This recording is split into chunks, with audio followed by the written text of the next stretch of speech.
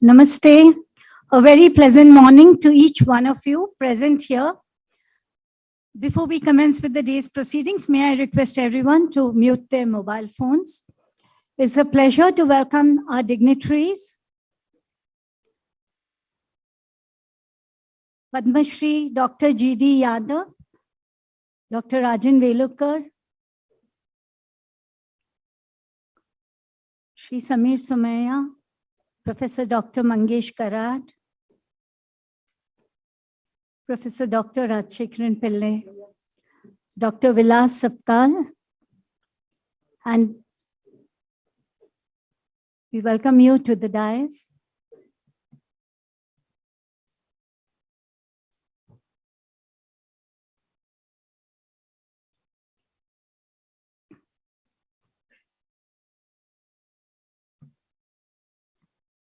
Good morning, everybody. I, Professor Geeta Shashidharan, along with Professors Milind Gawai and Professor Richa Chowdhury, are the anchors for this conference. Abraham Lincoln had once mentioned, upon the subject of education, I can only say that I view it as the most important subject which we as people may be engaged in.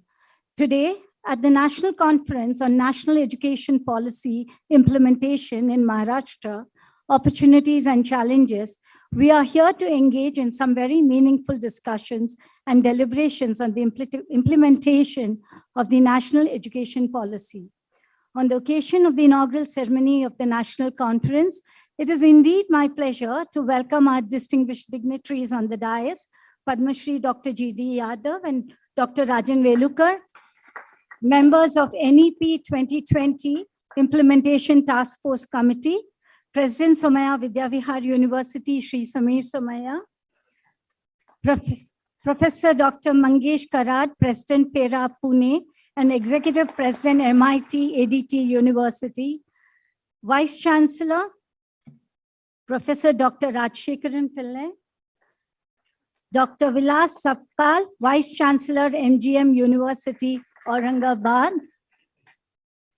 Dr. Nipun Vinayak, Project Director, RUSA, Maharashtra State, Honorary Secretary, Somaiya Vidyavihar, Lieutenant Colonel Jagbir Singh, all our expert panel members and moderators, Registrar, Professor Dr. N.R. Gilke, heads of institutions, principals and deans, faculty members, staff, students, and guests. A very warm welcome to all of you. Beginning on a propitious note, I invite all the dignitaries on the dais to please light the auspicious lamp.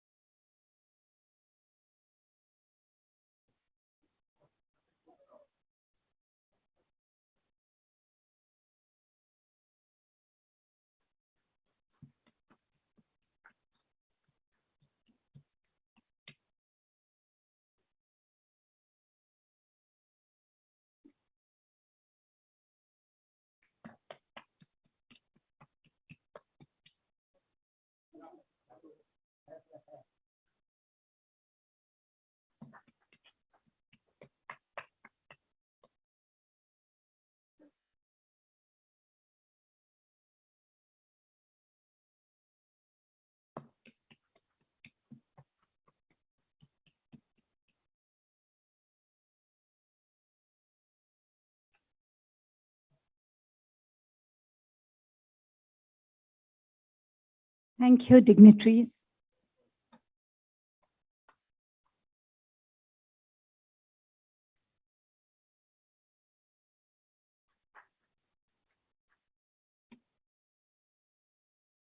We will now invoke God's grace with our campus prayer.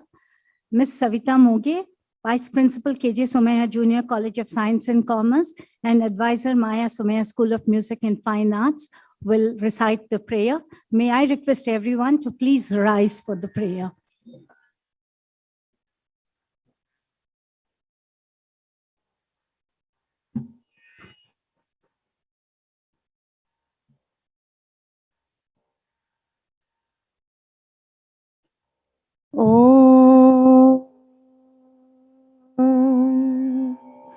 Purnamada Purnamidam Purnat Purna Mudachyate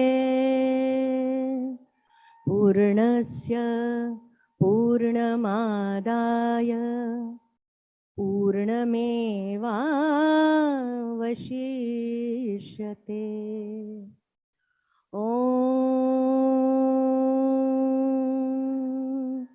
Ishavasya-midam sarvam yatkincha jagatyam jagat tena tyaktena bhunjitha magridha kasya svidhanam.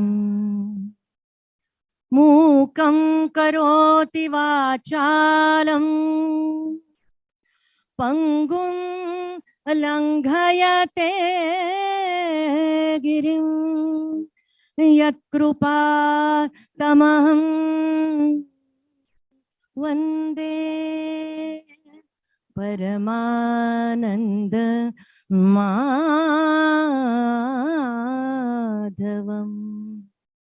Om Prano Devi Saraswati Vajebhir Vajinivati Dhinam Avitravatu.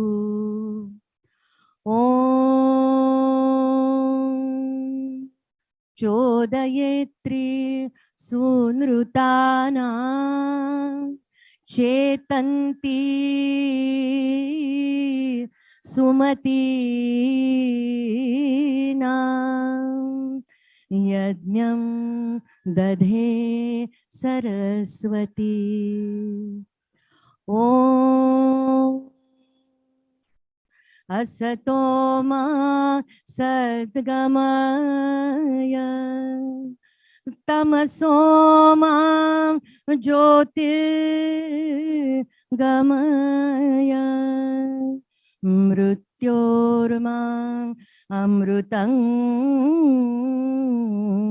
Gamaya.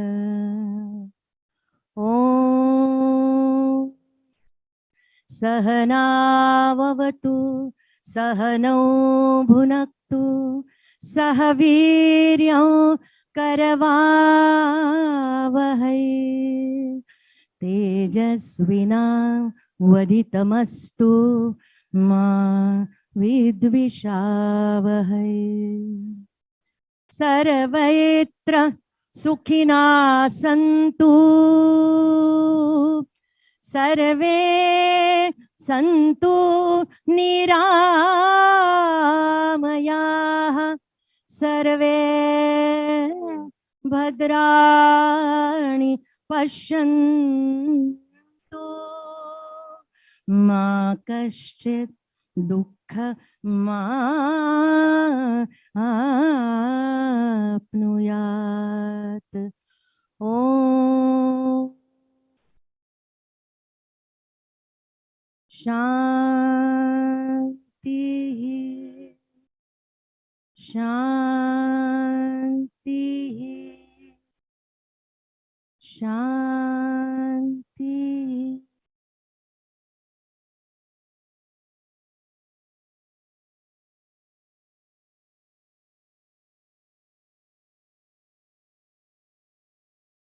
Thank you, Ms. Savita Moge.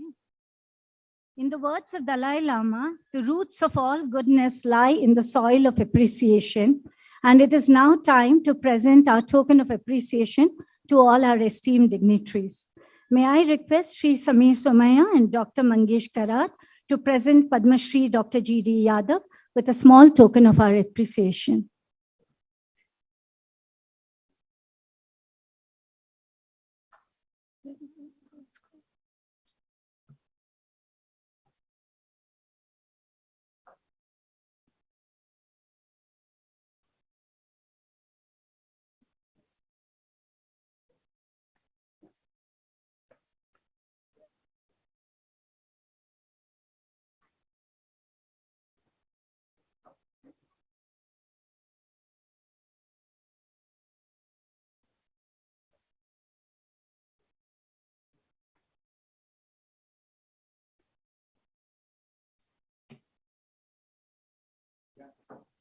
I must mention here that this is a special hand-woven shawl made by the artisans at Somaiya Kala Vidya at Kutch.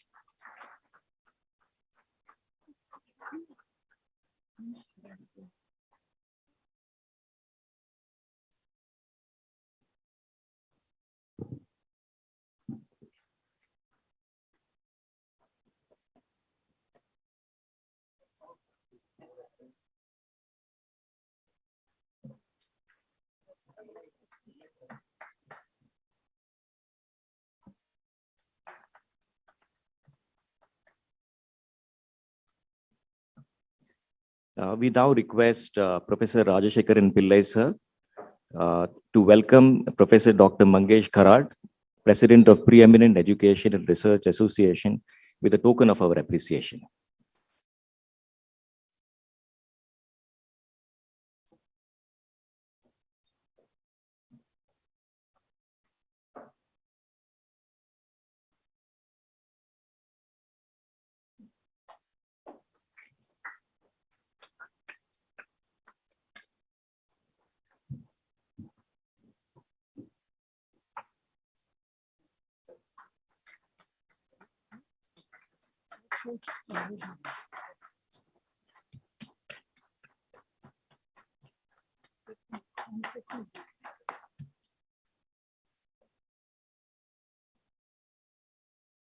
I now request Professor Rajashekaran Pillai sir to present a token of appreciation to Dr. Rajan Velukar.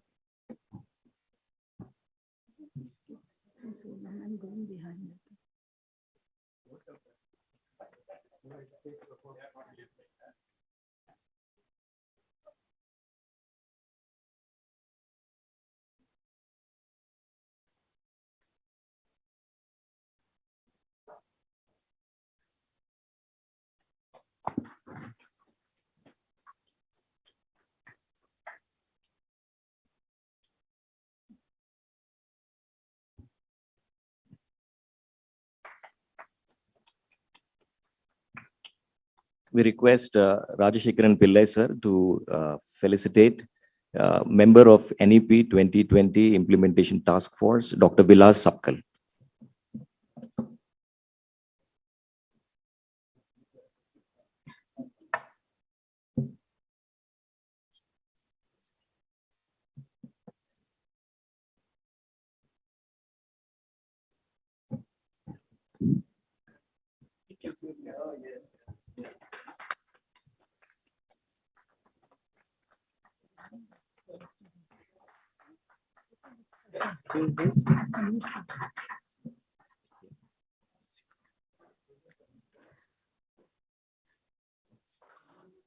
Professor Rajashekaran Pillai sir, may I request you to present a small token to Sri Somaiya sir.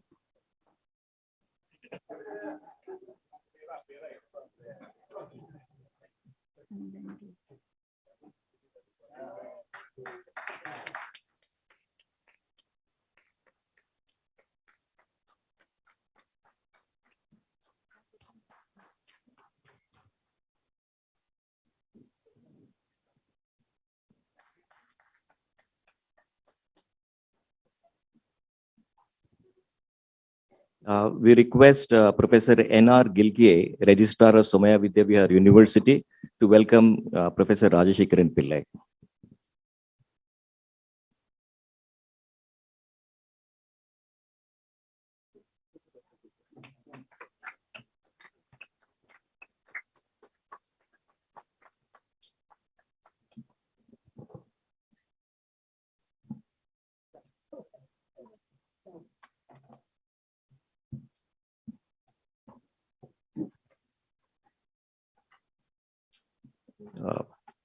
V. N. Rajashekaran Pillai has been at the helm of affairs of many higher educational and scientific research establishments for the last 47 years as a teacher, researcher, professor, and executive head of education, science, and technology establishments in the country and abroad.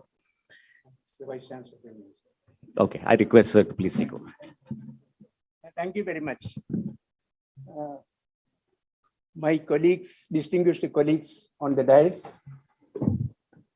distinguished colleagues in the audience, vice chancellors and chancellors of the member universities in the Federation of Private Universities in the state of Maharashtra, preeminent research initiative, distinguished participants from the various private universities and other universities, my colleagues in the Somaiya Vidyavihar University, dear students and other distinguished invitees.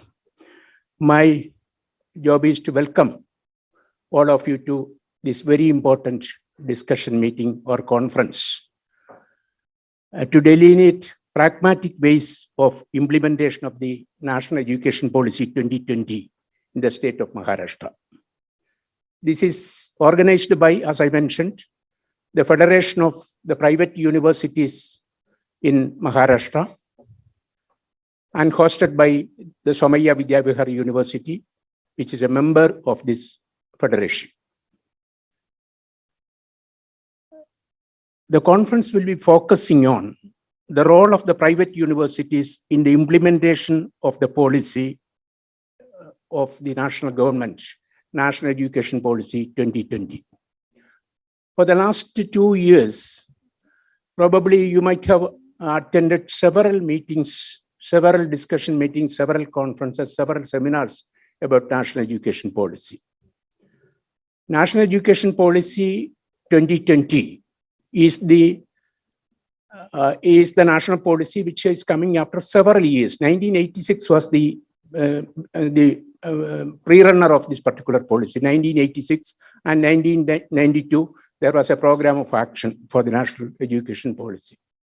So the earlier policies highlighted, probably the first sentence of the earlier policy was, the destiny of India is shaped in her classrooms. So almost four decades have gone, and we have seen the classrooms, the very profile of the classrooms have changed. In terms of its structure, in terms of technology, all these things, several things happened. And during the last 2 years, we have seen how much the concept of the classroom, the concept of teaching, everything has changed. So in this context, it is very important to look at the national education policy, its guidelines, and it's policy guidelines. It is for us to implement. It is for the universities to implement. It is for the colleges to implement. So I don't want to narrate on the salient features of the national education policy because the experts are going to discuss this in 4 sessions, for panel discussions. So the essential features are flexibility, autonomy, accountability, and multidisciplinarity. Those are the catchwords. And then a composite system of education institution in substantial size. Then doing away with affiliation institutions, and then avoiding fragmentation and silos in higher education. Of course, the policy, it's a very voluminous document. It also says about light but tight governance based on principles of integrity and transparency, encouragement of private education providers, and universities without any distinction of whether it be private or public, all universities. That is the expectation. That is definitely the dream also. Then there will be only 3 types of institutions will be in the country: degree granting colleges, teaching and research universities, and research universities. These will only 3 types of institutions will be in the country in higher education. So it also mentions about a multi-education and research universities, MERU. That these are the salient features of the national education policy. So if you just look, we are discussing the matter of how this can be implemented in the state of Maharashtra. I think Maharashtra state government has constituted a committee. Professor G.D. Yadav was a member. Rajan Velukar was a member. Sapmila Sapkar was a member. It was chaired by Dr. R.A. Mashelkar of RS. And the committee, I understand that has given the report in June 2021 to the government. And Rajan Velukar says that some of the things are being have already been accepted by the cabinet and all that. We can expect the very, very positive things from the government in this connection. So what are the things which we can do? For example, it is worth noting that the Private Universities Acts in the state empowers the basic principles of the national education policy. It is there. It is ingrained in the Private Universities Act itself. There are private deemed universities in the state. As per the UGC notification of deemed universities, they also facilitate many principles laid down in the national policy. While this conference and the accompanying panel discuss on the three major themes like liberal education, professional education, and skill development, it is imperative to create an advocacy for availing the full potentials of the Private Universities Act. The Act provides for integration of health sciences, medical education, law, and agriculture into the private university system. The Act clearly provides for it. It also provides for multiple campuses within the state, provided that they fulfill the criteria laid down by the national regulatory authorities. There are private cluster universities in the state, private cluster universities. There are also public cluster universities in the state. In the private cluster universities, aided colleges and unaided institutions are together there in the private cluster universities. There are also vertical universities in the state of Maharashtra. Of course, all our other state universities, all these things are. I'm just talking about the private sector only. There are also skill development vertical universities I mentioned.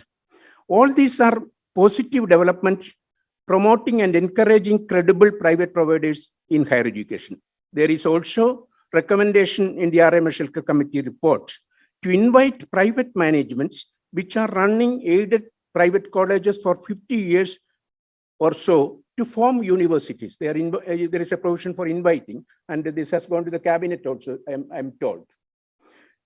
So if you just look at the provisions, we can see that all these provisions are in one way or other there. For example, there is a private agriculture university with the state legislature. There is a private agriculture university in the state.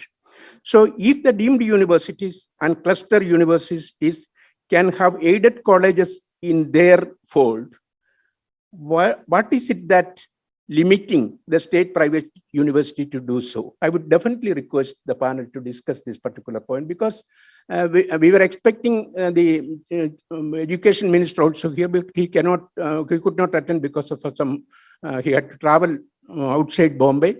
But he has asked us to give them concrete recommendations on these lines. So when it comes to skill development, when it comes to liberal education, when it comes to multidisciplinary education, there are examples of excellent institutions. Today morning, just a few minutes ago, we were discussing about how a university department of chemical technology has grown into almost three universities, ICT, how it has grown. All these things happened in the state of Maharashtra.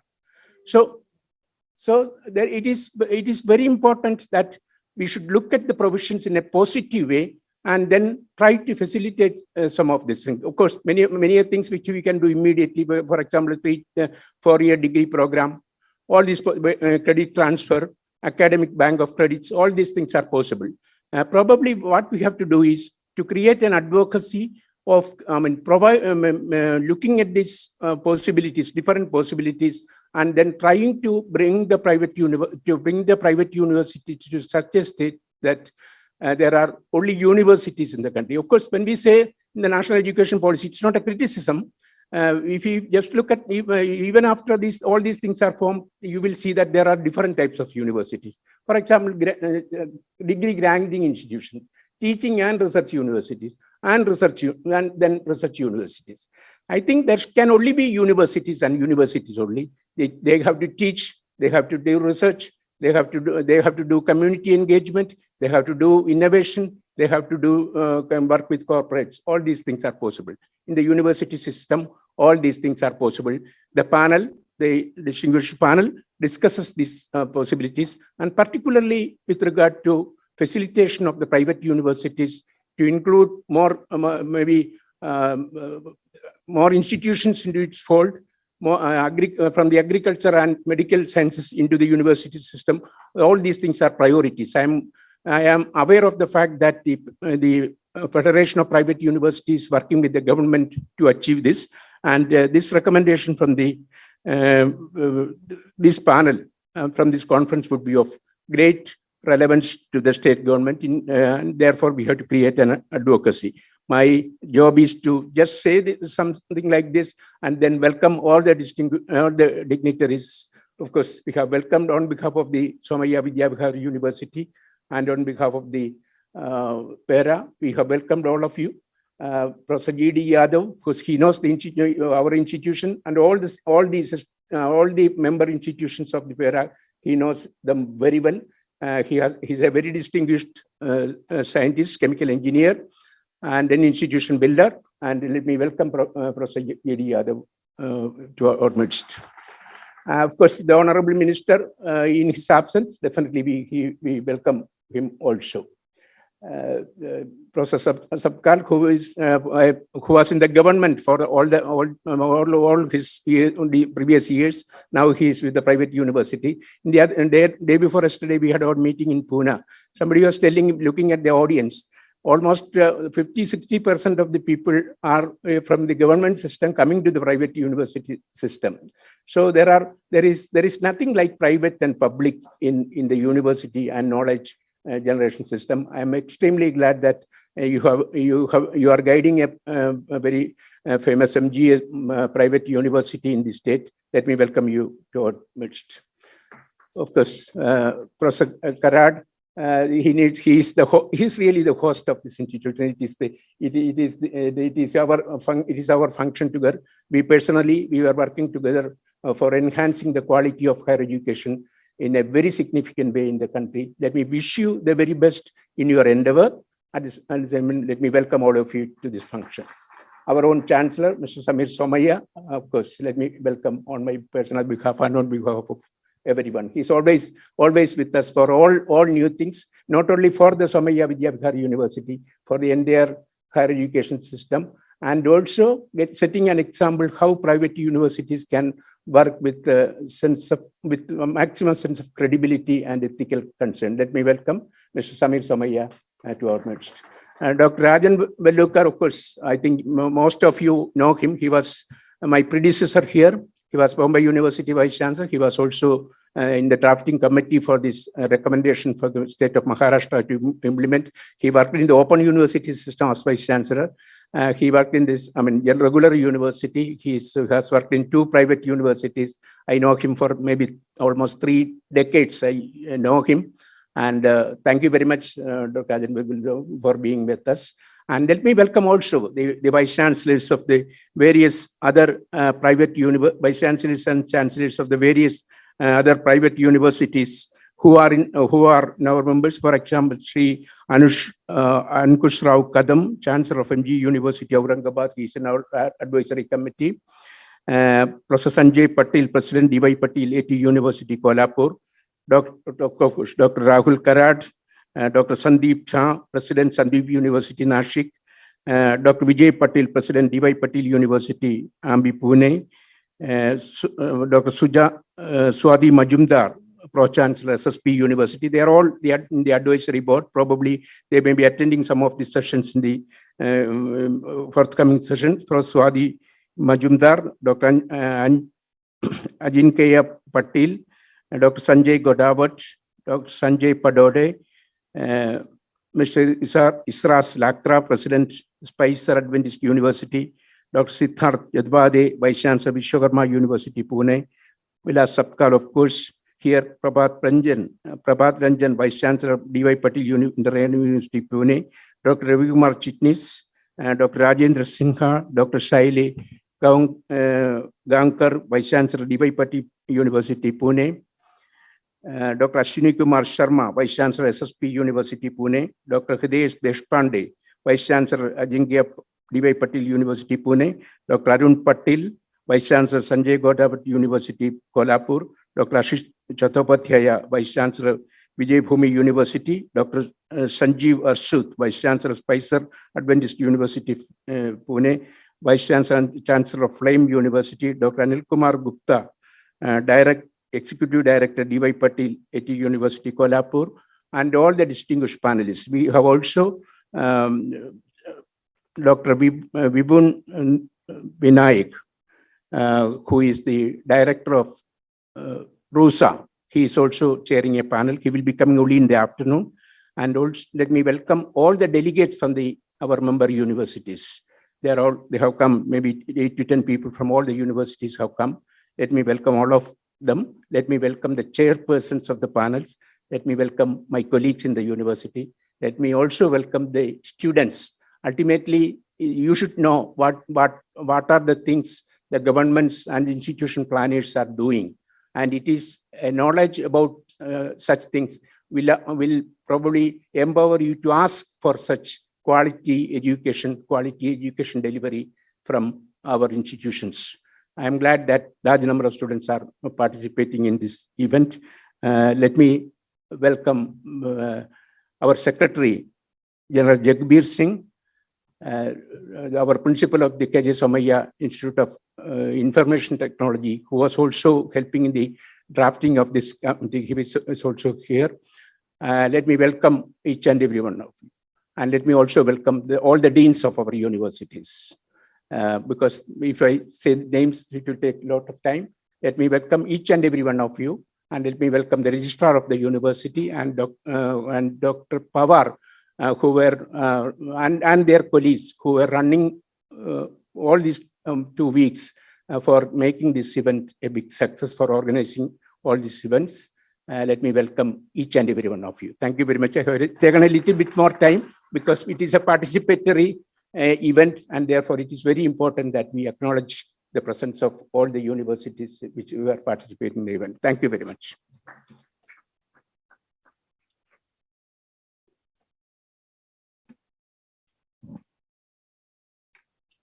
Thank you, sir.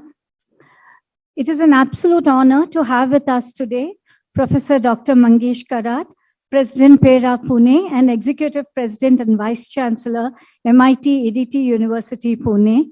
He's a trendsetter and a visionary in the field of education. Dr. Karat is an educationist known for his robustness, dynamism, and progressive ideologies. It's my pleasure to invite you, sir, to please address.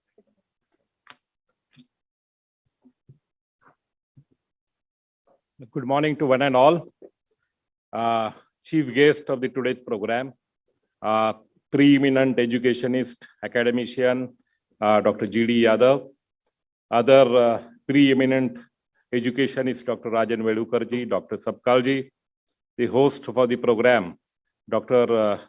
Samir Somaiya ji. You are more than doctorate because you are a chancellor now. You are a chancellor. So we will give you doctorate soon. So that is not the issue. The Vice Chancellor of the Somaiya University, Dr. Rajshekaran Pillai, very national personality in education, higher education throughout the country. All other dignitaries of the dais, I will not take the names of all the people because already Dr. Pillai sir has taken the name. All the participants for this wonderful session, national education policy implementation in Maharashtra, opportunities and challenges. What a wonderful topic is taken. And I am also delighted to welcome on the behalf of the PERA, Preeminent Research Association. It is a federation of the private universities of the Maharashtra. Now Maharashtra has crossed, I think, more than the 20 private universities are approved by the government of Maharashtra. 17 to 18 are already working.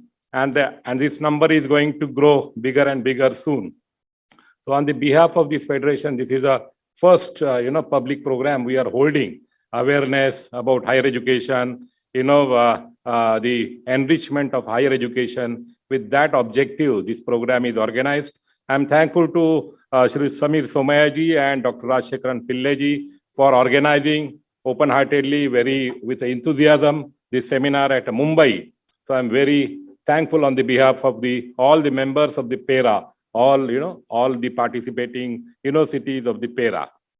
Friends, the topic is already given day before yesterday. There was a similar conference in Pune by the Education Promotion Society of India, which is a national federation of the private universities. The number of topics were discussed.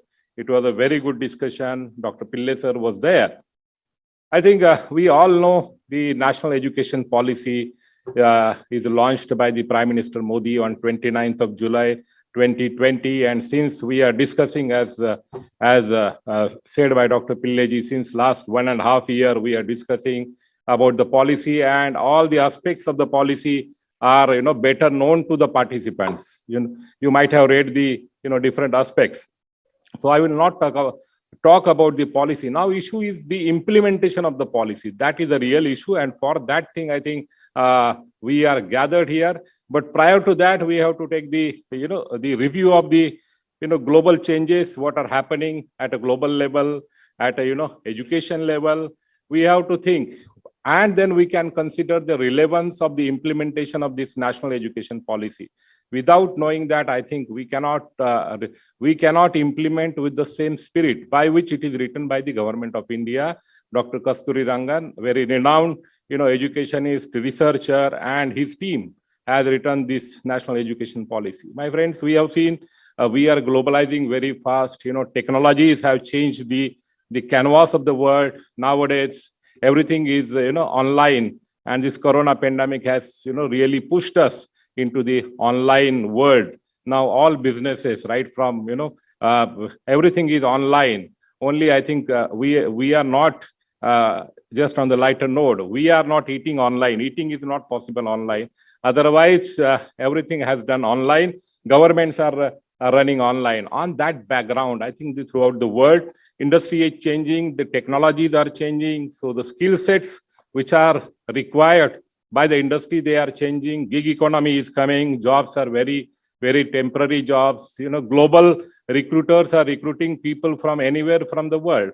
Yesterday only I was seeing one of the video. Dr. Arun Patil was with me. One of the boy from the Tanzania is from our university, and he got selected by the Amazon for his country. A boy from our, educated in MIT Art Design Technology University, MBA in Data Science Management. He got selected by the Amazon for Tanzania. So now what a strange thing. So these changes are happening, and on that, and these are going to happen at a rapid speed. And I think in our country also, higher education capacity building is done to large extent.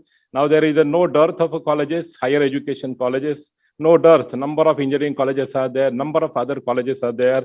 University number is now more than 1,000 universities are already approved by the Government of India, and more and more universities will come in coming years. And so in this changing scenario, now there are no takers for the seat. Engineering colleges are lying vacant. In Maharashtra, more than 60,000 seats are vacant, and the same is the condition throughout the country. So now people, our young people, they want some new education. And what is that new education is a real challenge. That answer we have to find. And if we do not give that, that aspirational education to our young Indians, I think we cannot sustain, we cannot survive. These universities cannot survive. We cannot make our youths employable. We cannot make our youths, very prominent at a global level. So that is a challenge. The challenges are there. The country has a challenge to grow the economy from 2 trillion economy to $5 trillion economy. And who will do that? I think education sector has a bigger role to play. All the sectors, they have to play the role in this changing world to change our country. And I think education sector is a basic key component of changing the society. We have to make the society, Indian society, very vibrant, knowledge seeker society. And we have to make our country's youth superpowered knowledge superpower. So how are we going to do that? And for that thing, I think only answer is that now we have to do the orbit shifting. We have to create that university. We have to create that curriculum, very dynamic curriculum, by which we can adopt the changes. The changes, we also do not know what changes are going to happen in coming 10 years, where the company like Kodak has collapsed, company like, that mobile phone Nokia company has collapsed. The change has to be really adopted at a fast speed. The rate of a change is so high. And if we do not adopt that change of the change, I think we will not survive. And to tackle all these challenges of the industry, of the skill set requirement to the new generation, to enhance the economy of the country, to enhance the total GDP of the country, everything, I think this policy is the key to the success. So I think this is the requirement. And if we do not do that, all the stakeholders who are sitting here, everyone has to work as a leader, academic leader. Then only I think we can deliver the implementation of this national education policy.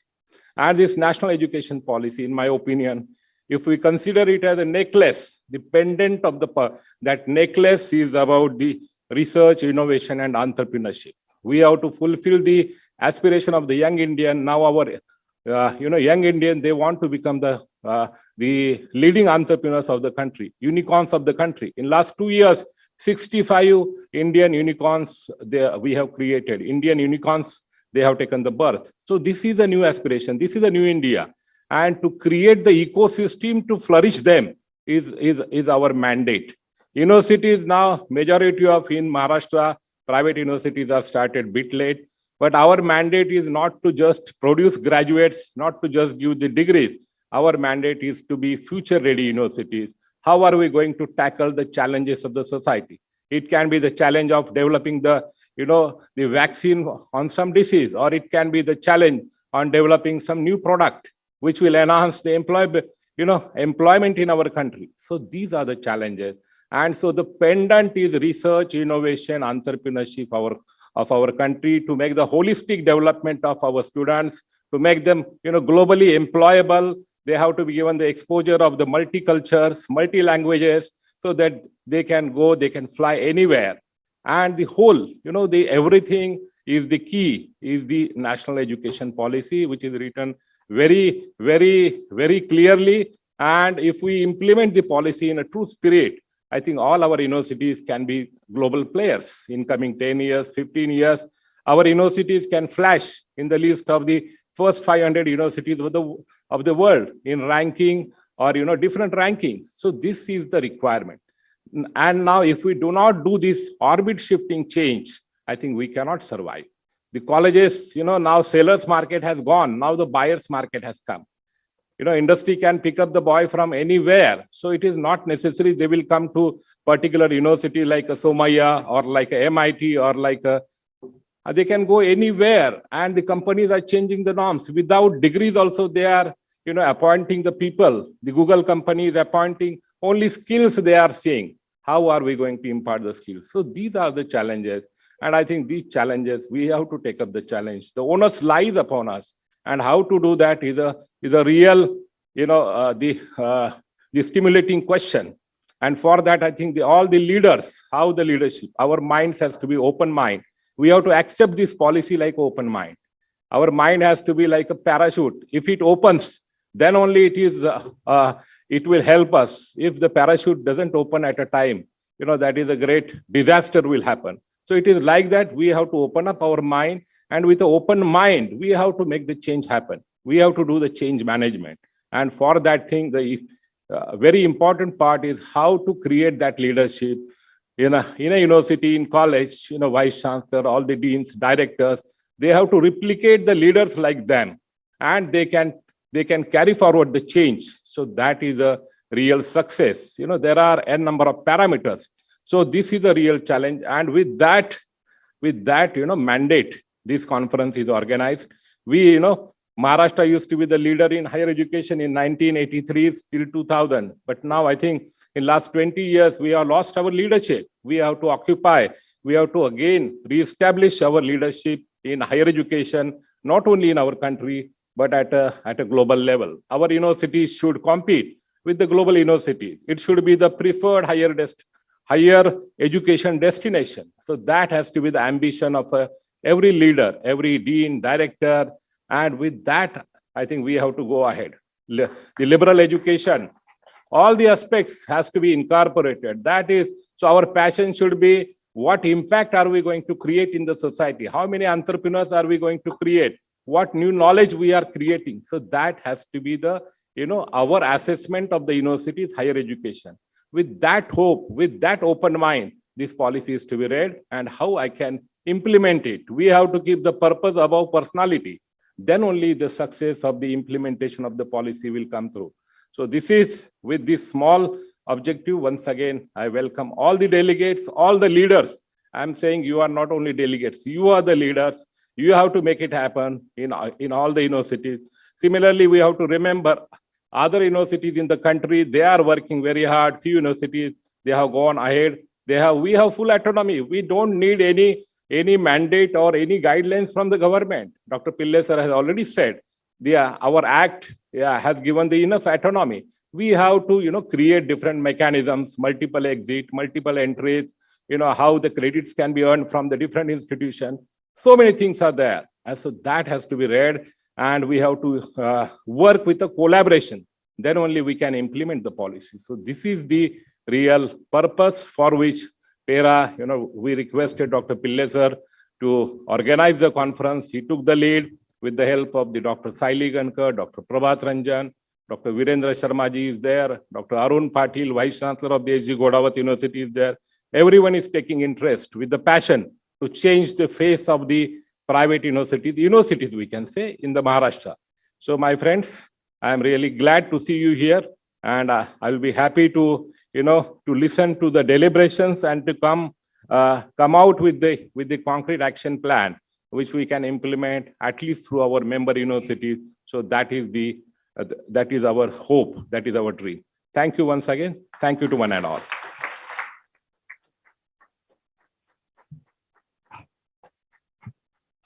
Thank you, Dr. Mangesh Karad, for giving us a broad conspectus of the direction in which we ought to be going. And certainly it is adapting to the changes which are coming our way. Shri Samir Somaiya ji is the president of the Somaiya Trust, chairman of and MD of Godavari Biorefineries Limited, chairman of the KJ Somaiya Trust, KJ Somaiya Medical Trust, KJ Somaiya Institute of Applied Agricultural Research, and Giri Vanvasi Pragati Mandal. He is the chairman of the Research Innovation Incubation Design Laboratory at Somaiya Vidya Vihar. We now request Sir to address the gathering.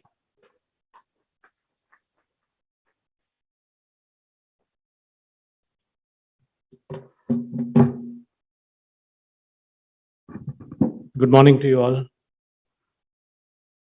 Dr. Yadav, old colleague from, or I will say partner from ICT. I was introduced as chairman of Godavari Biorefineries, and Godavari Biorefineries has been working with ICT for a long time, and personally we're working with him on an industry academia partnership for a sustainable future with Dr. Yadav. Dr. Yadav, welcome to our campus. Dr. Karad, thank you so much for being here. Your leadership at PERA is very necessary for taking us as education providers in Maharashtra to the next level. Thank you very much for being here. Dr. Velukar, our own, when we prepared our application for university, we had to submit it to the government, and he was sitting on the other side as Vice Chancellor of Mumbai University. And after that began our friendship. And he was here also before Dr. Pillai. Dr. Velukar, welcome home. Dr. Sapkar, fellow chemical engineer. I think not only you, Dr. Yadav is also a fellow chemical engineer. I'm also a chemical engineer. So welcome here, also from Aurangabad. So wonderful to have you here. Dr. Pillai, for leading this, hosting this along with PERA, and all the people here who are in the audience, various vice chancellors, deans of institutions, Dr. Saili Gankar, Dr. Patil, Mr. Sharma from Flame University, and everybody else. Thank you so much for coming. Last night, I had an interesting conversation. Somebody from a IB school in Mumbai said about their students where they have got admitted. And of course, it is the thing that all IB school students want to go to the US primarily. Of course, now Australia and Europe are trying. And so in the list of names that I was told, all these American universities came. But wonderfully, there were two names. One of them was a member of our own group, Flame University. And so it was a matter of great pride that, this school was talking about where the schools have got, students have got admitted. This was a challenge that when I was going to study 25 or 30 years ago, or maybe even longer, yes, much longer than that, when my grandfather said, why don't our students study in India? Why can't we have quality institutions in India like you aspire to go to outside the country? And Dr. Karad mentioned the same thing, that we have to create institutions that not only are leaders in Maharashtra, but also leaders in India and leaders in the world. And so all of us here as Pera, looking at the particular shlok which we said in the morning, Sahana bhavatu, Sahanau bhunaktu, Sahaviryam karavavahe, Tejasvina vaditamastu, Ma vidvishavahe. Let us all work together. Let us grow together. Let our knowledge be Tejasvi. And let us work with another. Let us not have dvesh for each other. And that's the way we are working together to create this wonderful future for the country. I'm reminded of a Kabir ka doha, Dheere dheere re mana, dheere sab kuch hoye. Mali sinche sau ghada, ritu aaye phal hoye. So we are here trying to do that, and I'm hoping that abhi ritu aa gayi hai. Aur is ritu ke aane se, shayad phal, mane what we are creating quality education institutions, our time has come, and we are working to make that future. We're talking about the challenges of the NEP. And I'm thinking about curriculum because there is a lot of flexibility given in the curriculum. It's very interesting when I look at the AICTE norms, or you look at the various norms that are there for institutions. We talk about what that particular education curriculum should provide. So if it is engineering, what engineering must provide. And when my daughter is right now studying in the US, that is taken as a given. Interestingly, what they teach is what else should be taught. So if she went to study humanities, then it was necessary for her to also study science. And that was given as a must, for example. So it's interesting that as she did that, she studied biology and she liked it so much that not only did she do political science as a major, but she also majored with a double major in biology. And that was because I don't think she ever thought what is called today, she would be a STEM major. But she decided not only to study her pursuit of government or politics, but वो जबरदस्ती जो थी कि आपको पूरी science पढ़नी होगी, तो उसका जो आपको biology की उसने थोड़ी पढ़ाई की, she liked it so much that she actually did a full double major in biology. So I think this is important when we give curriculum design, not only to think that what that engineering program should do or what that science program to do, but what outside the program the student must be. So if you have a university student who's a graduate, what makes for a well-rounded student? I think that would be very interesting. I think the second issue, which I think is, Dr. Pillai mentioned that there is a common regulatory body under the NEP being formulated, where medicine, engineering, agriculture, all are coming under one particular body. I think it's very essential that this happens. Today, learning is at the interface of disciplines. Only today we were talking with Dr. Prashant Kumar in the morning, talking about a particular gene mechanism which works on a particular cancer condition, which works in triple negative breast cancer. If you have to do this research, you have to understand the science, you have to understand the bits and bytes. Otherwise, how do you analyze it? You have to understand medicine, you have to understand cure, and you have to understand all of this together. If we create silos in our organizations like we do, then there is, you need to create porous institutions. And today, if Dr. Yadav and Godavari are working together, it is because of porosity that ICT had in which we work together. So I think that is something that this common regulatory framework that is talked about in the NEP needs to also come down to the state. Today, for example, to get our campus, today we're talking about online education, offline education, hybrid education.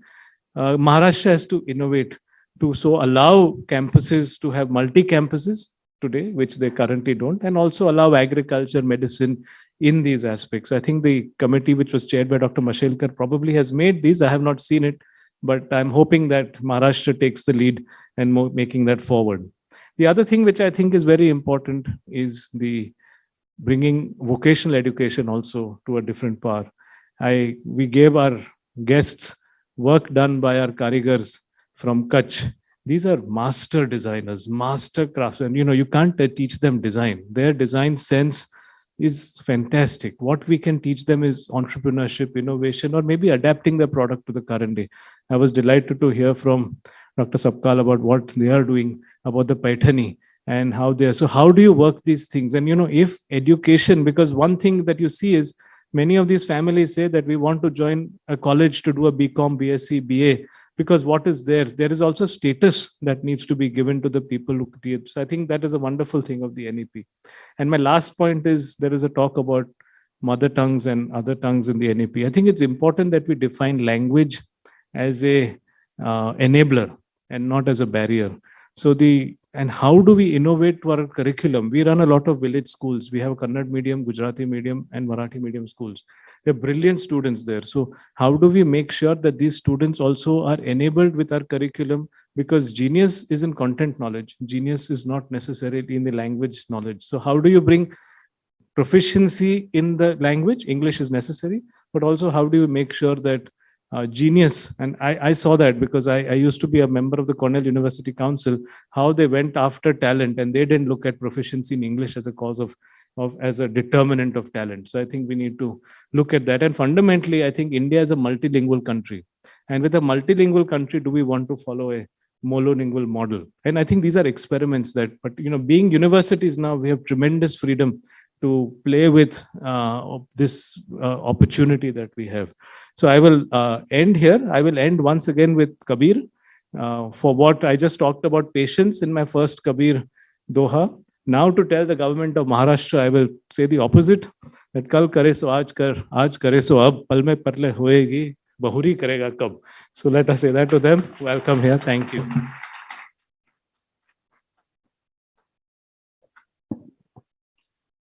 Thank you so much, sir, for your short but very touching and very poignant address. Particularly, you talked about learning as an interface of discipline and the need for experimentation. Thank you once again, sir. Dr. Rajan Velukar has been a former Vice Chancellor of Mumbai University. He has been with us as Provost at the Somaiya Vidya Vihar. And presently, he is a member of the NEP 2020 Implementation Task Force Committee, Maharashtra. We now request Sir to address the gathering.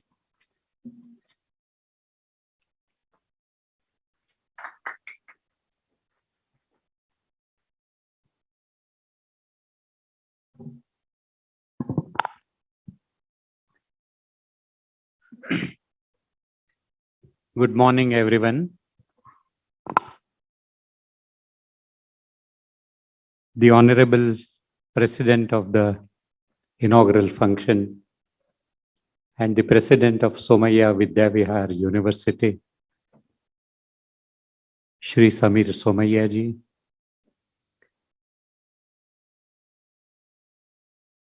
we all know MIT, Pune, and the kind of development which they have done. Dr. Mangesh Karad, who's also the president of PERA, the private universities in the state of Maharashtra. Professor Yadav, who was also one of the members, and we must compliment and congratulate him for his today's achievement. He has been appointed on the national committee, and I congratulate him. Dr. Sapkar, the Vice Chancellor of MGM University, Aurangabad. Dr. Rajashekaran Pillai, who was the chairman of University Grants Commission. He helped create the movement for accreditation in Maharashtra. I remember that when he was the director of National Assessment and Accreditation Council. The vice chancellors from various universities,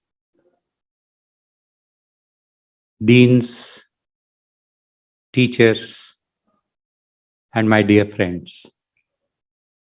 Of course, there is a session next to the inaugural session, and therefore I am not going to take much of your time. But today, in the morning when I was just thinking about this program, the government of India in 2020 launched RRR.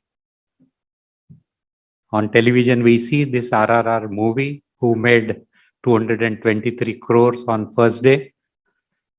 But this policy is going to make much more.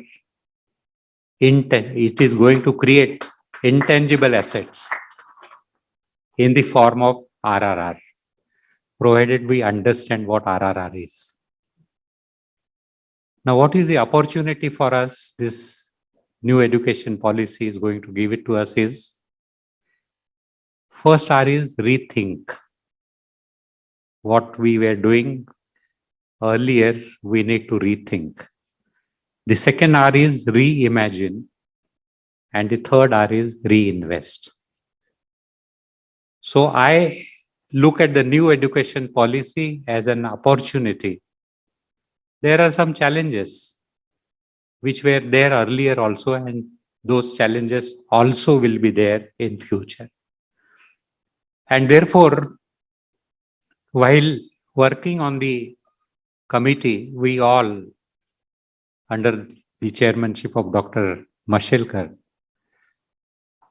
were thinking about how we can create an enabling provision. Because policy is not going to do everything. Policy is there. But unless and until there is an enabling provision, that is what the committee has done.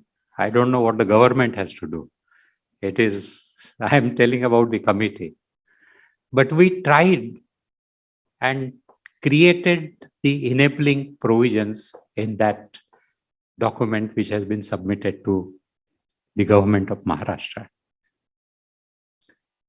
And therefore, if at all we need to implement the new education policy, I would say that for many things we don't have to wait, at least for academic innovation. Because in today's world, the universities are very, very different. Unless and until we disrupt, we are not going to achieve what we want to achieve. The new education policy is asking all of us to disrupt, because only the disruptor universities are going to survive. Others are not going to survive, provided we understand that only knowing is not going to help us. Unless and until we do it, we experiment it, we may fail. In one of the university, they organize throughout the year a festival, and that name of the festival is Festival of Failures. So we also should experiment, and doesn't matter we fail or not. In fact, we should capture the learning and not through whatever test and other things. So in the suggestion also, we have said something about assessment. And the main theme of that assessment is how do we empower these learners to take charge of their learning so that they will take charge of their life? How do we shift to that kind of assessment, which is called as assessment as learning? What we are doing is assessment of learning and assessment for learning, but we need to move towards that. That is what in the new education policy we have talked about. The government of India talked about, and even in the state, we are talking about that.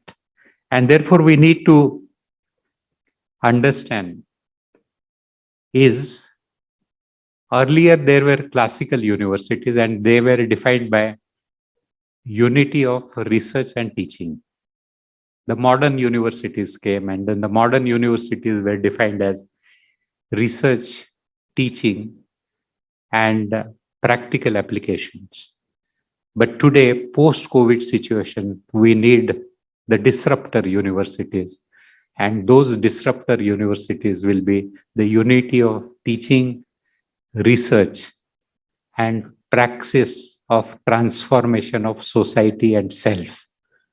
It is not only self, but it is the society also. Those kind of universities we would want to establish, and new education policy is going to help, provided all the private universities have come together today. But we need to work all the time together. That is broadening. We should work in a team. Working in isolation is not going to help any university. Working together is going to help, because a lot of movements may happen of these learners from one institution to another institution, maybe in a hybrid mode, maybe in an online mode, maybe face-to-face. And therefore, a lot of arrangements which we will have to make. So if we don't work together, we will not be able to achieve whatever needs to be achieved from student-centric perspective. That is what in the inaugural session I would like to say. And today's learners are very different. I met one boy who completed his first year degree in science, and he was learning computers. He received a letter, an email from Google that we have hired you. He never applied. So he was telling, then I asked, but I have not applied to you. So why are you hiring me? Then Google told him that we are observing you since last 4 years on Google, and the kind of coding which you are doing, we need you. So this is what is happening. And we need to capture that. And then we need to decide what kind of delivery of value which we have to deliver to these young people.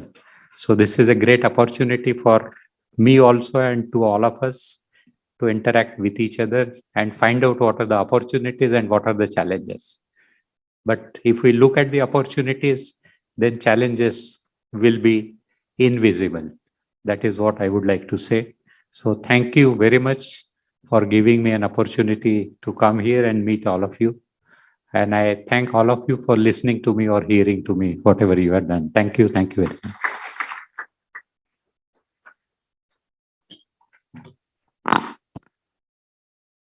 Thank you, sir, for your thought-provoking insights on the way forward for education and educational policies. It is now my privilege to introduce our keynote speaker, Padma Shri Dr. G.D. Yadav. The government of India awarded him the 4th highest civilian honor of the Padma Shri in 2016 for his contributions to science and engineering. He's a recipient of over 125 national and international honors, awards, fellowships, editorships, besides several lifetime achievement awards. He served as the Vice Chancellor of the Institute of Chemical Technology, Mumbai from 2009 until November 2019. It is our pleasure and honor to invite you, sir, to deliver the keynote address.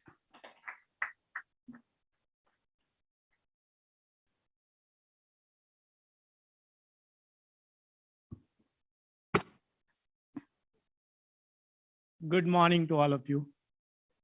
Sri Somaiya, my good friend, and now he's going to be a partner in crime because we are trying to develop some technology to solve the problems of the world. That is, he is a CMD of Godavari Biorefineries, and I developed some technology which we want to take together across the world. And so, Samir, thank you for inviting me. Of course, Dr. Mangesh Karad.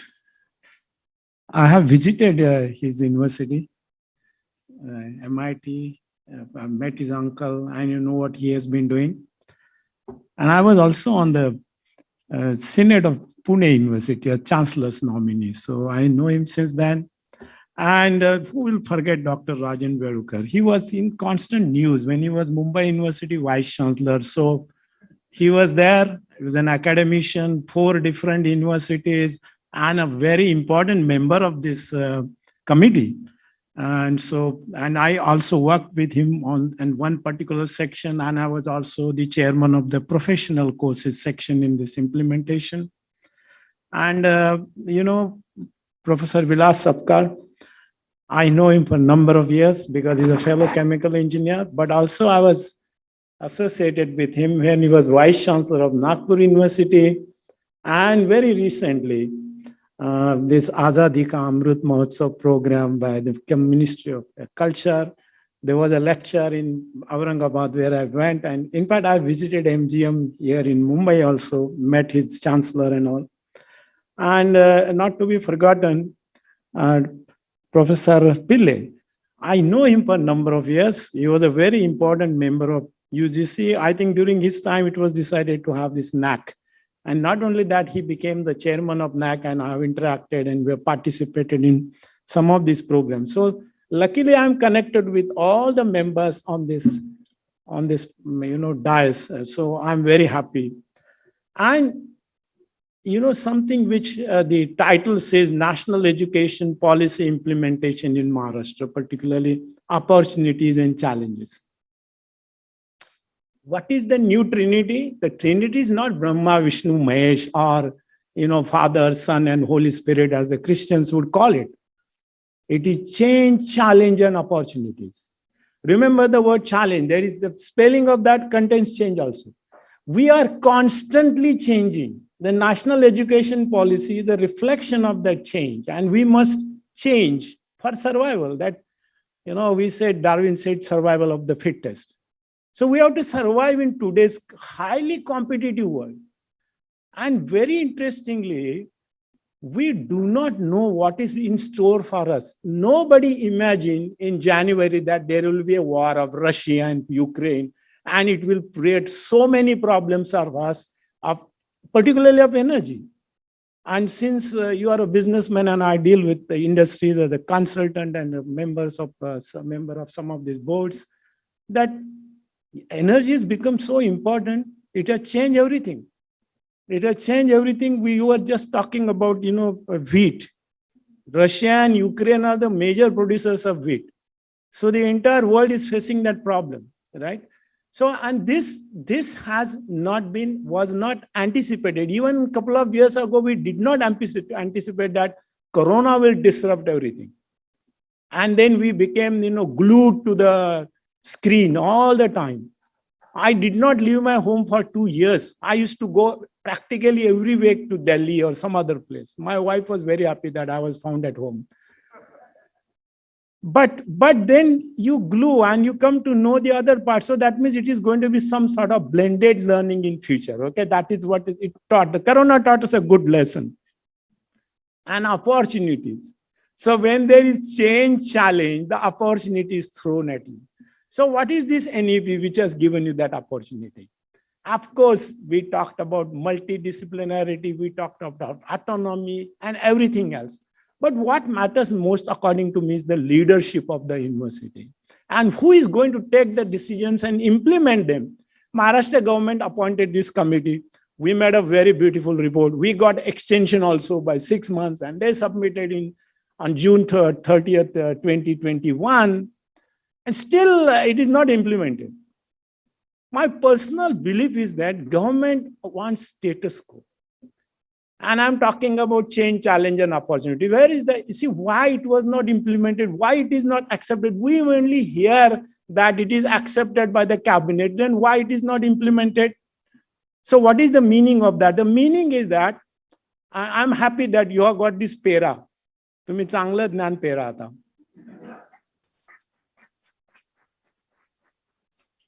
You see, you must implement this policy in your universities first, because nobody is going to stop you from doing that.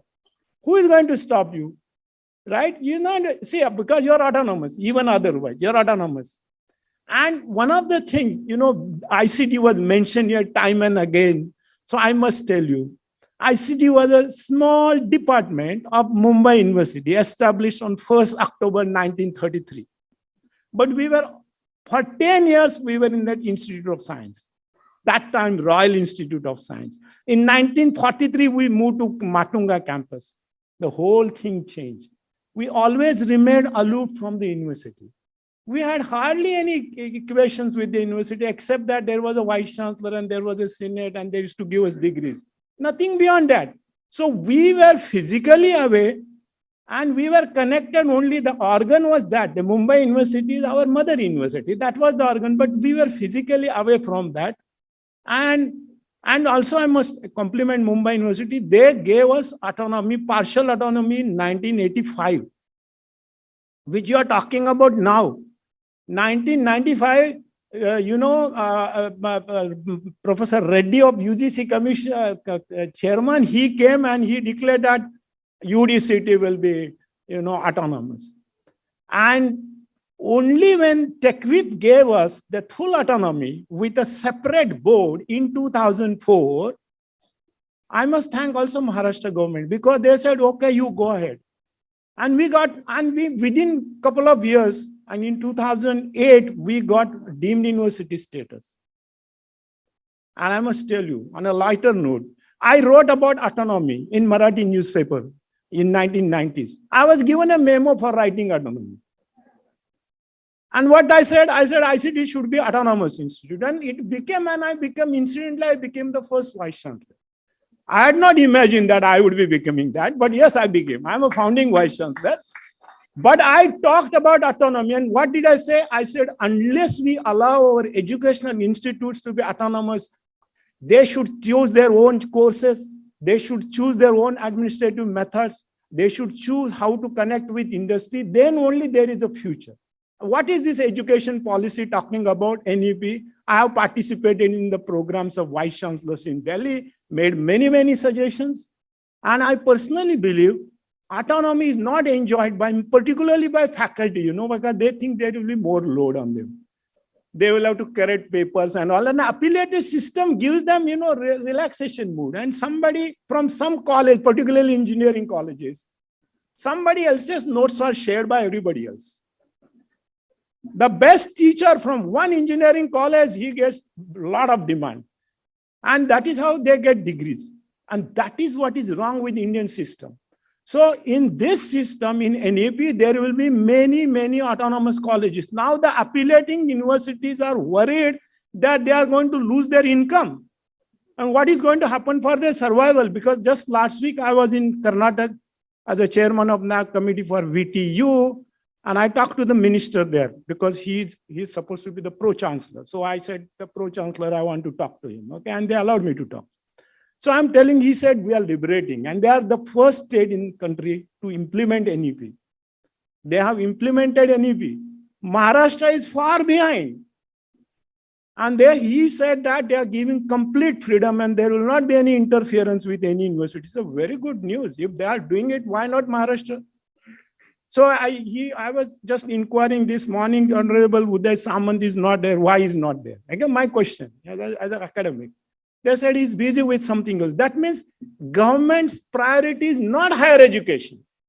Otherwise, he would have been here to tell you what should be done and what is Maharashtra government is doing that. It is not happening. I'm telling it openly in a public platform because I'm worried as an academician. According to me, that you must have, like we are talking about many things, right? We think this will be job-oriented education, multidisciplinary education. What about the quality of teachers? We have to train our trainers first. We have to tell our teachers how to teach a course because the The student already has a mobile phone in his pocket, which is his guru, first guru. So whatever you say in the classroom, he is going to check immediately and say, sir, you are wrong. What are you going to do that? Right? So best thing is, in the education pattern, according to me, is that you exchange your notes with the student and have only discussion. Because within 7 minutes, the student loses interest in the lecture. 8 minutes you can grant provided a well-dressed teacher is there. Not otherwise. There has to be something attractive, right? The knowledge has to be there. If the teacher is not going to give you good knowledge, who is going to listen to your, old notes and all that? It is available. They used to tell a joke. This is for UDCT, ICT. They used to say that some of the lecture notes are available in the Xerox copy wala's house. So that means I told my colleagues, I think you are useless because your notes are available there and they are selling it and they're making money. So even if you teach in the class or you don't teach in the class, it is not going to make any difference to the student. So this is what is the big challenge today. The student is ahead of you one lesson. So how are you going to catch with him? So teacher has to be a permanent student. Teacher cannot relax. Teacher has to be every day. Every day you have to be, teacher. I'm telling you, I'm a student. And I was born and brought up in a small village, not more than 1,400 people. But I tell you something. My villagers call me Vidyarthi. So I'm always Vidyarthi to them. And so one day my mother asked me, why are they calling you Vidyarthi? I said, because I'm a student. I'm learning every day something new. So the Vidyarthi became my favorite title because my villagers thought that this guy is always studying something. So you have to be a student. Teachers must be a student every day and he must impart that knowledge you cannot use that because you know that knowledge is expanding at an exponential rate, right? And you are these days you are educated by the WhatsApp university, something which is whether it is good or bad, you don't know. Whether it is truthful or not, you don't know because there is no mechanism by which you can independently verify what is given in that post is correct or not. Do you ever check? Go to Google and find out Google uncle is there, but do you go and check? You have to check now whether that information which is given is correct or not correct. So sometimes non-scientific information is also being percolated. So this is a big challenge for today's teachers and the educators alike. Okay, this is very important. And another thing which we lack. Now, for example, you're talking about a cluster university, right? So you may not have the same expertise, right? Suppose, personally, I believe it will be multidisciplinary. It is like in a designer's, medicine. Like you don't get, Tylenol or, something else for a headache, but you have to have designer medicine, which will take into account your mental state, your sex, your weight, okay? And all those things. Here also, we will have designer degrees so that I can have one subject taught by Somaiya Vidya Vihar, another by ICT, and third maybe by MIT ADT, okay? And I can have a degree given by them. So maybe I have major 1, major 2, or maybe minor 2, 3, 4. I did that for ICT. When I established this thing, what I did, which is unique experiment, which AICT also appreciated, that I have created a trimester system and not semester system. I'm dead against semester system. You know why? Because in the trimester system, every alternate term, my student goes to industry. He is given, stipend. And the stipend is very handsome, anywhere between 5,000 to 25,000 per month. Imagine, these are only 12th grade students. And some of them could get patents because we don't have this system in India, undergraduate research. And that should be there in all disciplines, whether it is humanities or, or engineering and technology, you must have undergraduate research. Believe me, the students are really brilliant. If you ask them to write short note, he writes a long note and says, take whatever you want. I have done my job. That you must have seen it, right? And then the person who corrects the papers also gets bored of it. Okay, 5 marks, 3 marks. Ultimately, it is luck whether you get distinction or first class, because you have just omitted whatever you cramped your memory. It is not application-oriented knowledge, and our emphasis on this NEP is application-oriented knowledge, and you must apply that. And so in this trimester sitter, what I did, 15 trimesters, 2 years experience. Every alternate term, the student goes to industry. Only first trimester, they are together. The class is divided into 2. Batch A remains, B goes to industry, and they alternate. And last 2 trimesters, which is 14 and 15, they come back again to be classmates. So in this, my colleagues opposed that idea. They said, sir, what are you doing? I said, I know what I am doing. I'm a very, very bold leader. I said, no, this has to be implemented. I can create a new model. And now we are talking in NEP that we should have internship and all. You see, every day you read about internship. Why not internship for history student? Why not internship? And then again, we are talking about artificial intelligence. We are talking about machine learning. So you know what I did? I taught my students MSc analytical chemistry courses in the first trimester. Why? Because they are going to go to industry. At least they can help somebody in the industry by analysis. Machine learning, Python, MATLAB. I said you study, but it is for application. You are not going to be a computer engineer. What was wrong with our education? Everybody wanted to be information technologists and this, and nobody is interested in hardcore engineering. That includes IITs also, sadly. When there is a campus interview, all these guys come and then we flash. Somebody got 1 crore 30 lakh rupees. What nonsense. Actually, that is killing education. You know what is the cost of living there? Do they really get 1 crore 30 lakh rupees? No. The cost to the company and all those things. But then the parents become jittery. I used to get parents in ICT and they said, sir, my son has got only 97%. Will he get admission in ICT? So I used to say, madam, just enjoy what 97%. It does not mean he said, no, he cannot get into ICT. I said, ICT is the only institute. There are many others. He can go and study there. ICT is one of the finest institutions. So I think parents must also accept this, that we have to make our kids, our offsprings to learn. And you see, whatever you do, you must give full attention to that. It is not the only. So if that was the case, nowadays you are talking about, yesterday I read somewhere that only CBSE students who studied will get the job, right? Something like that. I said, if that was the case, then I would have been a farmer because I would have never been admitted to any college or any university or IIT for that matter. So I think this is what we have to change. We want to get quality education. We want to have startup companies and all those kind of things. Remember, in United States, 10% of the professors from humanities, they have patents. And they are selling the patent. It is not only engineering and technology. That is wrong. They have technology transfer offices. We don't have that. We don't know. So I used to always say, I said I have 2 formulas. 1P and 3P and another 3P. What is first 3P? Patience, perseverance, and pardon.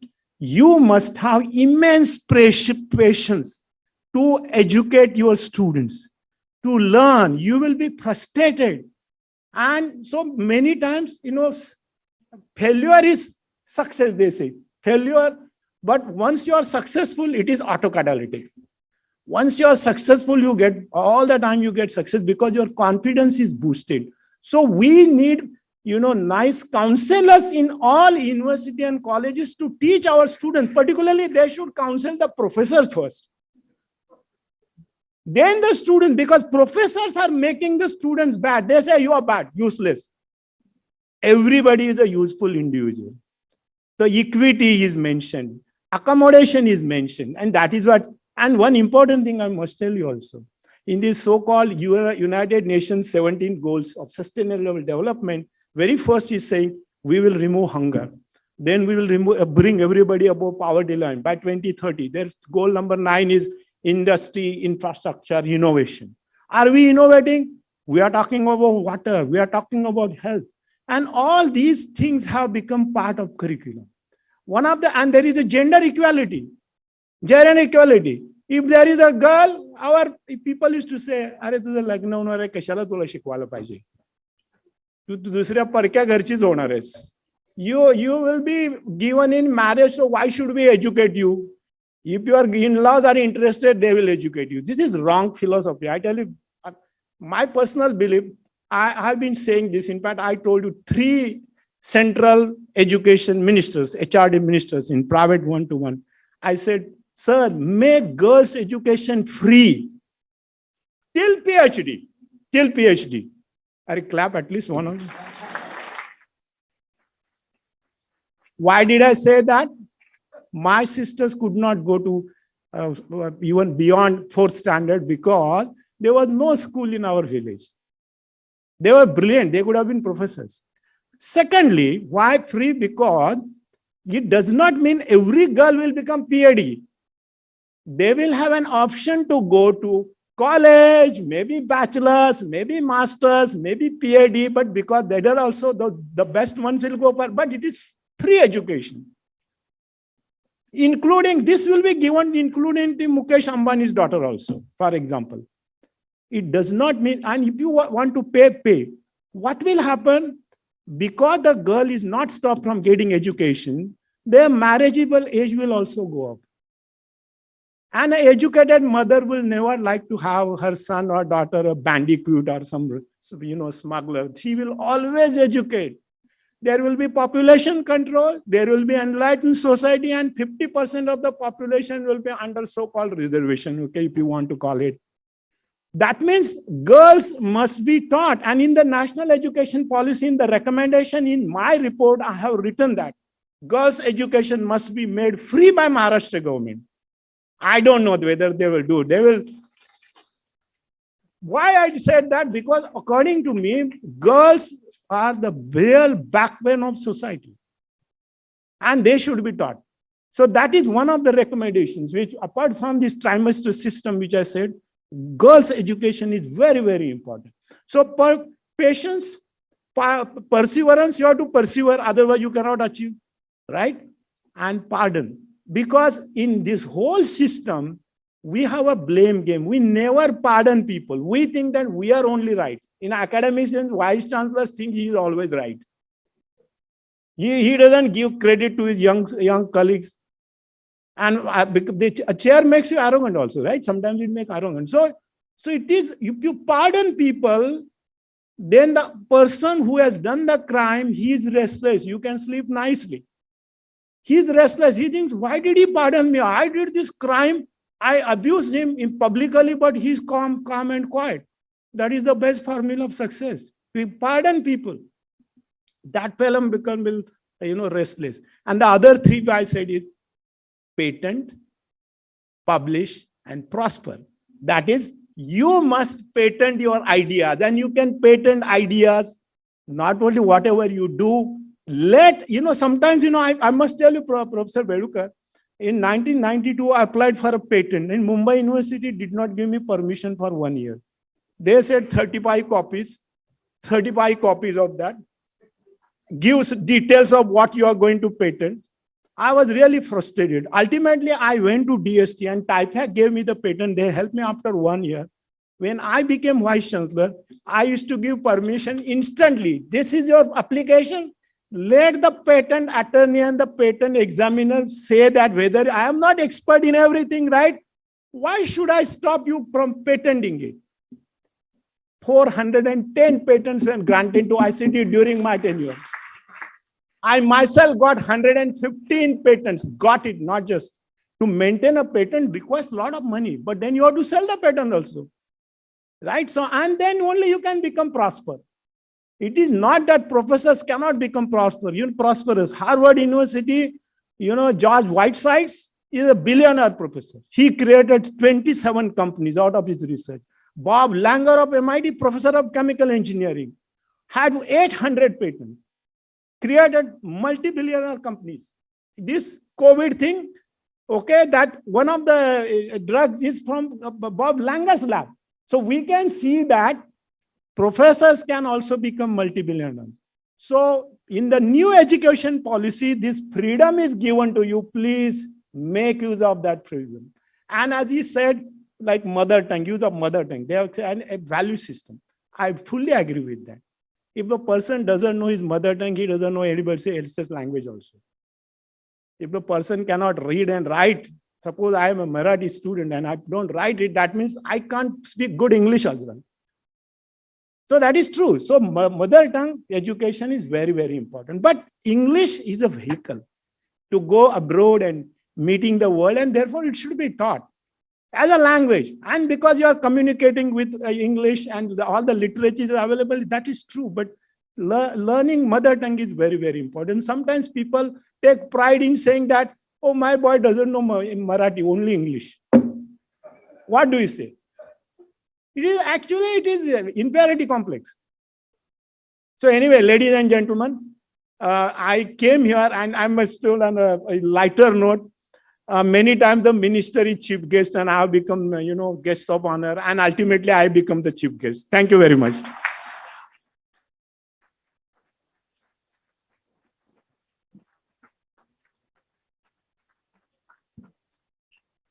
Sir, thank you so much for sharing such wonderful stories and insights on the educational scenario.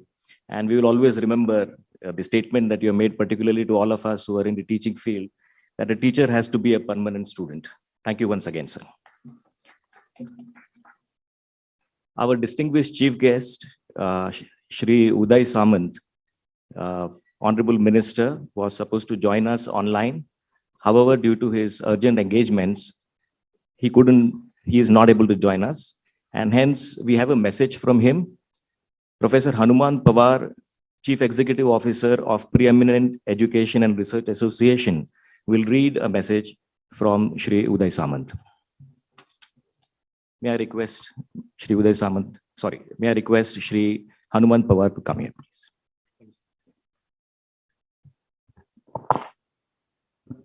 Thank you. Good morning, one and all. Distinguished dignitaries on the dais, off the dais, and dear student friends. Shri Uday Samant, Honorable Minister, Higher Education and Technical Education, Maharashtra State, sent us message in Marathi. Preeminent Education Research Association, PERA, and Somaiya Vidyavihar विश्वविद्यालय मुंबई यांनी राष्ट्रीय शिक्षण परिषद 2020च्या अंमलबजावणीतील संधी आणि आव्हाने या विषयावर राष्ट्रीय स्तरावर परिषद आयोजित केली आहे. ही फार चांगली आणि उपयुक्त बाब आहे.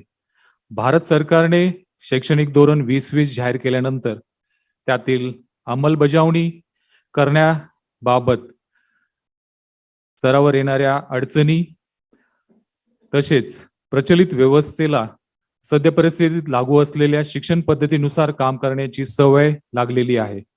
नवीन गोष्टी किंवा बदल सहजासहजी स्वीकृत न करणे ही मानवी स्वभाव आहे. त्यात बदल घडवून नव्या गोष्टींसाठी मनाची तयारी करणे व त्याच्या अंमलबजावणीसाठी आवश्यक अशा या उपक्रमांची गरज आहे.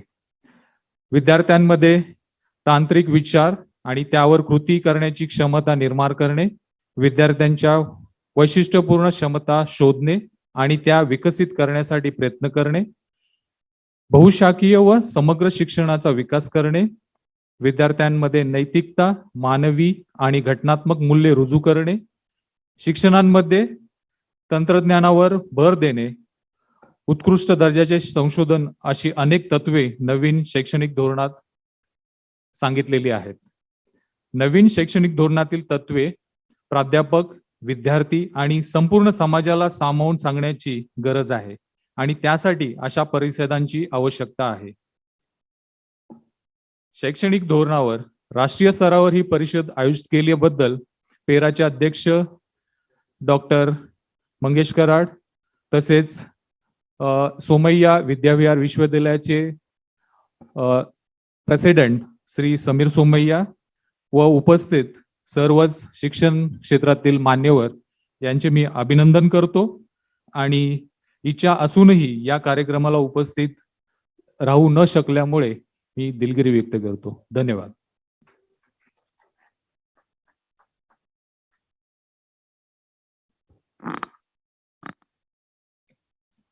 May I now call upon Dr. N.R. Gilke, Registrar Somaiya Vidya Vihar University, to propose the vote of thanks. Thank you, ma'am.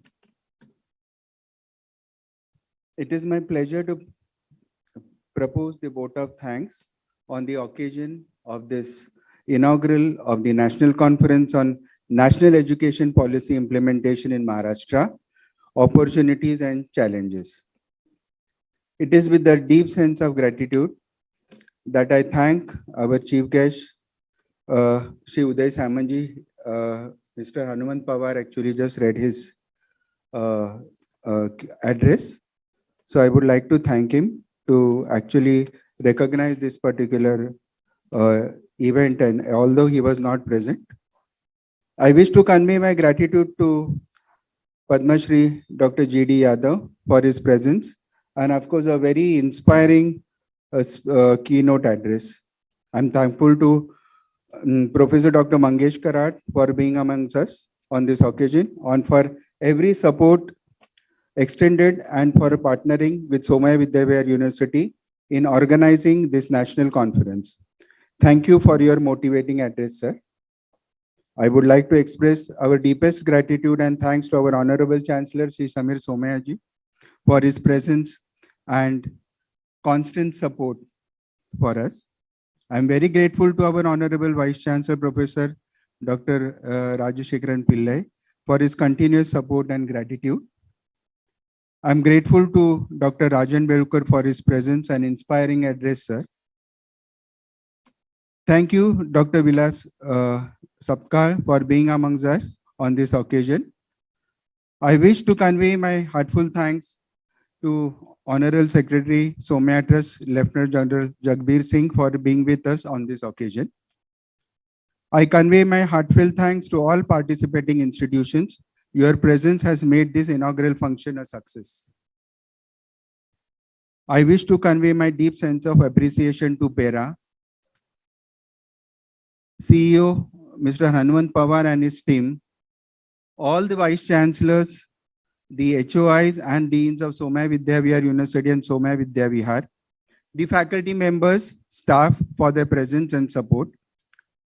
Of course, I would put and record a special thank to CA Monica Lodha, the director of SK Somaiya College, and her team for her tireless efforts to make this function successful.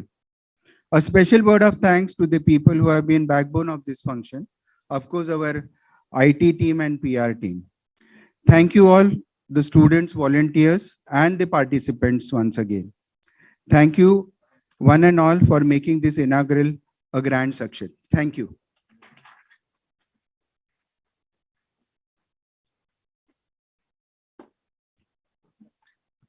May I now request our dignitaries on the dais to please join us in the auditorium. Please be seated on the front seat.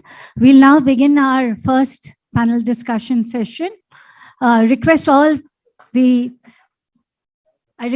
audience to be seated and to participate and listen to some inspiring deliberations in the first panel discussion.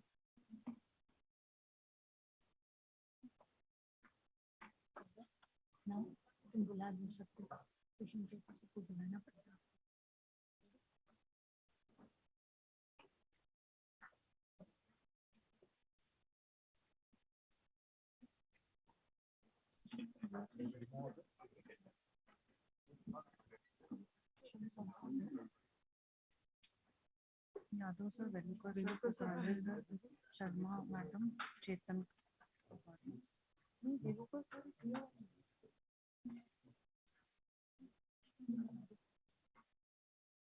We are starting with our first panel discussion. I'll request Dr. G.D. Yadav sir, Rajan Velukar sir, Dr. Suresh Ukrande sir, Dr. Neha Sharma, Dr. Chetan Kapadnis and Dr. Charulata Londe. Please be on dais. Dr. Charulata, ma'am.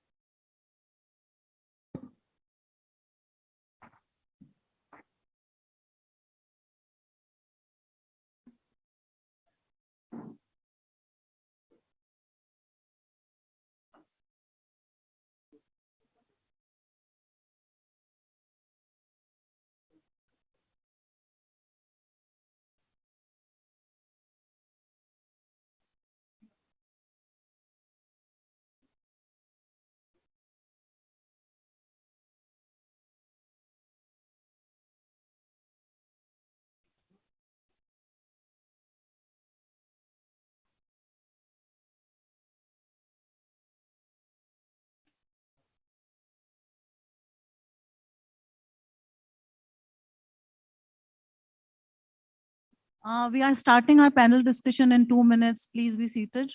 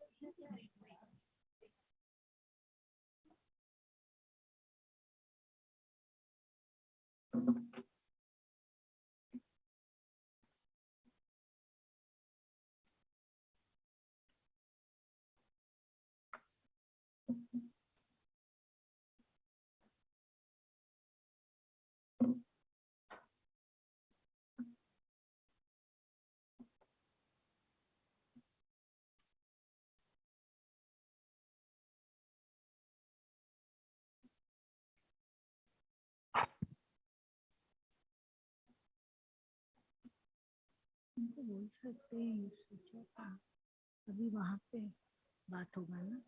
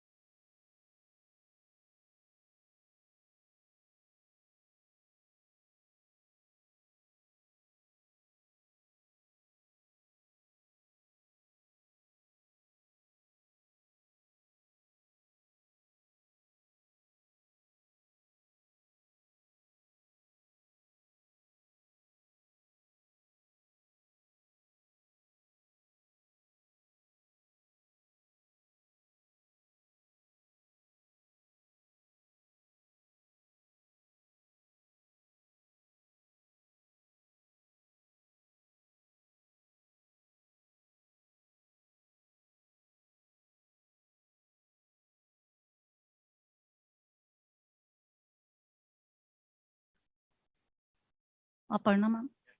Hello?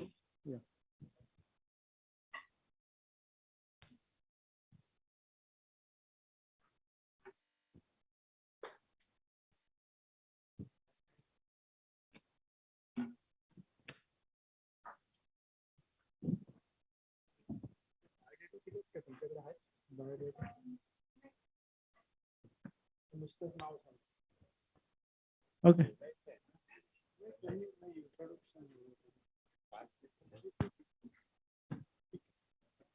Hello.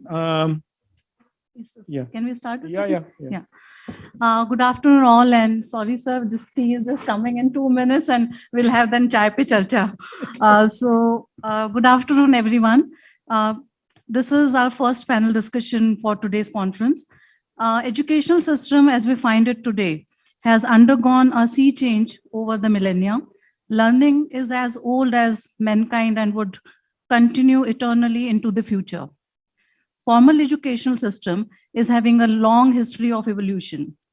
For merely 200 years, we in India have been following by the large, the Macaulay proposed education system, nevertheless with some changes and modification almost once in a generation. Today's prestigious conference begins with the first panel discussion titled NEP 2020, Opening New Ways for Liberal Education and Interdisciplinary Approach. Let me introduce our distinguished speaker and session chair, Padam Shri Dr. G.D. Yadav.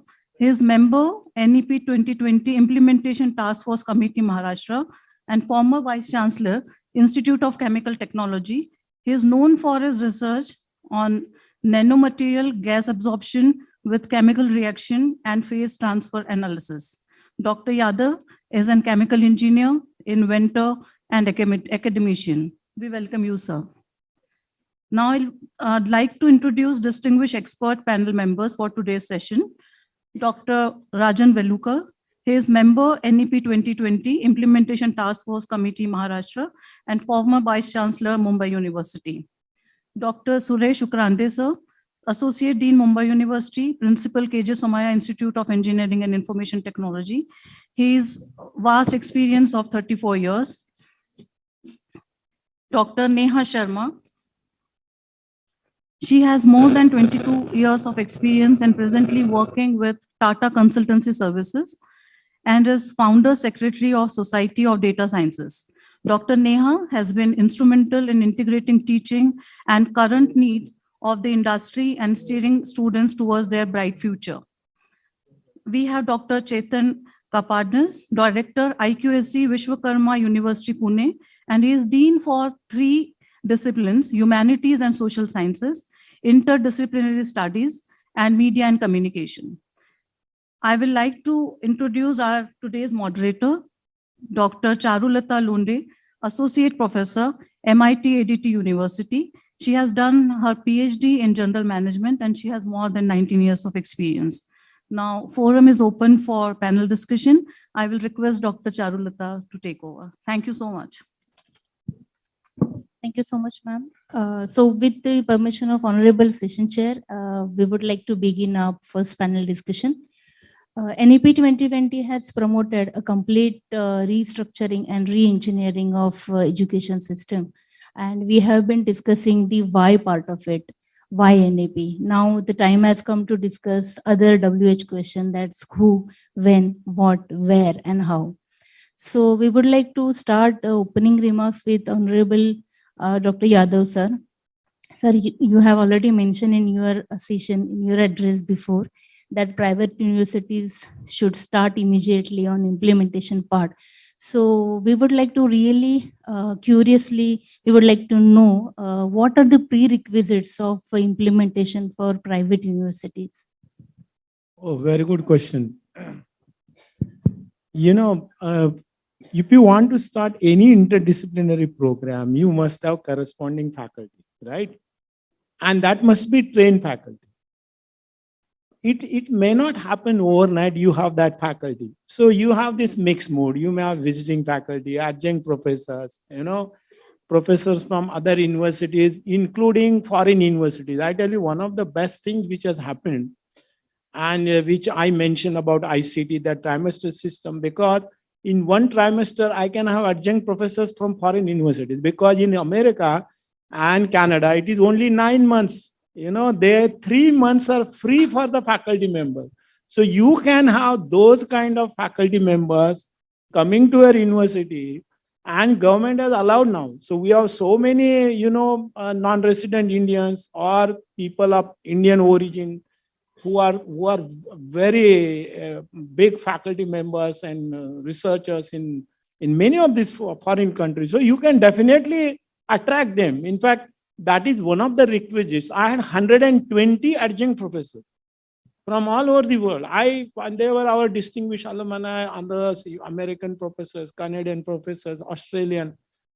I knew them personally, so they accepted my invitation. But at the same time, it is important that we have that kind of thing. So because you can start it. The government is not stopping you if you have adjunct professor. Now the question is the compensation. What compensation will you give them? So HRD had a formula earlier, you should give so much and so much. But now it is up to the management, your vice chancellor and your chancellor, what compensation should be given. And because of this mixed mode, they need not be physically present on your campus. They can directly talk from there. And another thing you can do is that you can train your young faculty members in that particular discipline by sending them for postdoctoral studies abroad. That way you can do, this is literally the internationalization of your education. Your university is known. They also know good young people who are working in that area. That is one of the ways, because interdisciplinary means a lot of things. You can synthesize your degree. And my personal belief is that private universities must synthesize the degree. They should give a lead to the government universities and IITs. It is, why are you always looking at IIT as your role model? Why don't you have your own role models based abroad or somewhere else? Only thing is, the challenge will be, if you get the students, and I think you are at liberty having the fee structure. Am I right? Or there is the authority? No, you have, yeah. So if your course is good, people will definitely come to you. Why they should not come to you? So it does not mean if you pay more that you are very elite institute. No, it is not like that, because the creation of infrastructure takes a lot of money. It's not easy. See, and look, the private universities are also paying taxes, right? Those guys, they are the part of the same society in India. Correct? In fact, I had suggested this. This may be of this thing I had suggested to the ministry. And this our NIRF, top 50 universities in the NIRF ranking should be held by the government. Okay, for private you may have a formula. Maybe suppose you give 10 crore to the government, you should give 5 crore to the private. That way it will encourage, because many of these elite institutes, government funded institutes, where are they getting the students from? They are getting from the private colleges and NITs and other places. Don't you think they should also be trained properly? So government cannot just only go on funding. So when they created this, now I can tell openly, when they had this Institute of Eminence, I also became member incidentally later on to examine their progress.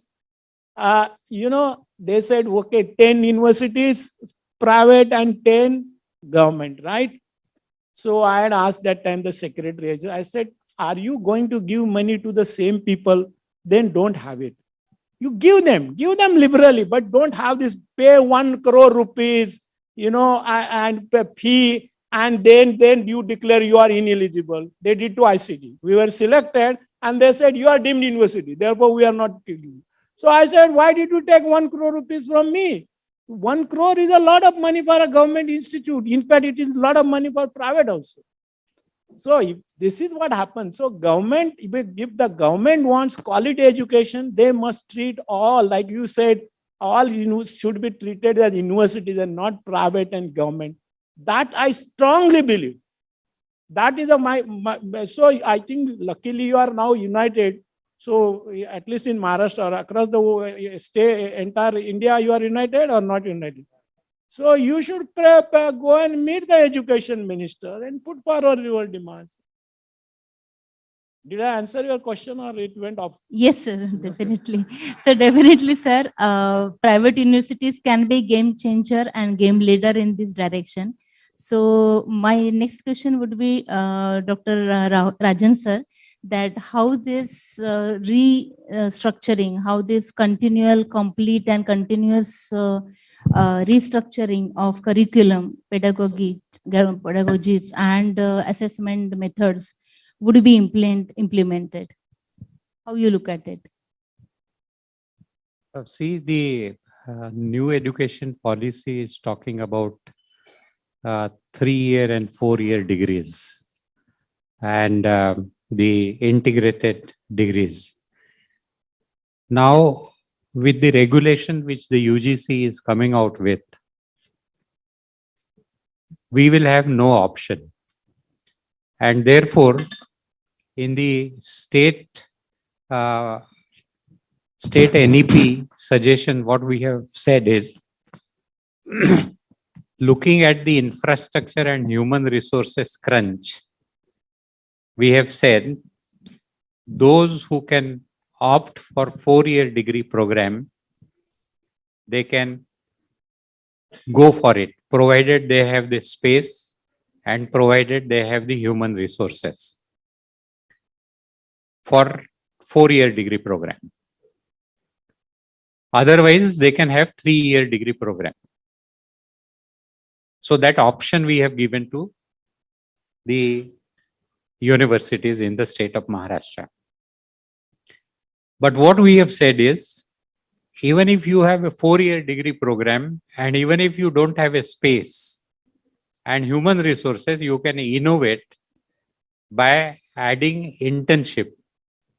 Say if they can go for the internship in the 4th year, which the UGC is also allowing, then automatically you can take care of this. So when they are going for internship or they are going for project in the industry, automatically that care will be taken. The third thing which we have said is, if we are allowing, if you are doing a 4-year degree program, and 4-year degree program, mainly the new education policy is talking from a research point of view, that these students can do a research immediately after completion of 4 years degree program. So they need not go for a post-graduation. And therefore, we have said that when you are going to launch a 4-year degree program in your institute, then the research component has to be more in that 4-year degree program, so that automatically when they will go for research, they are trained, they are well trained, and they understand that. The second thing which we have said is, as I have said, that we should establish a Dean's Forum in the entire state of Maharashtra amongst all the universities, so that there is interaction. So a community of the deans, because they are discussing in their own university, but they are not discussing with others. So that Dean's Council can be created. Then we have said that in many universities, we don't have a postdoc. Very few universities are having postdoc in their universities, and therefore we said that the government of Maharashtra should allow all these universities to allow them to run the postdoc program also. That is the third most important thing which we have said in restructuring. In the assessment, we have said that we should move towards empowering the learners to take charge of their learning. And therefore, the whole assessment has to be on reflection based, because they don't reflect. We don't know. When we give 3 marks out of 5, we don't tell them where those students have, those 2 marks have gone. And therefore, we have asked them to move towards assessment as learning, so the whole assessment has to be reflection based, for which we have to use the rubrics. And if we use the rubrics of performance, I am not asking about, I am not telling rubrics of the question paper. Of course, you have to follow Fink's taxonomy, Bloom's taxonomy, Anderson's taxonomy, Solo's taxonomy. But then when you are assessing them, then that assessment has to be on the basis of their reflection. And the world over, it is going on. And therefore, assessment, we have asked them to move toward that. One more thing is, the whole curriculum has to be designed on the design principles, design thinking principles. Today, we don't have that kind of design thinking principles used in the curriculum development. Because in design thinking, the empathy comes first. And we are not thinking about our own students, what they want. And therefore, we have included that synergizing your own degree. You choose your courses and tell us. And now with the new education policy, it is possible because you can go anywhere and then do. One more thing which we have suggested, and that is allowing universities to appoint professors of practice. Because new fields are coming, and you don't have the net set, you don't have the PhDs. And when IITs are allowed to appoint the professors of practice, even after graduation, and even if RMIT University in Australia can appoint a graduate as a vice chancellor from Microsoft, why can't we? So that allowing professor of practice, at least 25%. Yes, so that will be the best way of doing a bottom to top approach. Do you also agree, sir, that the top to bottom approach would be benefited with a lot of research and NEP implementation in regulation as well as accreditation process? Question? Yeah, the other way of reconstruction of curriculum would be reviewing our accreditation and regulation process. Would it be more helpful along with the bottom to top approach? Yeah, of course, now the accreditation councils are also thinking in this direction, and they're making some changes in the latest guidelines, whatever they have. And they are changing the metrics also. That is what they are. 7 criteria of NAC have been updated. So the criteria may be more or less same, but the metrics, they may change. The questions, because there are many things which they will have to change with respect to the new education policy. That is what they are doing now. But there are many things which will have to be done at the Government of India level. But what I feel is, whenever the UGC comes out with the draft regulations, many people don't give their suggestions. We should write. We speak here, but we don't write to them. How will they know it? How will they? There are a number of questions which we should ask on those regulations. But we have not written to them. Many suggestions they have not received. Though they have given less time, but we have not written. And this accreditation also is one of the things. Because accreditation, when we are talking about personalization of education, through this synergizing the degrees, why can't we personalize the accreditation institution-wise? Because every institution is different. That is a good idea, sir. I'm sure, sir, PERA will definitely contribute in this aspect as well. So my next question to Dr. Suresh, sir. Sir, you are a man of science and technology, and integration of art and humanities along with STEM education has been the successful method of interdisciplinary and holistic education. So I would like to ask you how, what will be the private universities and this particular faculty expectation from government as in support funding and other aspects? Yeah, good afternoon to all of you. First of all, thank you very much for inviting me here on this panel discussion with the eminent personalities like Padma Shri Dr. G.D. Yadav and Dr. Rajan Velukar and all others. The topic of panel discussion is liberal education and interdisciplinary approach. Let me give one example, which I had. I mean, when Dr. Rajan Velukar was Vice Chancellor of University of Mumbai, and I was Dean Faculty of Technology that time, he wanted to have a School of Engineering Sciences under the umbrella of University of Mumbai. And he has appointed a committee for this, and I was one of the member of that committee. And whole concept of that School of Engineering Sciences was based on interdisciplinary approach.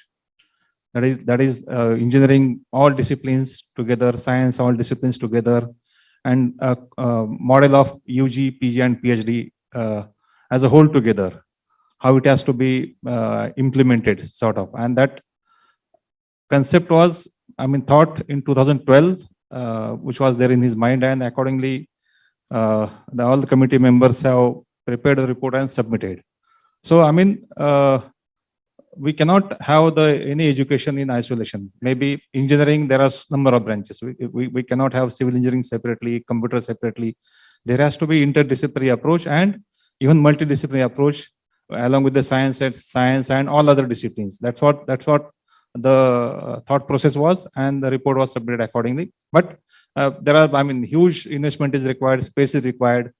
It's a beginning. It will take a lot of time, and in government universities, it takes a lot of time. But in private universities, if this concept is implemented, it will take, I mean, it will not take that much time as far as the implementation of this interdisciplinary approach in the education system is concerned.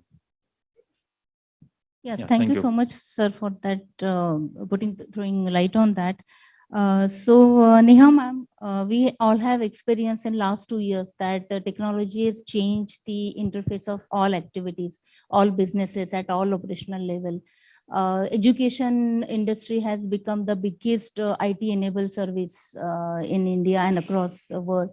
So, and NAB also focuses principal level on digital education, online education, ODL, etc.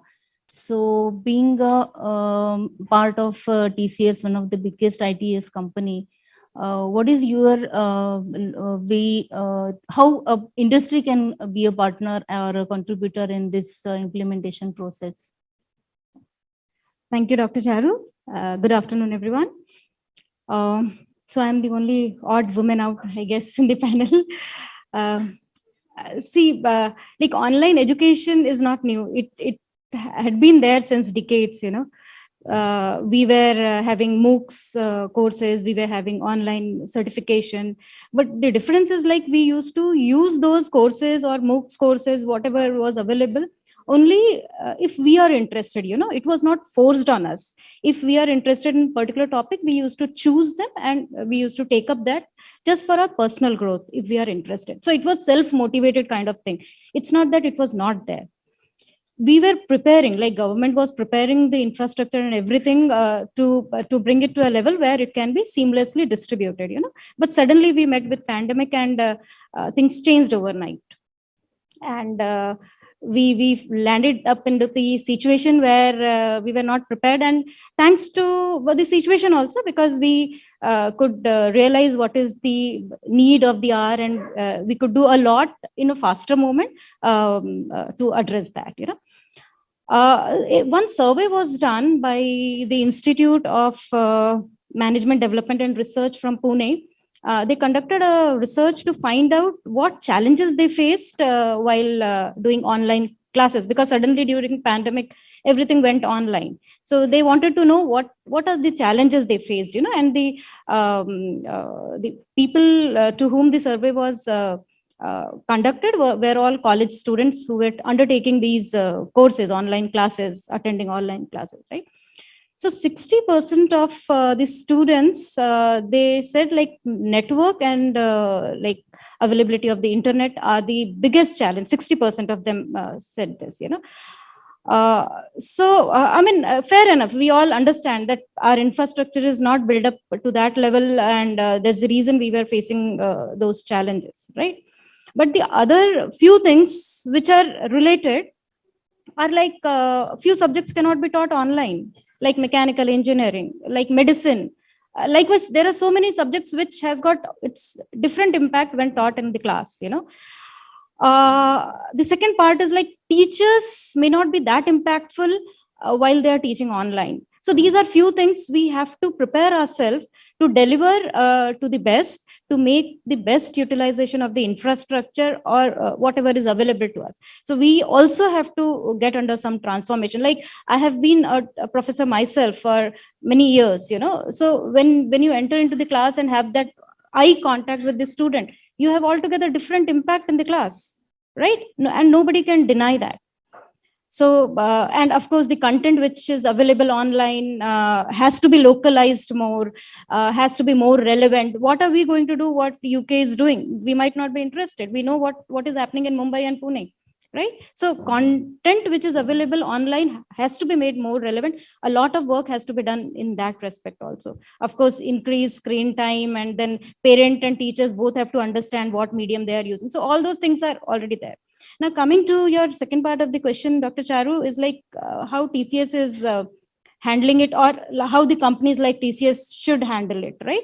So coming to TCS, because I work there now, but then TCS in 1998, it had come to my campus for campus recruitment, you know, and in that year, I remember they had come with good bags and baggages where all answer sheets were there, question papers were there, all in physical form. They distributed, made us sit in the classroom, distributed the question paper and the answer sheet at the end of, I think 3 hours, 2 hours, I don't remember exactly. At the end of the time duration, whatever for the exams was there, they collected the answer sheet, question paper, and took it back. So it was all physical at TCS level.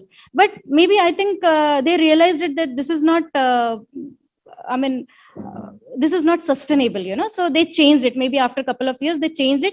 And now the only way to enter into TCS is through National Qualifier Test, you know, NQT, and which is online. So they have developed the infrastructure on ION platform, which is again TCS proprietary, which is available to everybody outside. So only way to enter into TCS is through online test. Anybody can appear as per their eligibility, and they can get recruited as per like following whatever procedures they have, right? Infrastructure is there. And why only admission to TCS? TCS also conducts so many competitive exams, UPSC exams, CAT and whatnot, you know. And when I was in academia, my college where I was working was a center for, I think, CAT exam, where TCS was conducting. So I have seen the other side also. So they have not only developed the industry's infrastructure to meet the requirement, they also enforced and enabled the institutions where they are conducting exam to improve their infrastructure. So TCS is far ahead of, of its time. That's the reason we could sustain this way. I think the other industries also must be doing that, or maybe will be doing it in the future. I think I have answered. Yes, thank you so much. Thank you so much, ma'am. Definitely, NAP implementation has various verticals for implementation.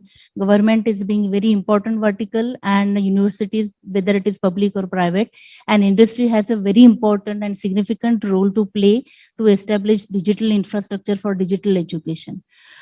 So let's ask Dr. Chetan sir. Sir, you have been working with three different faculties. So you are actually handling interdisciplinary approach in your day-to-day work. You are also working as IQSC, so you also know how the regulation and accreditation part handles the particular challenges. And our current education separates hardly between arts, commerce, and science, between academics and vocational education, our curricular, extra, and co-curricular activities. So how you look at this as a challenges? What are the real challenges in implementing these? And second part of question is whether really what NEP has been claiming that academic bank of credit and multiple entry exit are the tools to implement the interdisciplinary approach. Is it true or false? What is your real life experience? Thank you. It's pleasure being part of this discussion. I will straight away move to the first question. Yeah, it is true that being a chemical engineer, I am also chemical engineer actually. So I'm chemical engineer and heading 3 different faculties in Vishwakarma University. Faculty of Interdisciplinary Studies. So we just started that faculty, few programs. Faculty of Humanities and Social Sciences, and also Faculty of Media and Communication. So I have seen a lot of things in these faculties and their challenges. Initially, being an engineer, there were blinders, like it is like this is the path and this is the right path to follow, like engineering, medical, and those things. So when I entered this university culture 4 years back, so I realized that this is absolutely required. And in 2020, we witnessed the this release of National Education Policy 2020. So the main important thing here, or the challenge I feel is, and I have seen for last 4 years, is still there is a the mindset problem. So we need to change mindset of the stakeholders, right from the parents and students, how they look at the programs, the opportunities, career opportunities, and career progression. The second stakeholder is, of course, teacher, as rightly pointed out by Yadav sir and Rajan sir. The teacher is very important. Teacher needs to appreciate the contents of NEP and accordingly mold in terms of the interdisciplinary approach. The third stakeholder is, of course, industry. We have the person from industry here. Industry also needs to look at how these degrees will be there and how they will be accommodating these students after they graduate. So I feel these are the real challenges. Change in the mindset is required in terms of, or with respect to all these stakeholders. And sorry, what was the second question? Yeah. So correct.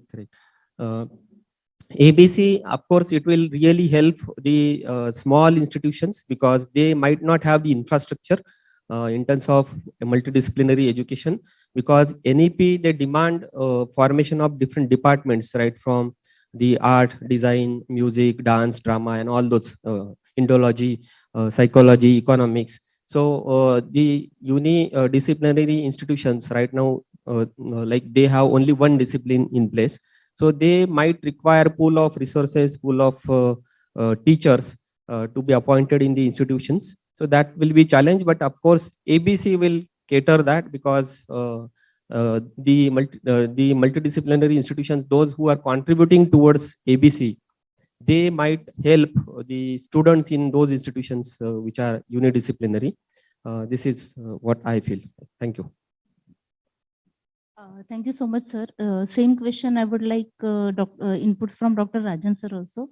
Sir, do you also agree that with this ABC and multiple entry exit, student will no longer be a student of any university, but he or she will be a student of that subject or faculty, and how it will help us as in private university, how we look forward with this particular perspective?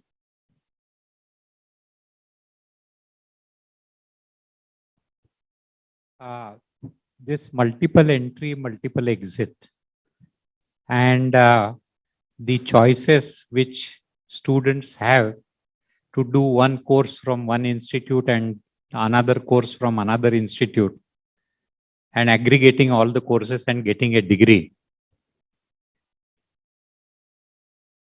I do not really know how students are going to respond, because I go to a particular college because I like an environment in that particular college.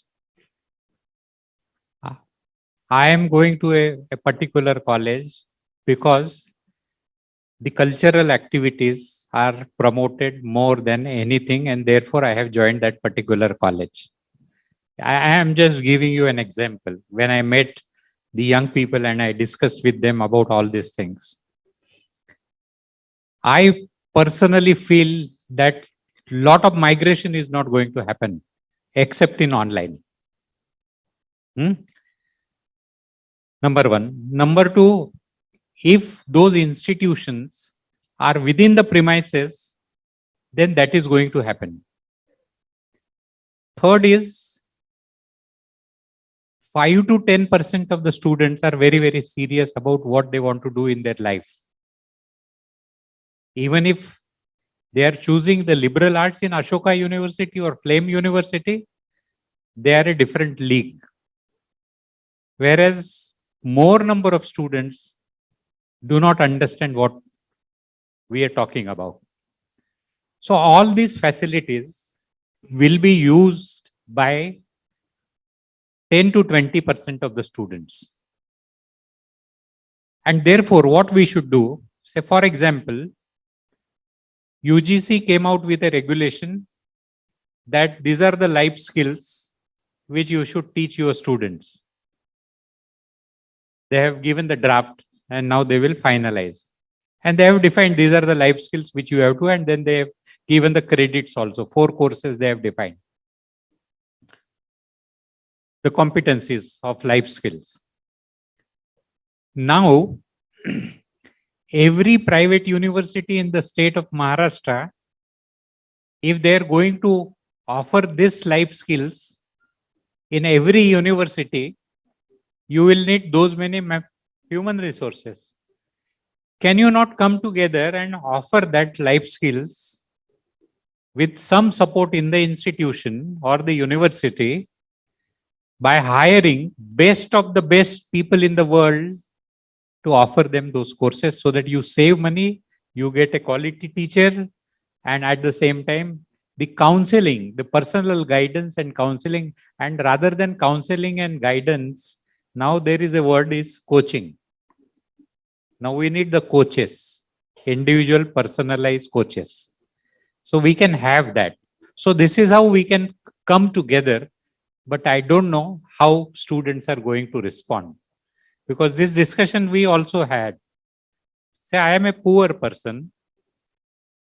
My parents are forcing me to complete my education early and get a job. Whether he or she will get a job or not is a different story. But I cannot pay fees for 3 years. How will I pay fees for the 4th year? There are some young people, those who are talking like this also, when I discussed with them in Gadchiroli, or I had gone to even Amravati, and when I discussed to them. And therefore, this is a very complicated thing which we will have to manage.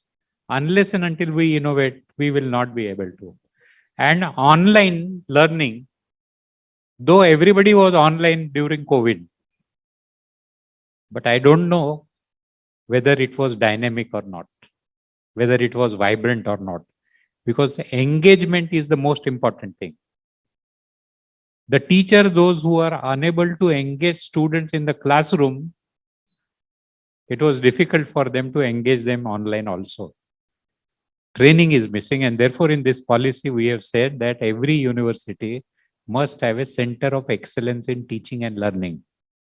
Unless and until we are given training, and the government should help all these universities to establish center of excellence in teaching and learning, so that we teach.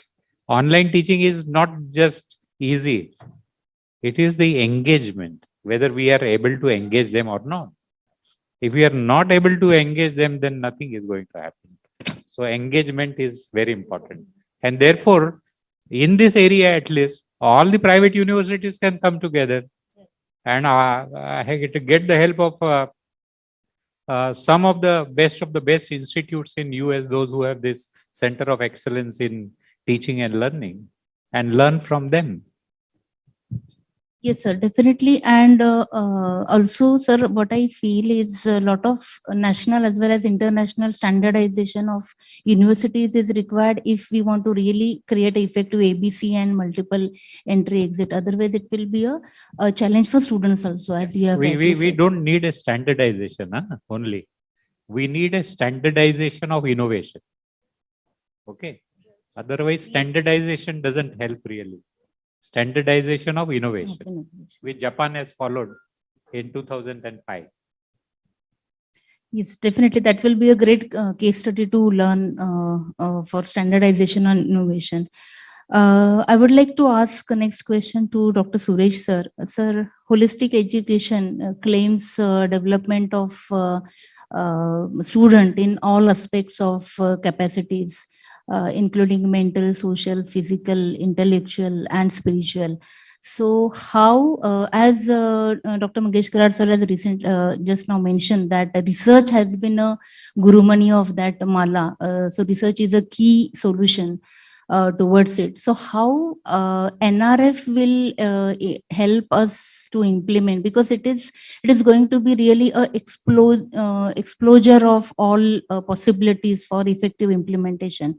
So what do you think that how NRF will implement and affect all the aspects of education?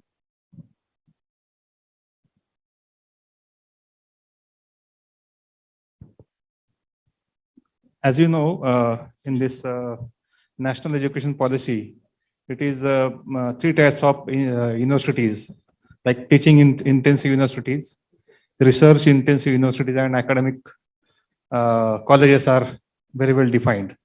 And that wherein in the research intensive universities, the research is going to be the main focus. Of course, teaching is going to be there, but main focus is on research. And at the central level, it is a NRF is mentioned, National Research Foundation. But for implementation at the state level, I was a part of the committee which was headed by Dr. Rajan Velukar, and in this this problem was, discussed and addressed. That is having a formation of Responsible Research Innovation Council. That is to be found by, that is the one of the recommendation of this committee, and Government of Maharashtra has to form such research, Responsible Research Innovation Council to address such issues along with the existing systems in the government of Maharashtra. And only teaching is not going to be suffice the purpose, or only research is not going to suffice the purpose. Teaching and research should go hand in hand. Then only the real outcome of the education system will come out. And for this purpose, this Responsible Research Innovation Council will support and guide. Also, sir, Meru multidisciplinary universities for research will definitely prove as a tool of further research. Yeah, of course. Multidisciplinary research universities. It is going to play a major role in the overall teaching learning process, and major focus with the research approach. Yeah, thank you so much, sir. Neha ma'am, there are 2 challenges which has been discussing last 1.5 years in specifically to Indian society, like digital divide and disadvantaged group. So how you recommend, or how you suggest, or how you look at these challenges, how we can overcome so that the opportunities will reach to the maximum students? So we need to understand why this digital divide is there, So essentially, we all know that the main reason is poverty, low level of education, or poor infrastructure, right? So we have to essentially address these 3. We know the problem, we have to address this. So first thing can be like, we can make everything, internet, the device, the data, affordable, right? We want everybody to use it, so we have to make it affordable. How? We need to work out. Of course, when we grow at scale, the rates will come down. So something like that can be worked out. Then most important is we need to empower people. The moment we make it affordable, it will be with everyone, at the hands of everyone, every citizen of the country. Now, how do they use it is very, very essential, because the moment you ask for some information, if they do not fill it properly, or if they do not make use of the internet or the device properly, probably what is getting generated is data. And dirty data will not help us or anybody in any way. So we need to educate them so that when they use the device, when they use the internet, they use it rightfully.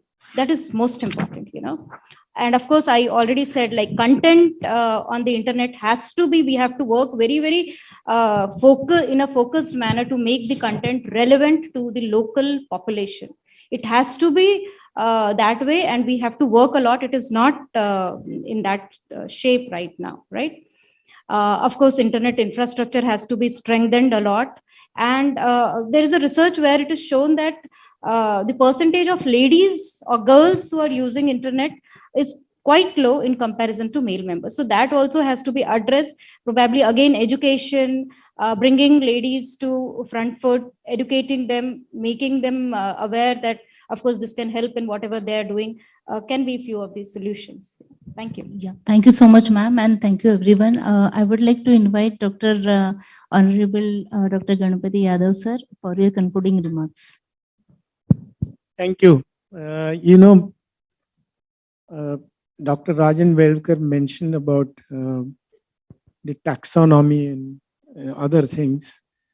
One of the things very important is, we will definitely have so-called, mixed mode of education in future. It is whether you have something physical and something online, that is going to be there. And as he rightly said, that unless they are in a nearby vicinity, they cannot have that, so-called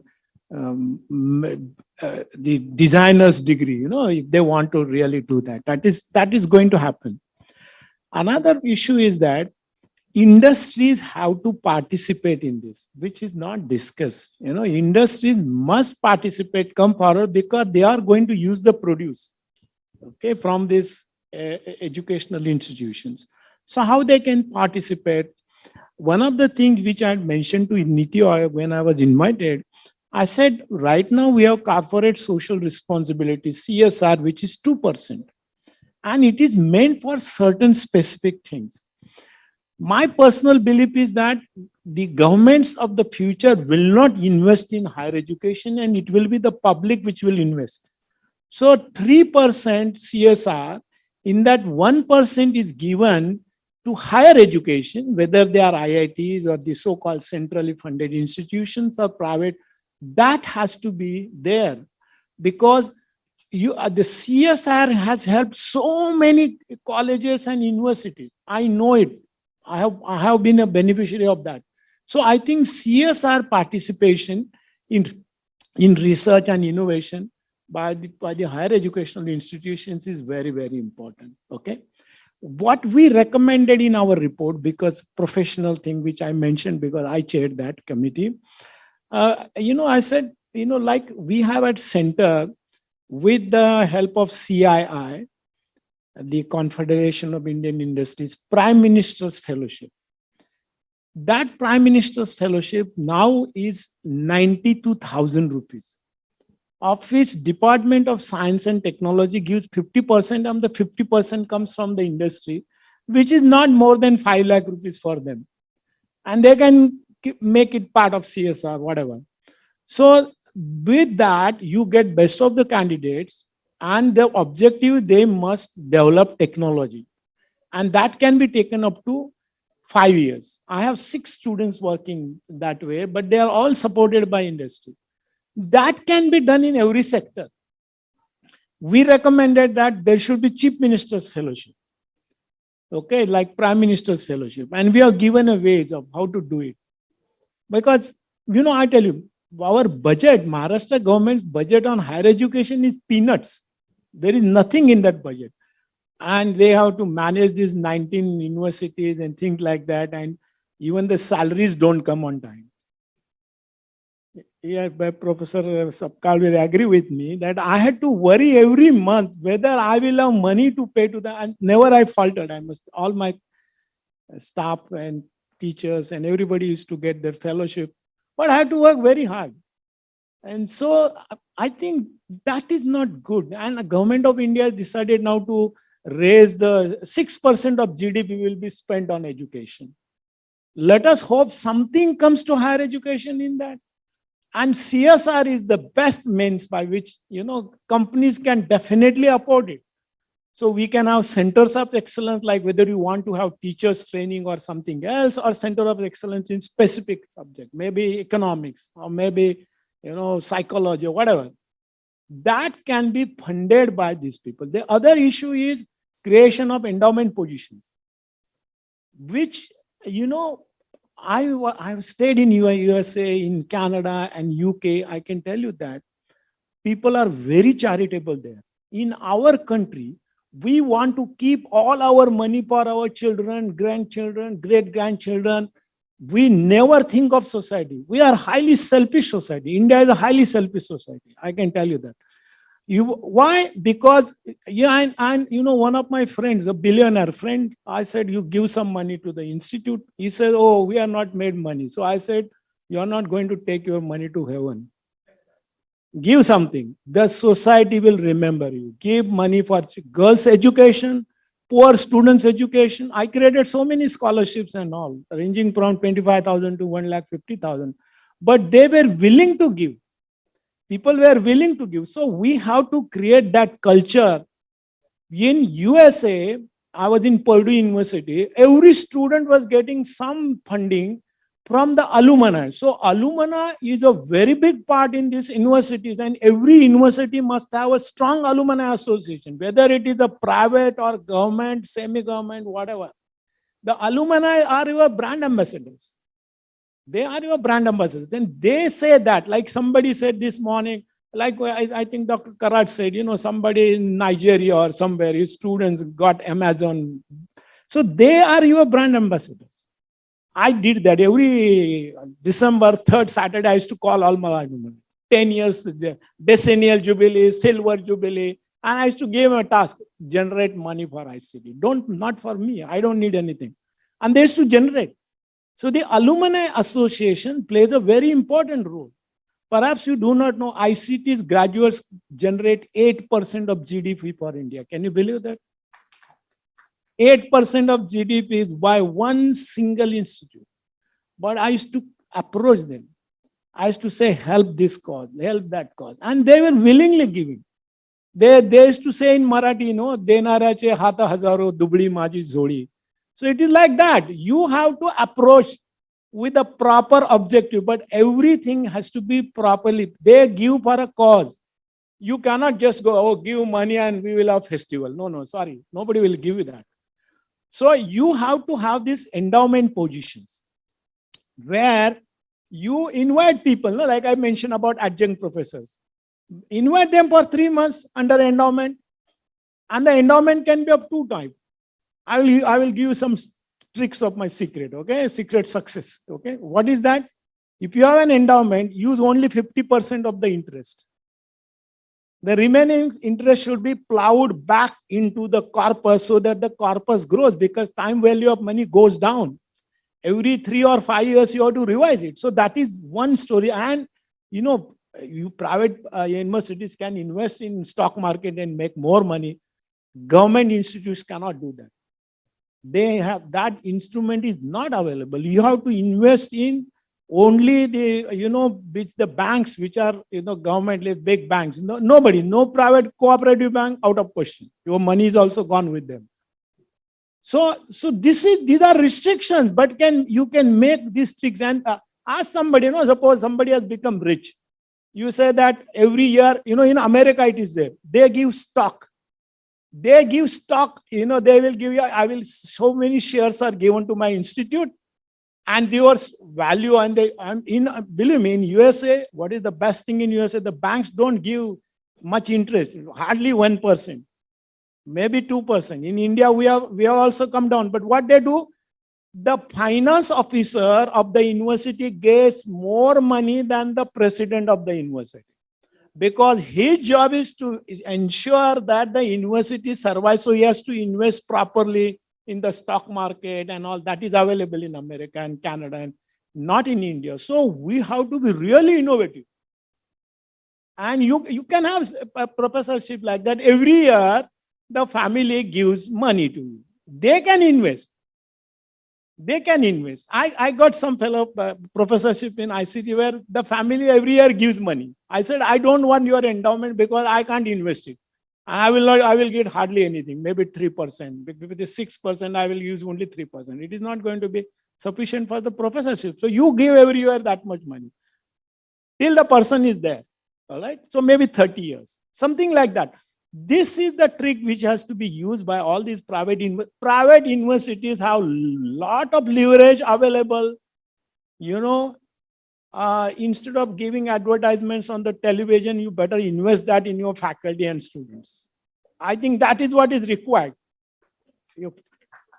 Because that, no, you who is your brand ambassador? Your teachers and your students, and the past students in particular, right? The past students are alumni. They help you. So that is, see, NEP has given us so many options that sky is the limit. And if you don't make use of it, magashi म्हणलं चांगले विचार पेरा, okay?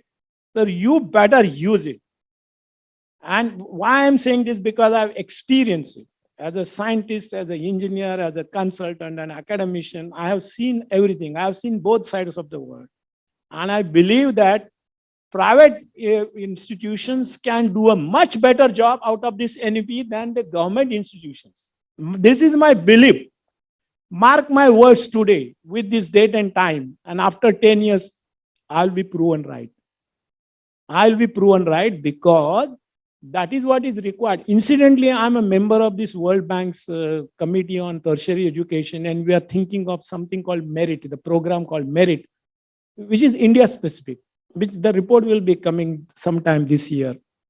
We consider everything. What are the difficulties of the small colleges and universities when NEP is implemented? What is going to happen to higher education in India? And the affiliating universities are doomed because these affiliated colleges all will become independent. They will not, right now they get only affiliation fee. That affiliation fee will become zero. So there has to be a model for India. 2035, we are planning, right? According to this NEP. 2035, we want to have this. How are we going to do it? So it is, and all stakeholders have to participate in it. It is not possible by just thinking, Vice Chancellor is thinking and the Chancellor is coming only for the annual day. No, everybody has to think daily how to make a workable model, because everything is money, right? It depends on money. You have good facilities, and they catch 22 phrase. Unless you are good faculty, you will not have good students. And unless you have good students, you cannot have good faculty. That is catch 22. And the facilities have to be created. And the only way you can do it, and my personal belief is industries must be approached, the local industries. Suppose you are in some remote area, you must work for local industries. No? Think globally, but act locally.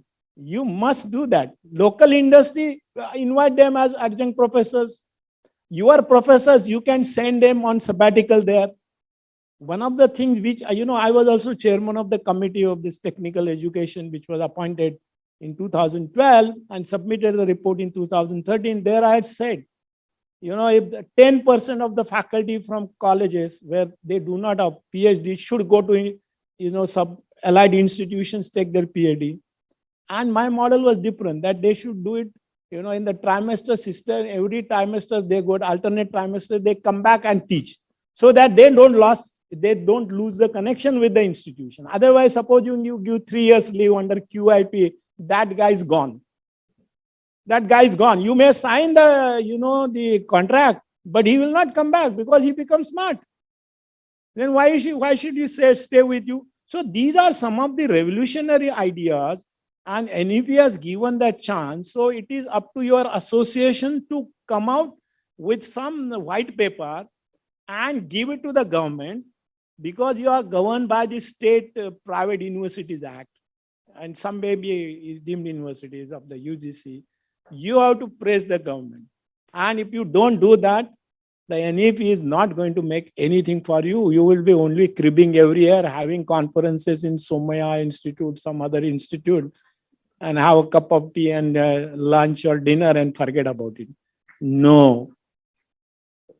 Are clap at least something. Thank you.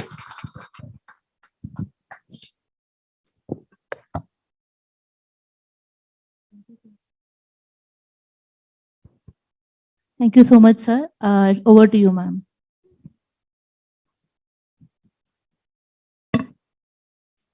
Any question from audience? Yeah, that's okay. You can ask questions. I am a specific panelist also. I have 2 questions.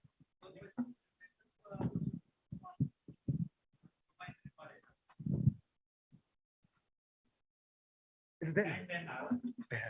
We can see.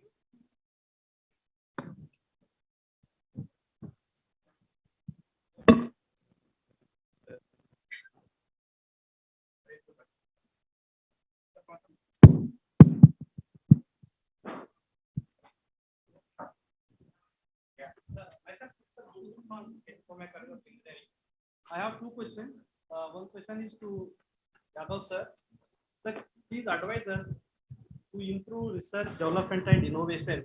Whether 4-year UG program or 5-year integrated UG-PG program is better.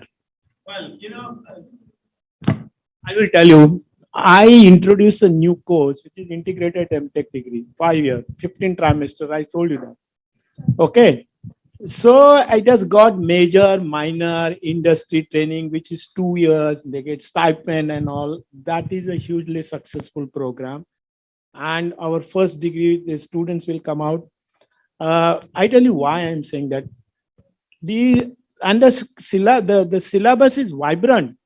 The students, when they come back from the industry, they can suggest that so and so thing is important and should be changed. And in that program, the teachers are also asked to go to industry for 4 months, learn and come back. Okay, so even in 4 years, even in 3 years, you have industrial training, which is in between, not at the end. I'm against that at the end business. It's like teacher evaluation at the end of the semester. He has already done enough damage. What is the evaluation? That evaluation should be done immediately after 3-4 lectures. Then only you can educate that teacher and tell him or her that they are not good and they are not prepared. But then students give any rating, So that is, I think this 24/7 evaluation is required. But yes, you can do it. But let it be in between. Internship should be in between, not at the end. My next question is to Velukar sir. Sir, can you give us what is the minimum criteria for appointing a professor of practice? And if a professor of practice of one institute can become the professor of practice to the other institute, if his or her expertise is lacking in the appointing institute?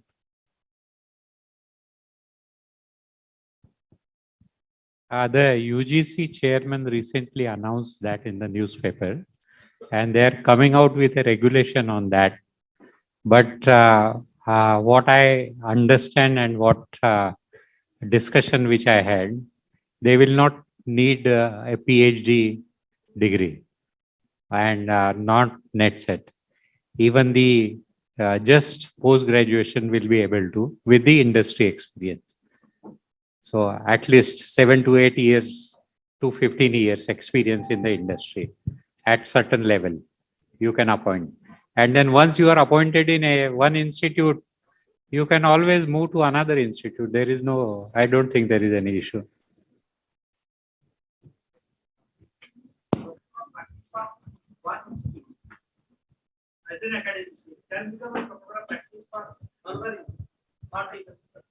Yeah, so first in the first institute, you will be appointed as professor of practice. Then you can be appointed in, no, that is not professor of practice. Industry experience. On a lighter note, you are teaching or coaching somewhere. You cannot be professor of practice somewhere else. How do you expect that? It has to be industrial experience, no? Thank you. I think myself, Professor Arun Patil, Vice Chancellor, Sanjay Goda University. Most of the things I think the members have been sent, panel members. This is very common practices elsewhere. I think, as you mentioned early, we are a little bit late as far as autonomy to institutions we are concerned. And yes, all of you have said that now it is opportunity for us to collaborate, unite, and do something which is very common. So I think when the essence of new education policy, when I have seen based on my personal experience over 20 years in Australia, that is exactly same which already done, decades back. Okay, when I was teaching first year engineering, project-based learning was very common. The team-based assessment was very common. The industry projects or internships, what we are now doing. Anyway, Velukar sir, you mentioned specifically about somebody coming to the system and understanding teaching. At Sanjay Gauda of the university, we have already established Center for Advanced Learning and Teaching, which is very common again in the Western world. So everybody wants to know about curricular design, delivery, and the assessment or evaluation of curricula. That is, I think, key thing. In universities, I think core is understanding of curricula and designing it and implementing it. So as we said, collaboration, I'm happy to deliver programs like, which are very common, graduate certificate in higher education teaching, okay, which is very common again. So if there is any help required from my perspective or my side, I'm very open, but we should do that because understanding curricula, we have been talking about solo taxonomy. Hardly anybody knows about solo taxonomy anyway. So that is just comment, not question. Thank you. Oh, ma'am, Yeah. one quick. Sir, my question is that the topic of the session is relevance of the liberal education and the interdisciplinary approach. We have talked about other aspects, but a lot of emphasis is given on the liberal education. If the panel members can highlight the importance or the relevance of the liberal education in today's era, that will give the more. It will throw the light to the the faculty members here and the office bearers of the different universities. What is the relevance of a liberal education? Yeah, please.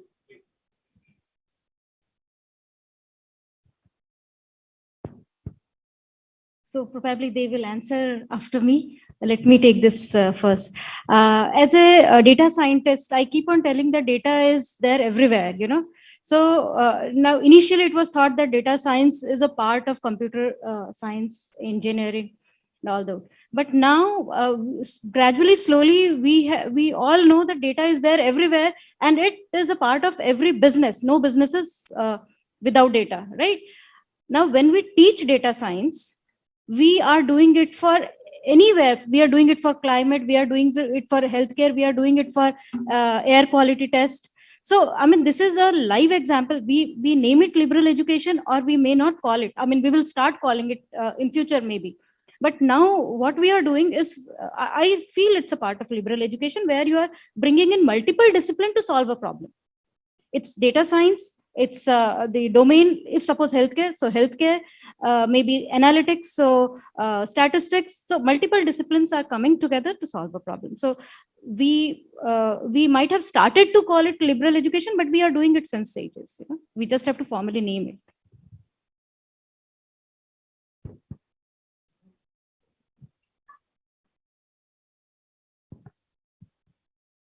Yeah.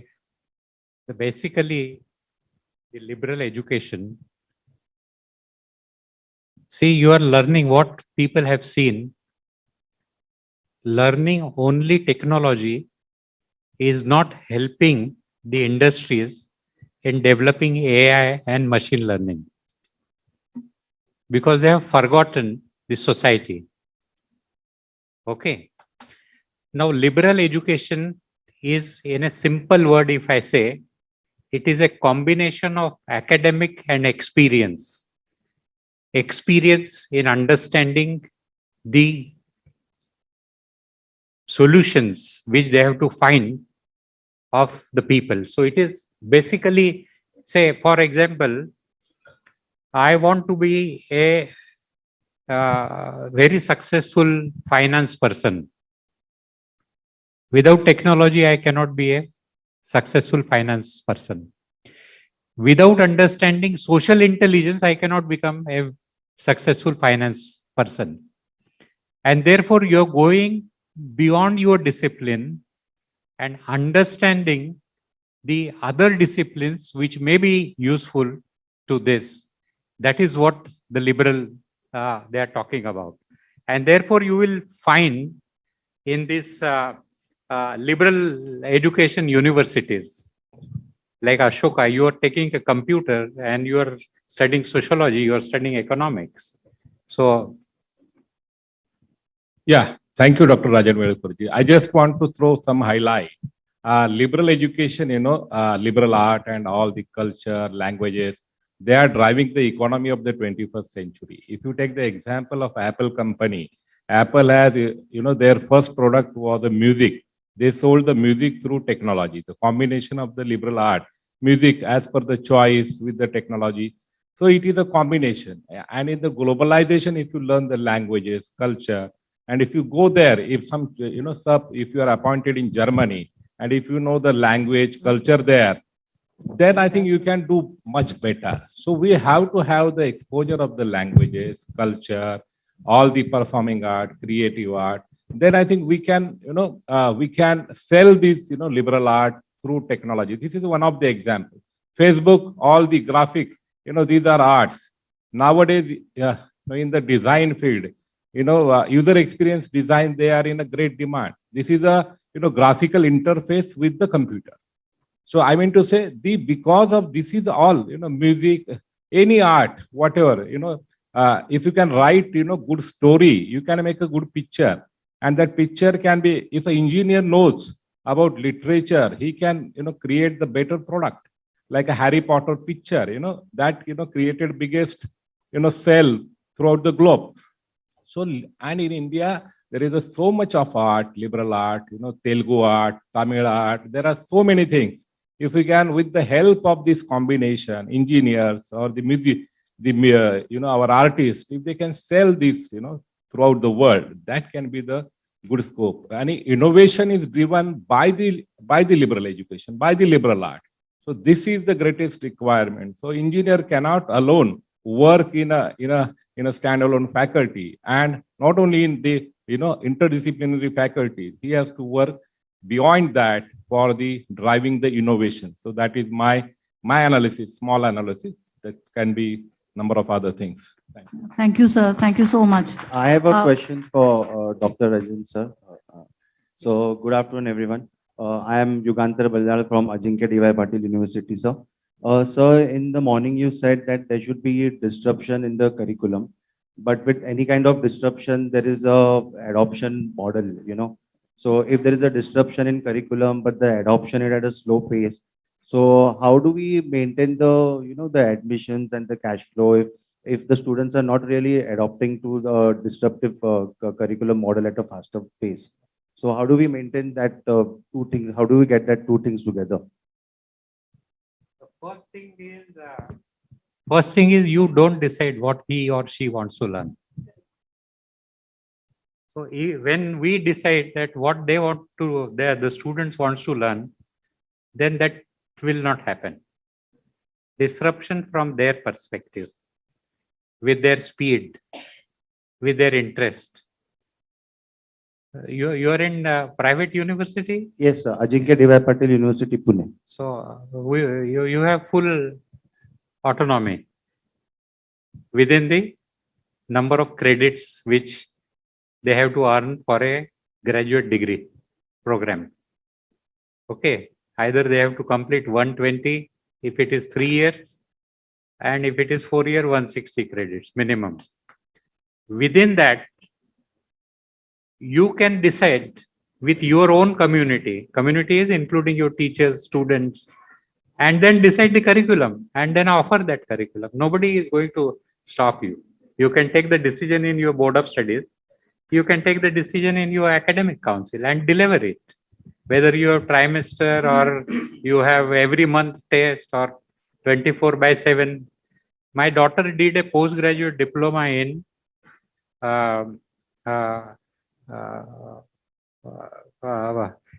development management, development management.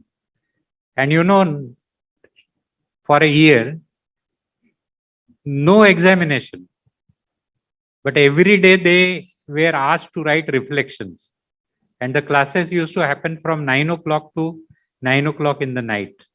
And classes means no teaching, only discussion.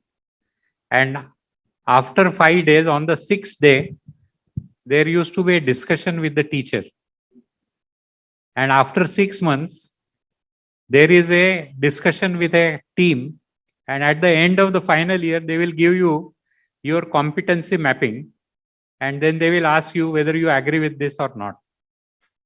That is the kind of freedom. And on the certificate, no marks are given, no grades are given. Only thing is you have completed the program. but the learning which she had is more than what learning she had in a regular traditional kind of programs. So it is up to us. We have the freedom. Nobody is stopping us from creating a curriculum. It is, but only thing is the customer is important, what he or she wants. If you are providing that, then I don't think there will be any, because he is interested in that. If a student is interested, then it is easier. Thank you, sir. Thank you so much, sir. The panel discussion now comes to an end, and I'm sure that invitees, senior academician, faculty, and students, and all other stakeholders have immensely benefited by this panel discussion. Now I'll request Dr. Arun Patil, sir, Vice Chancellor Sanjay Gorawat University, Kolhapur, to felicitate Padma Shri Dr. G.D. Yadav, sir, Dr. Rajan Velukar, sir, and How Dr. many Chetan times you are Kaptanis, going to sir. do that?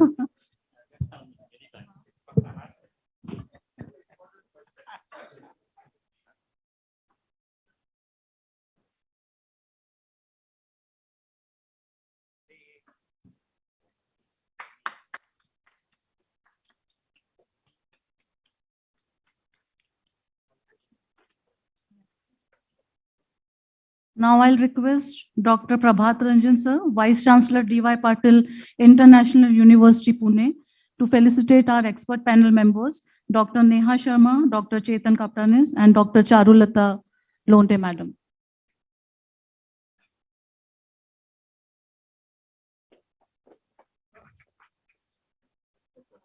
Sir.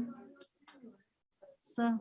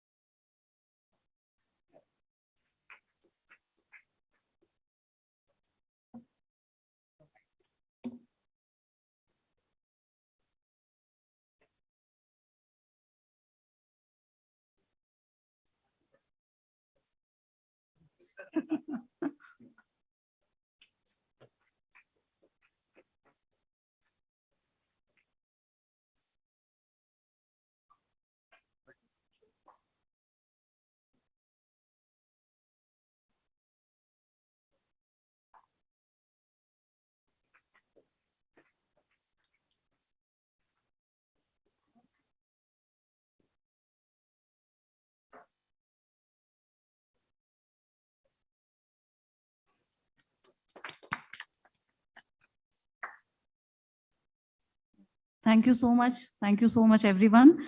I'll request everyone to be here like at 2:30, and we'll have two more sessions, two more panel discussion after lunch. So everybody is requested, all the participants are requested to join us for lunch. It's arranged outside the auditorium. Thank you so much.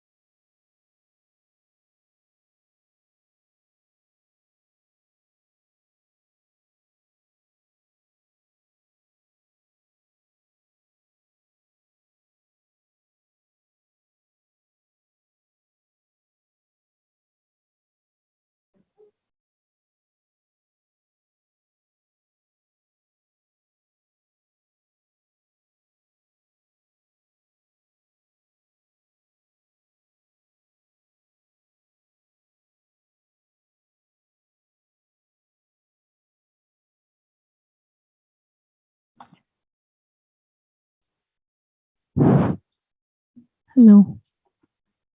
Hello. Yeah. May I request all participants to please assemble back in the auditorium. We are beginning our second panel discussion session on NEP 2020 impact of professional education. May I also call upon our session chair, Dr. Vilas Satpal, the expert panel members, Dr. Ridyansh Deshpande, Dr. Saili Gankar, Dr. Milind Pandey, of course, will be joining us online, Dr. Girish Khilari and Professor Omkar Samudra to join us on the dais.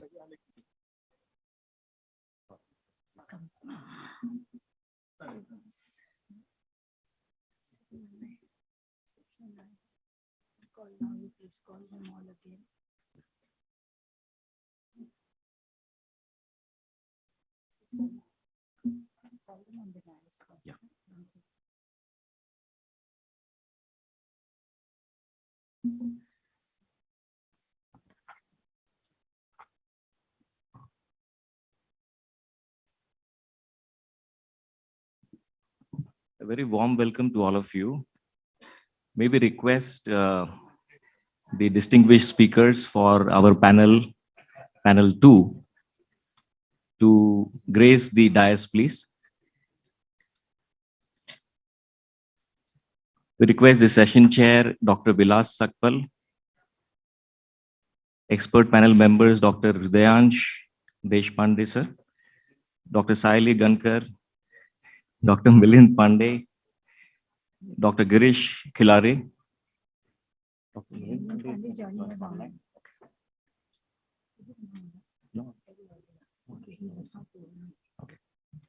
And the moderator for the panel discussion is Professor Omkar Samudra.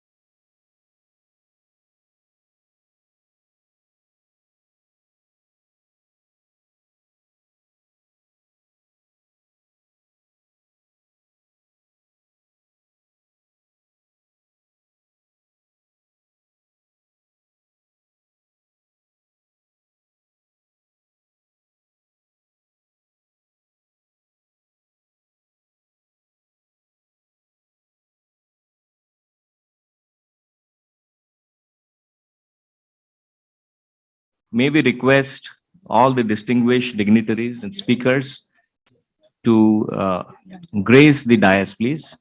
I request Dr. Vilas Sakpal, Dr. Hridayansh Deshpande, Dr. Saili Gankar, Dr. Milind Pandey is joining us online, Dr. Girish Khilari, and the moderator for the session is Professor Omkar Samudra.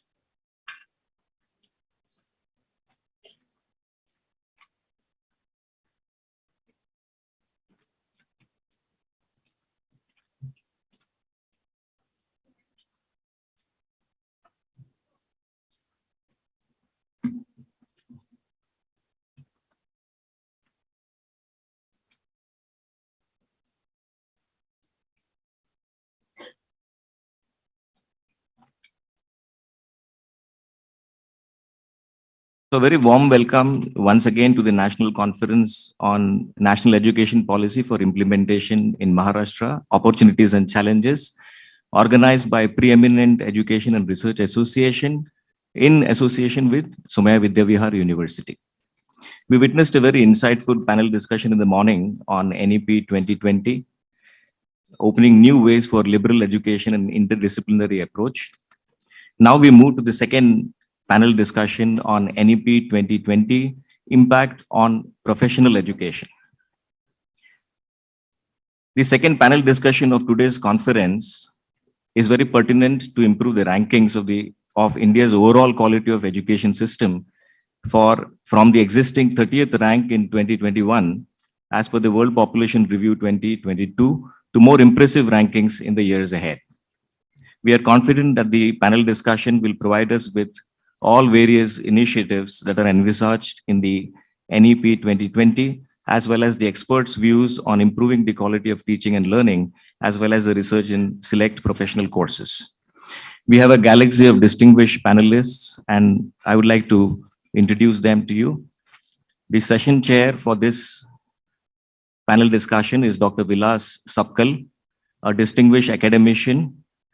Dr. Sapkal is the Vice Chancellor of MGM University, Aurangabad, and has held several positions as Vice Chancellor at Rashtra Sant Tukadoji Maharaj Nagpur University, as Acting Vice Chancellor Kavi Kulgurudas Kalidas Sanskrit University, Ramtek, Maharashtra, and Acting Vice Chancellor Sant Gadge Baba Amravati University, Amravati.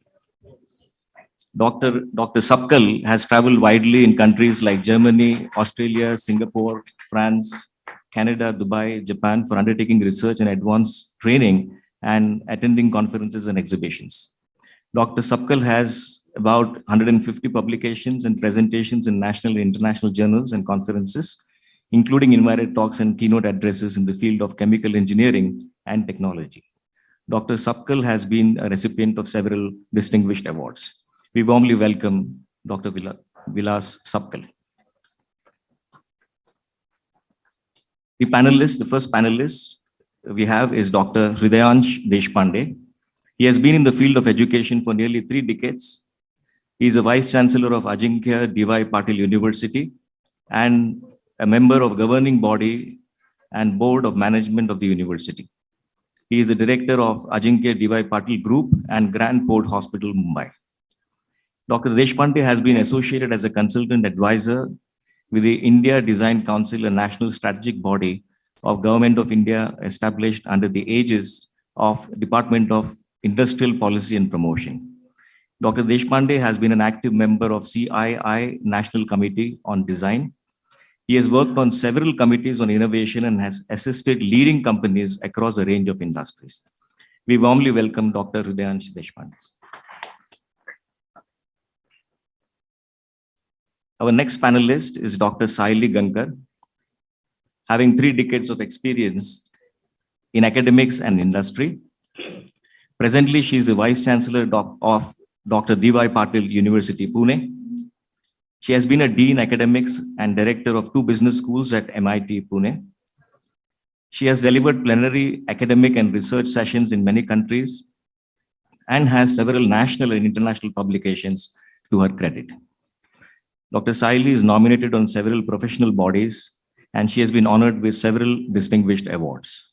We warmly welcome Dr. Saili Gankar. Our next distinguished panelist who will be joining us online is Dr. Milind Pandey. Dr. Milind Pandey is the Pro Vice Chancellor, MIT World Peace University, Pune, which is dedicated to profession. He is dedicated to the profession with 30 years of academic experience. He has 2 doctorates to his credit, the first in international trade and the second in wireless technology. Dr. Milind Pandey's experience lies in research areas that include technology transfers, education, agriculture, health, smart sensing networks, and ICT innovations. He has played a vital role in the development of prestigious international event Robocon right since its inception in India. Dr. Milind Pandey was a brand ambassador for Digital India campaign as well as PhD supervisor at various universities. He has completed 15 plus foreign visits for university collaborations. We warmly welcome Dr. Pandey, who will be joining us online. Our next panelist is Dr. Girish Khilari. He has over 30 years of global hands-on experience with technologies, data information products, and people. He has proven skills in engineering, technical support services, professional services, business and strategic leadership, customer-centric engineering and business leader. He has rich experience in managing end-to-end product portfolios with concept to market and life cycle phases. He manages new and current engineering teams. Dr. Girish has managed and led engineering teams in global locations, including India, UK, Australia, Japan, and USA. Presently, Dr. Girish is Chief Technology Officer and Director, Iliad Systems, Pune area, India, and Houston, Texas. He has held several positions of responsibilities as co-founder of NextPart Technologies, was a senior consultant, Center for Development of Advanced Computing, Director of Cloud Engineering Operations, Sabah Software, Director and Head Tech Support India Operations, BMC Software, and many others. We warmly welcome Dr. Girish Khilari. The moderator for today's panel discussion is Professor Omkar Samudra. He is a principal in charge and professor at Dr. D.Y. Patil School of Architecture and Design. Professor Omkar is an experienced project manager with a demonstrated history of working in the architecture and planning industry, skilled in mixed-use transportation planning, land use, comprehensive planning, and urban design. Professor Omkar is an architect planner who has worked in coordination with international consultants. He has been a professor and HOD at DY School of Architecture. He has been a project manager at SSA Architects, Consulting Urban Planner, ArcCorp, Dubai, UAE. And the list goes on, but to briefly introduce them, we welcome Professor Omkar Samudra.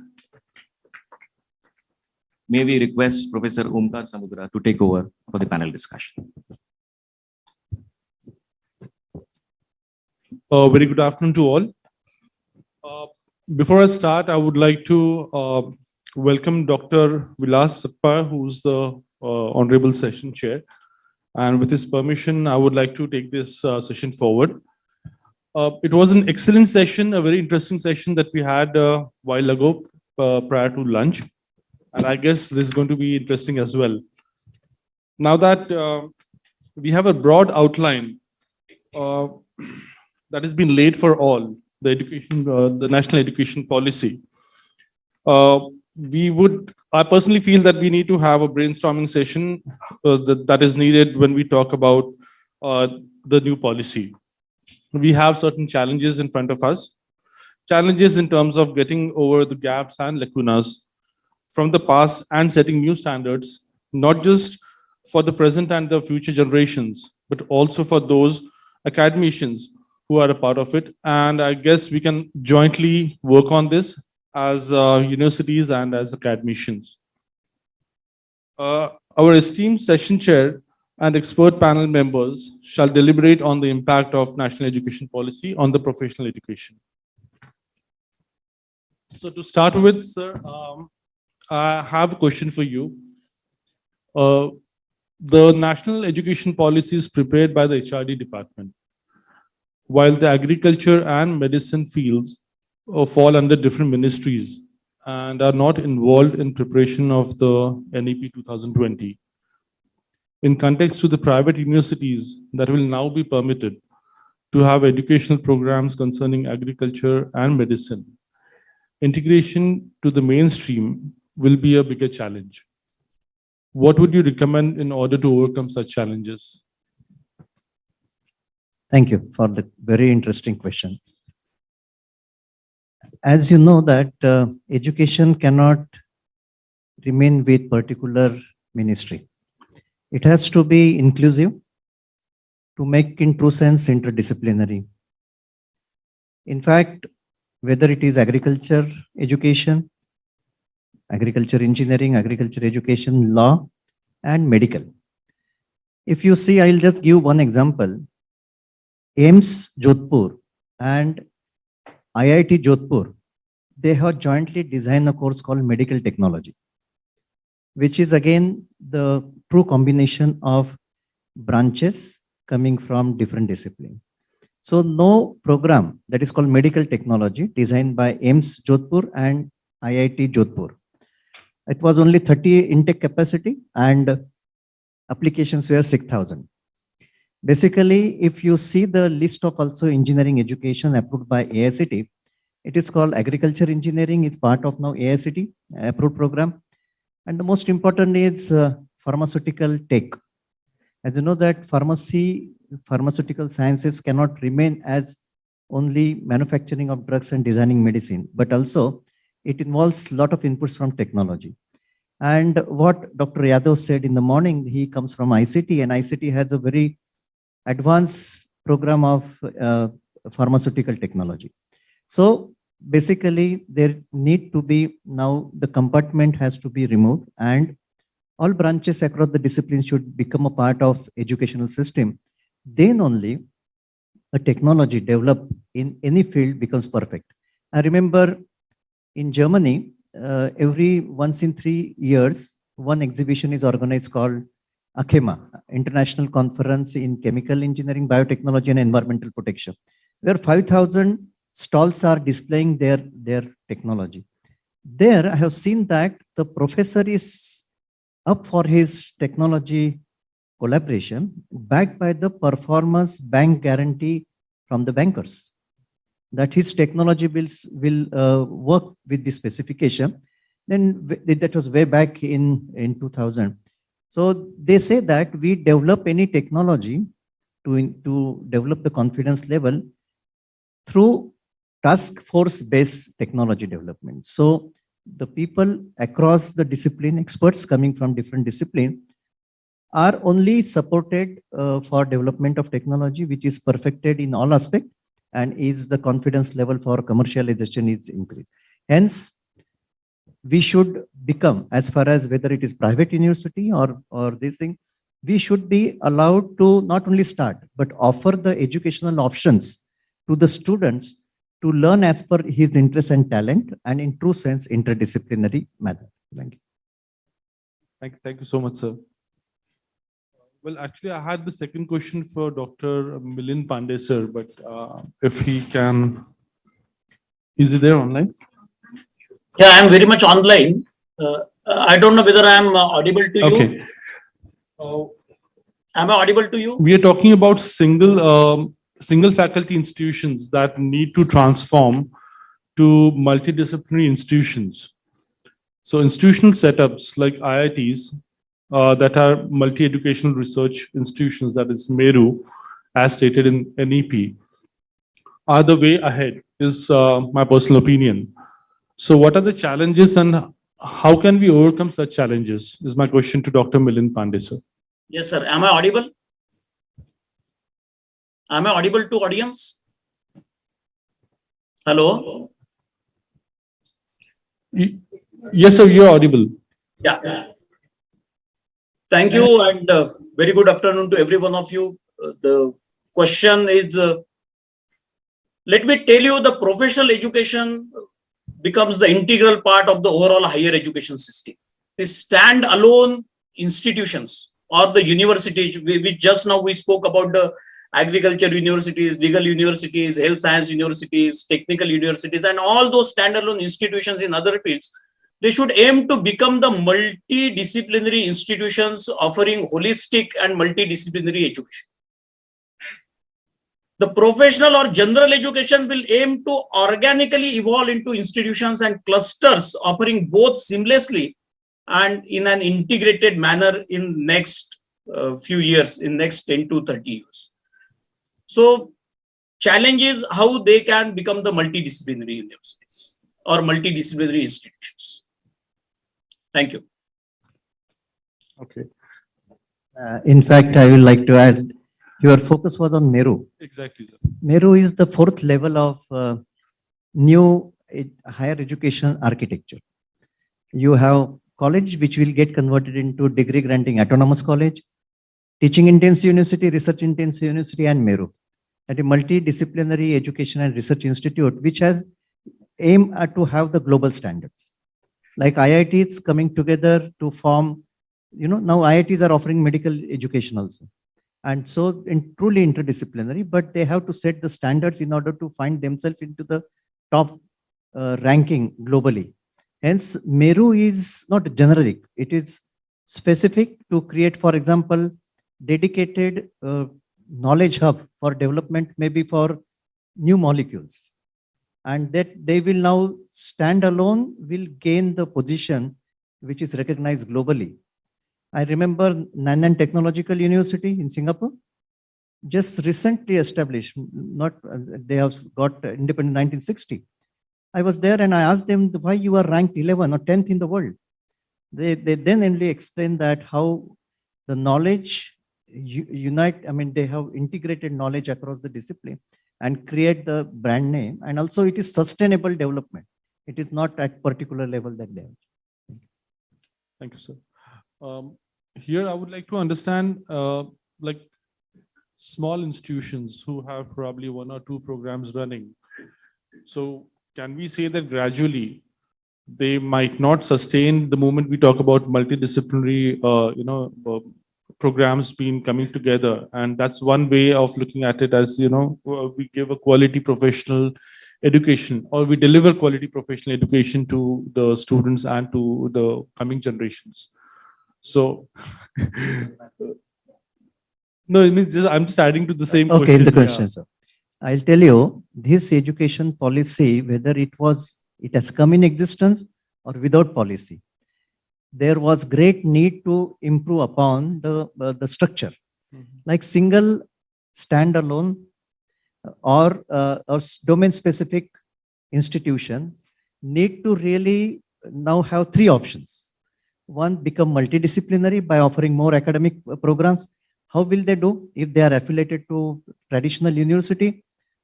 The university need to create a prospective plan in order to allow them to start new programs.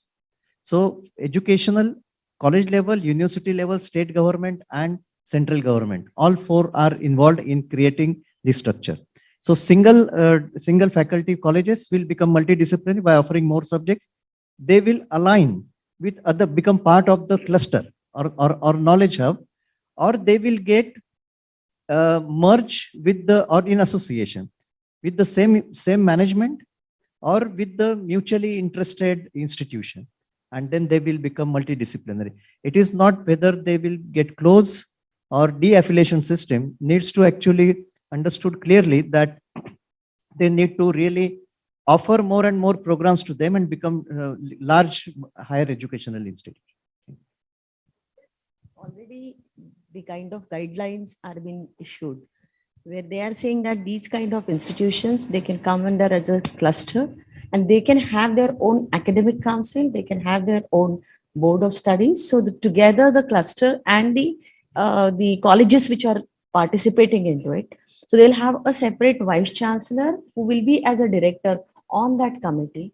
Then they will have the deans also. So it will be again a parallel university kind of structure will be run under the modification. So these standalone universities, those who have a core competency in a particular area will be leveraged for that particular, the geographical, the location. So I think that's a good step which has been taken by the government to guide and take care of course, at the end, who is going to benefit? Beneficiary is faculty and the students.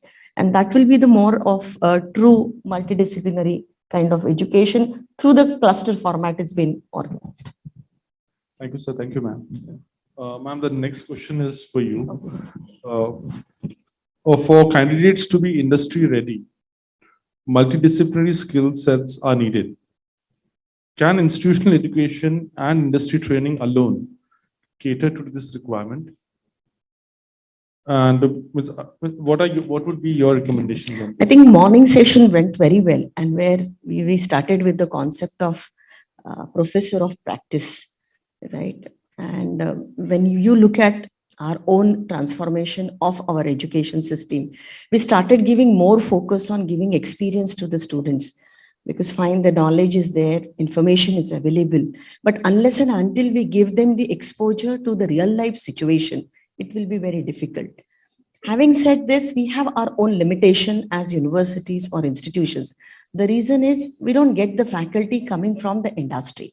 So now if you look at all these edtech companies which have come, like TCS, Coursera, edX, right, or MOOCs, Swayam, all these platforms where industry professionals have taken effort, what industry is expecting. This topic has been talked for many years, that there is a huge gap between academia and industry. And that has been realized by these companies. And therefore, initially, I still remember when I used to go as the trainer, corporate trainer for these companies, they used to have their own academia inside, because they said that students who are coming from the formal education system, they cannot deliver what we are expecting. And we have to invest at least 6 months to train them, develop those competencies, skills, habits, right, which will help to get the performance. And I think this is what we are now talking about, and also through the national education policy, where we are saying that internship is mandatory. I still remember in earlier my organization,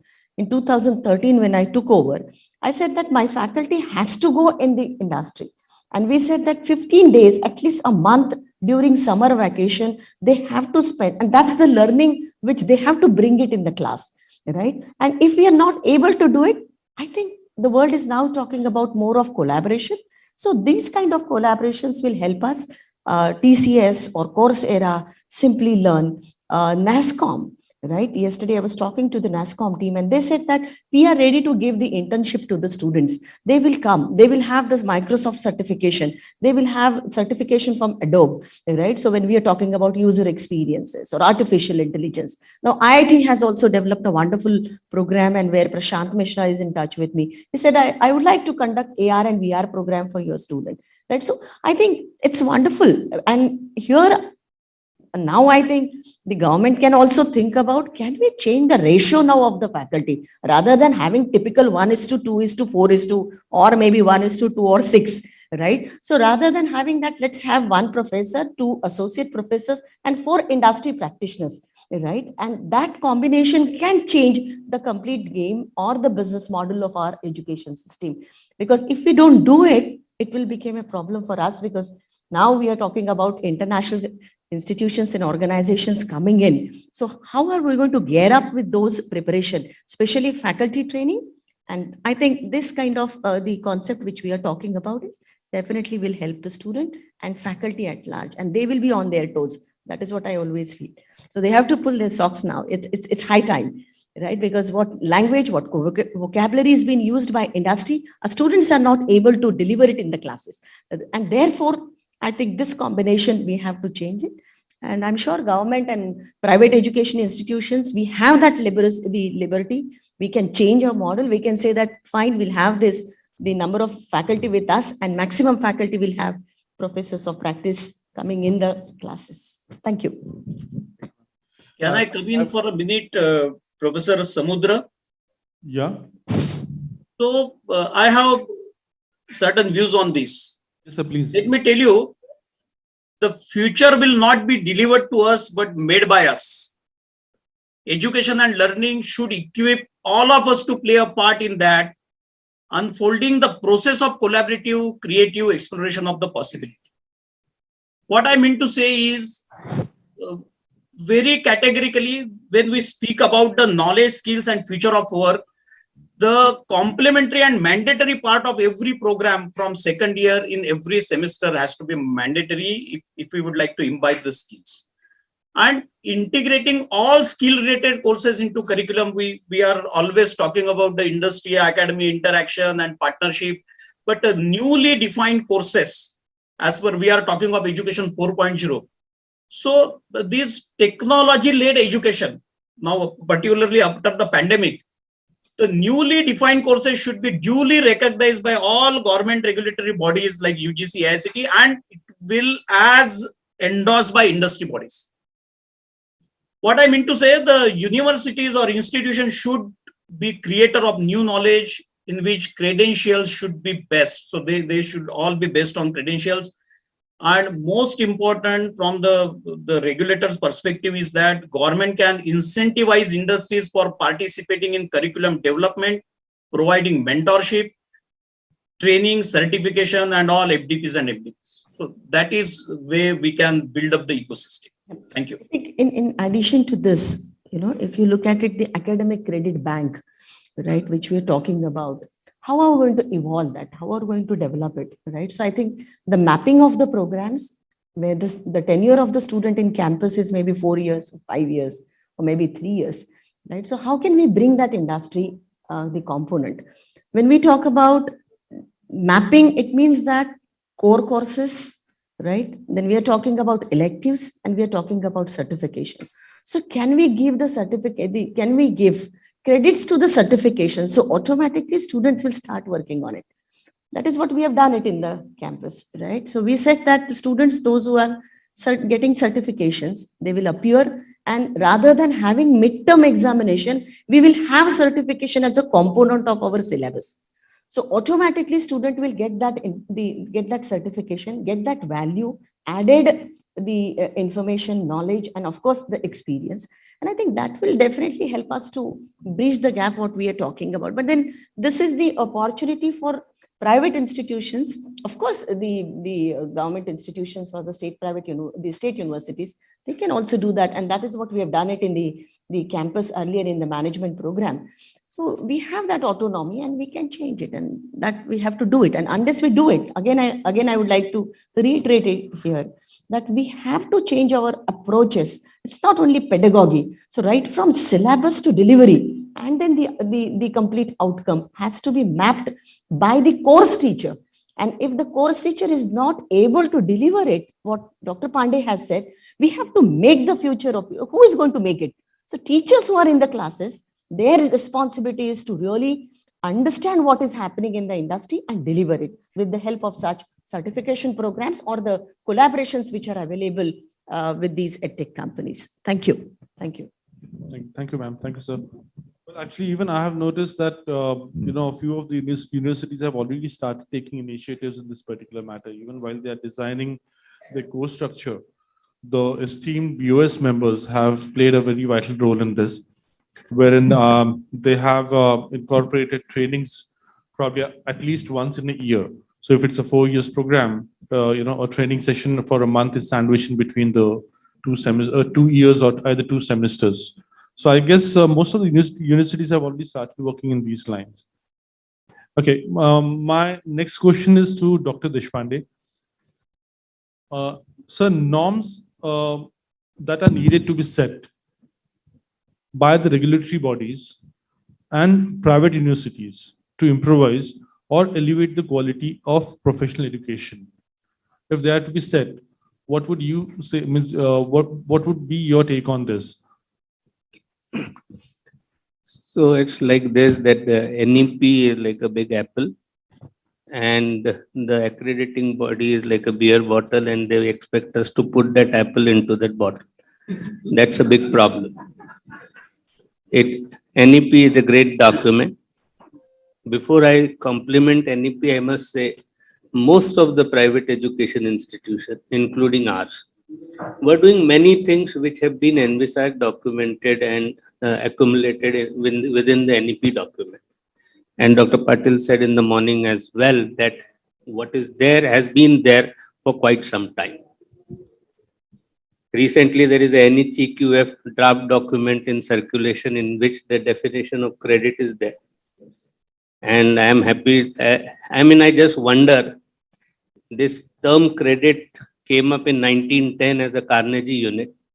It was meant to control and administer teachers and had nothing to do with quality of education. That is still in our head in the year 2022. Then we say that 1 credit hour is equal to 1 credit hour of face-to-face and 2 hours of other learning, which is very much as per the, and NHEQF actually do not even attribute that definition to US Department of Education. It's a federal law. Anyhow, the fact is in US, they would have 15 credits in a semester. Here they are talking 20. The reason was 15 was student learning time. The student learning time is that roughly if you look at 20 credits in a semester, that means 60 hours of work in a week. If we divide by 5 days working week, are we going to expect the student to work 12 hours? And is it practically possible? Does the student have a life? So all of these things, lot of things, and that is where it's a great question that accrediting or regulating body will have to reform themselves in accordance with what NEP is saying. Number 1. Number 2, NEP, I am happy that it endorses many of the things we all have been doing in our own ways, in respective institutions. It endorses and it provides in a way a legitimacy, because at times whatever we were doing was questioned by our students and stakeholders that this seems different than the state university. Unfortunately, in our country, the state university is a gold standard for whatever reason it's worth, but that is how it is considered. And we used to be questioned. At least now there is the NEP document over there. And thirdly, the regulation will also have to become outcome driven. It can't remain a straight-jacketed thing. Like we talk of adjunct faculty, we talk of international faculty, we talk of collaboration, we talk of academic bank of credit, but we still will stick to the student-faculty ratio, and when a regulator will come, they will ask this much faculty you have or not. Now, these two things don't go hand in hand.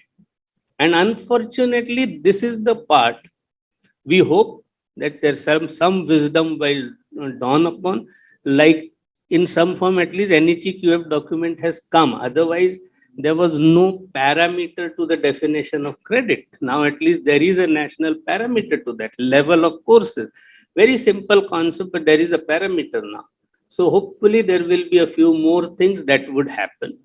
As our associations and as us together as private university, I think we will have to ask for the regulators to live with the dictum mentioned in the NEP, that is less regulation. Because the way the UGC new chairman, and I am saying this on record, is coming up with announcement after announcement in the name of NEP, I am starting to fear, is it more regulation in the new name of relaxation? I don't know. Time will tell, but perhaps it looks to me like a new regulation, more regulation.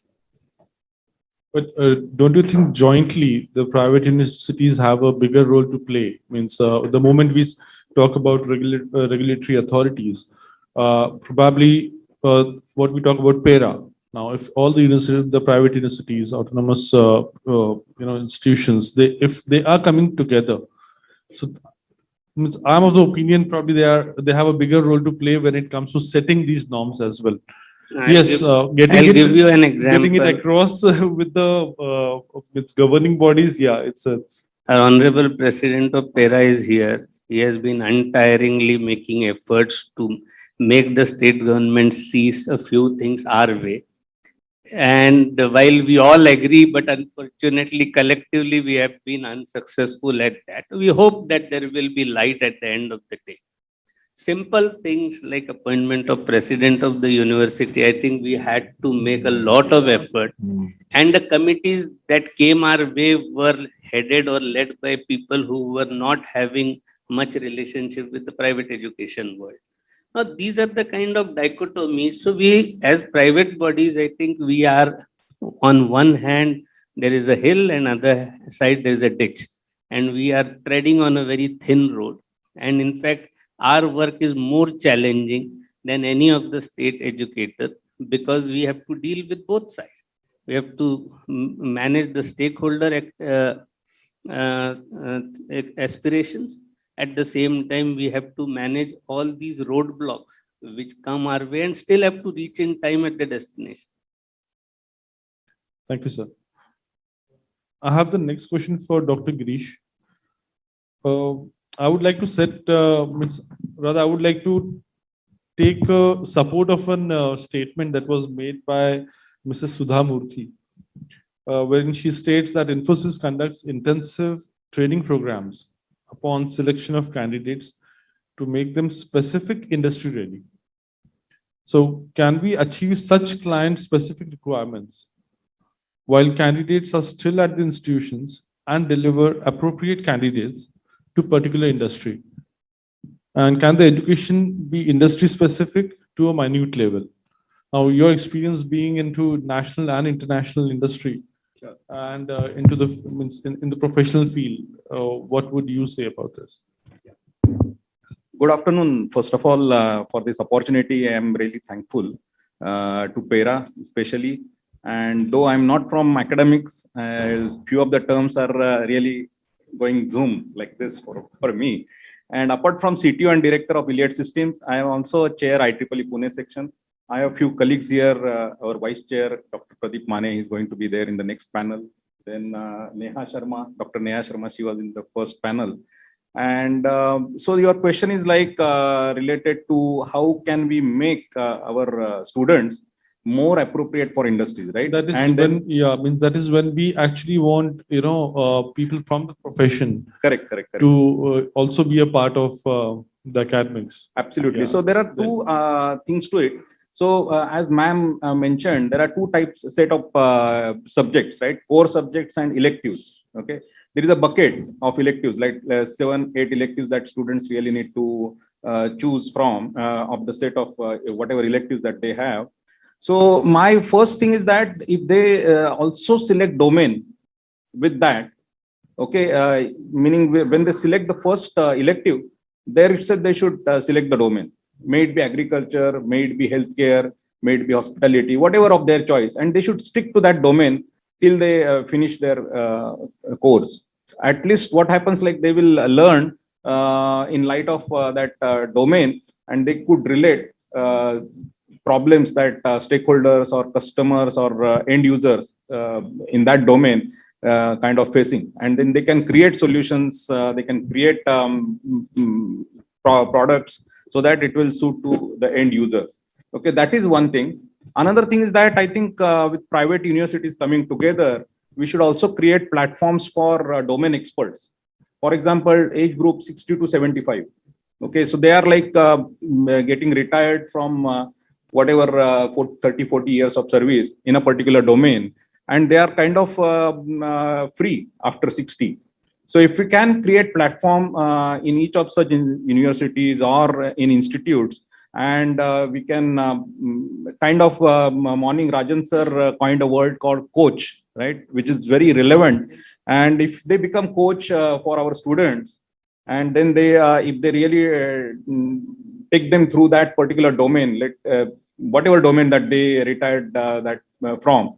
So that is one thing that we should create. Another thing is that we should also have a very close association with MIDC, Secretary of MIDC, Chief Engineer of MIDC, So more than ministry, I think those guys are more useful for taking our student to the next level. So that is another thing that I would like to suggest. Third is IEEE. Okay, so we have presence in 160 countries.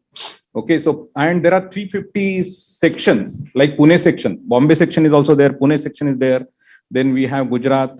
Then we have Kolkata. So in India itself, there are 14 sections. And we have 45 technical societies. And the 350 sections and 1600 projects that our members are doing with industries. Okay, so we should leverage platforms like this. Okay, then 1600 plus we have standards that IEEE has designed. So if they become members in the initial right from first year, so that becomes really easy, and then they get maximum out of it.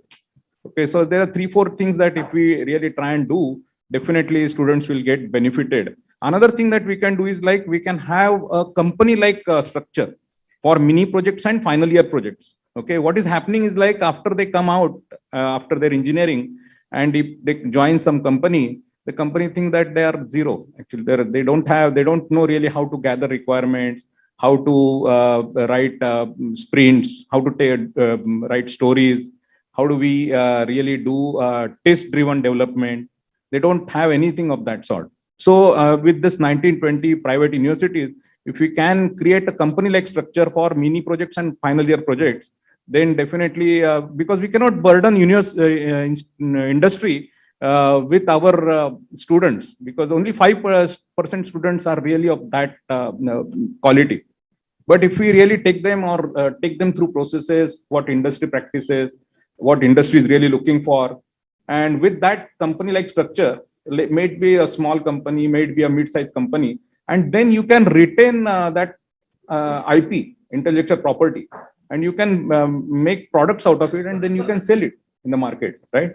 So for that, this 60 to 75 years, whatever people, they can be of good help. Also, such platform can be created for school students also. They can be good implementers. Some of them are really sharp. So if we can create platform, then one hand we have school-going students who are really of that worth quality, and on the other hand, people after 60, they can always contribute. And then we can, there are 3 types of donors. Okay, so we can leverage, these universities should leverage those donors. So one is like of who can give time. Okay, other one who can give technologies, and third one who can give money. Okay, so we should categorize those donors in these 3 categories, and then try and identify people. So one is like morning again, Rajan sir only mentioned that alumni. Okay, so they can contribute in time as well as technologies. Okay, they are a strong ambassador of your institute. They can always try and come back with whatever knowledge that they have gained, and impart that to their institute, to their students, and that will students will get they get leveraged with that.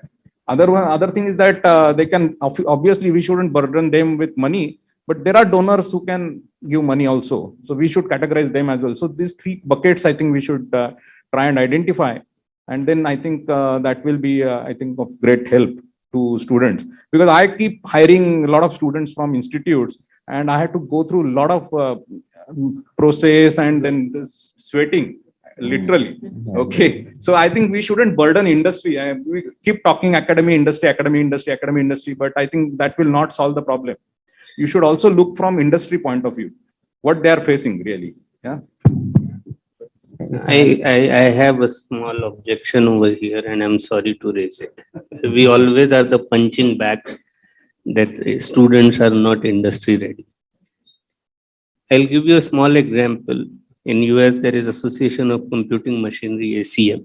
They come up with a ACM report, which is held under Computer Science Accreditation Board. And there they list all the learning outcomes they expect from the student. And accordingly, the institutions offering computer science programs, they follow the CSAB norms and try to meet those learning outcomes through their program delivery. Then it matches, and then it makes sense to say that, look, we said this fellow does not have this, and hence there is a problem. without the industry saying anything what they want, to say that there is a problem here is fundamentally a flawed argument. That's number one. Right. Number two, what to expect from a student? I think if industry pays a person 10 rupees, you expect 100 rupees back in output that person. So if you spend another 10 rupees on training that person to suit your requirement, as education institutions prepare the student from a broad point of view so that the student should be able to embrace any career that the student wants to take. We can't make a student preferred for a kind of industry or a B kind of industry. In fact, that would be a disservice on our part if we were to do so. Right. Sir, can I come in here, Professor Samudra? Yes, sir, please. Let me compliment Dr. Hrudesh Deshpande. See, the very own term university is referred as universalization of the mind, that is called university. And Swami Vivekananda also said the expansion of mind and expansion of the heart is the purpose of education. And that is at the core. You cannot, the industry specific manpower you cannot do. At large, we need to give them all type of education. Like in the current context, all the technologies are dominating. I termed it as A, B, C, D, A, R, AI. What is those? These are the 8 technologies dominating entire education, whether it may be a liberal arts, fine arts, engineering, medicine. So these are artificial intelligence, blockchain, C, cyber security, cloud, D, data sciences, drone, A, augmented reality, virtual reality, R, robotics, A, analytics, and I is IoT. So these are the technologies, whatever may be. So again, coming to the point, we cannot give them a specific rating.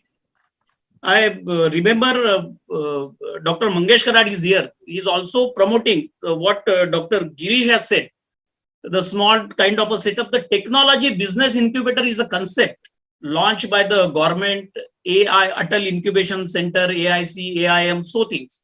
So those days gone when student used to take the admission on the basis of percentage, then what are those companies coming to the campus, and now the era started, how much startups are graduating from the university, and that will decide the brand, that will decide the ranking.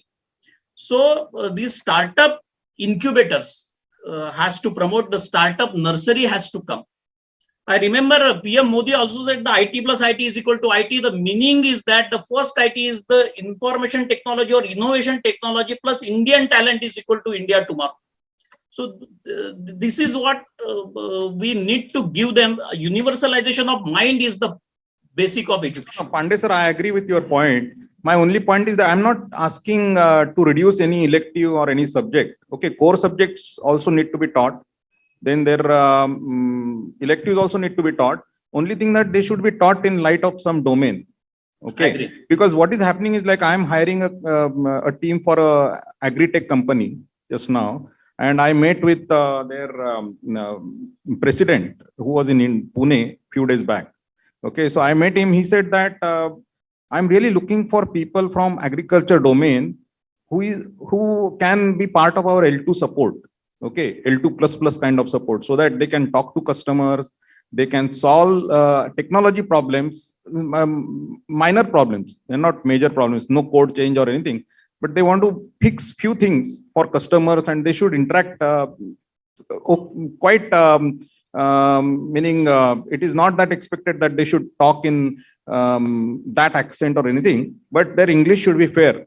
Okay, that much expectation that they have, and he's really worried that he's not getting such kind of people.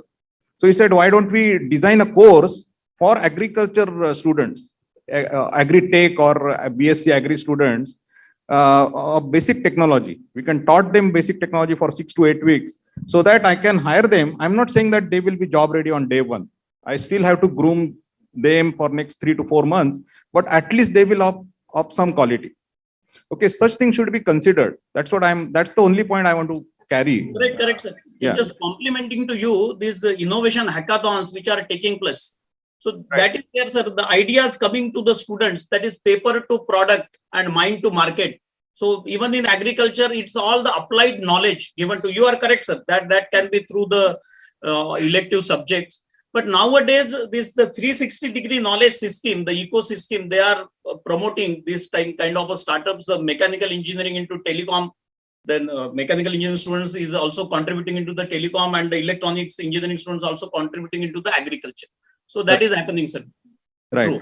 I agree. And one more last point I want to make is like this projects, what is happening is like I graduated from PICT in 1991.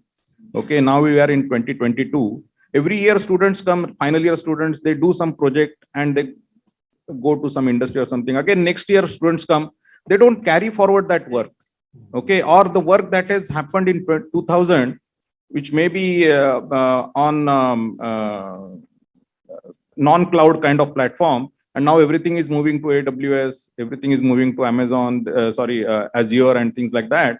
So some group from students, they should take that work forward and they should convert that to a cloud solution. Okay, but there is no such repository. So colleges should create repository where those projects can be preserved, and from projects to products to solutions. So they should actually have, just like ebook library we have, e-product or e-project library we should have in every institute. That's what I think that is really important. Otherwise the work is gone, lost, the efforts, man months, whatever. It is very, very expensive because so many man hours that students are putting, and at the end of the day, they just finish their course and they go away.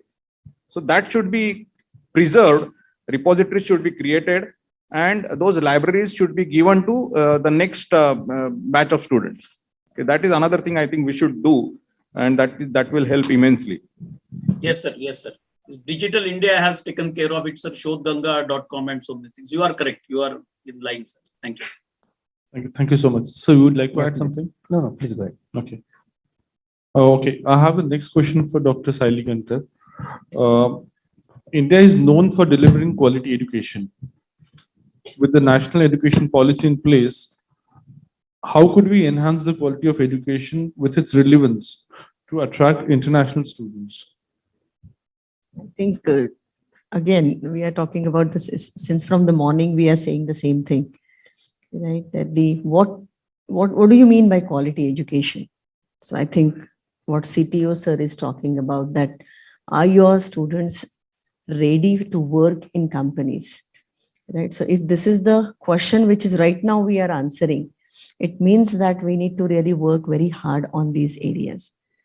Frameworks, accreditation, rankings, government policies, procedures, initiatives, interventions are there to help us. But how many of us are able to implement it very successfully? What are the parameters which we are going to use it to define the quality per se for that thing, right? Because I totally agree what the Dr. Girish is talking about. Again, company is investing. The student is studying in my campus for 4 years. After 4 years, again, they have to invest 6 months. It means there is a gap, right? In spite of having syllabus frameworks where we talk about generic courses, core specialization courses, electives, certifications, right? Still, he is saying that still we have to invest. So I think there has to be we have to take this pinch of salt, right, with us, and we have to work on it.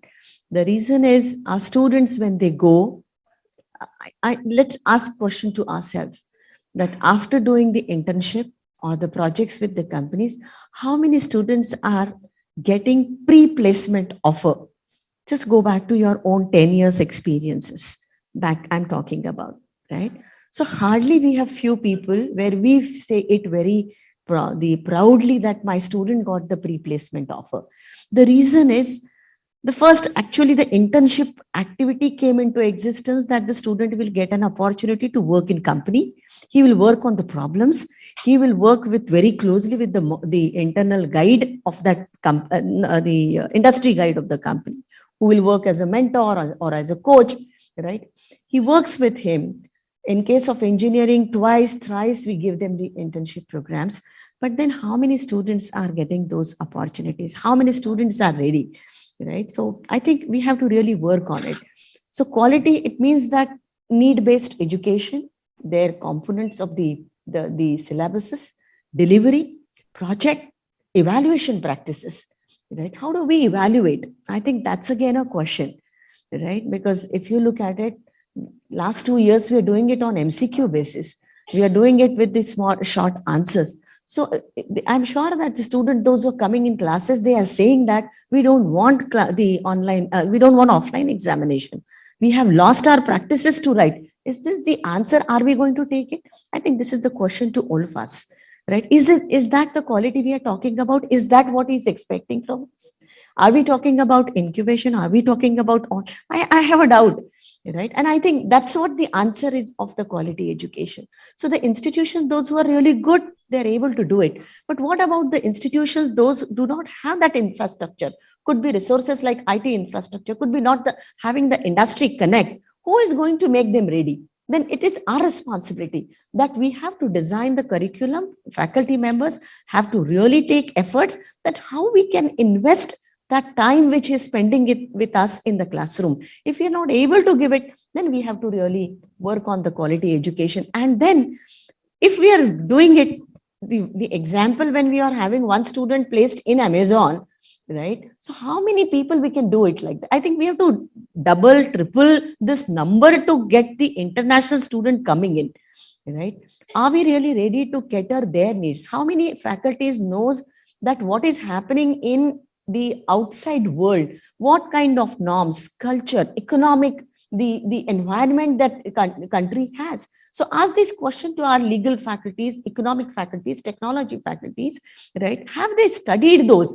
Or are we talking about the same books which are being used in our own the graduation or post-graduation and bringing those only experiences in classes? I think we have to think about it. But then the institutions, those who have done very well, I think they have to come forward.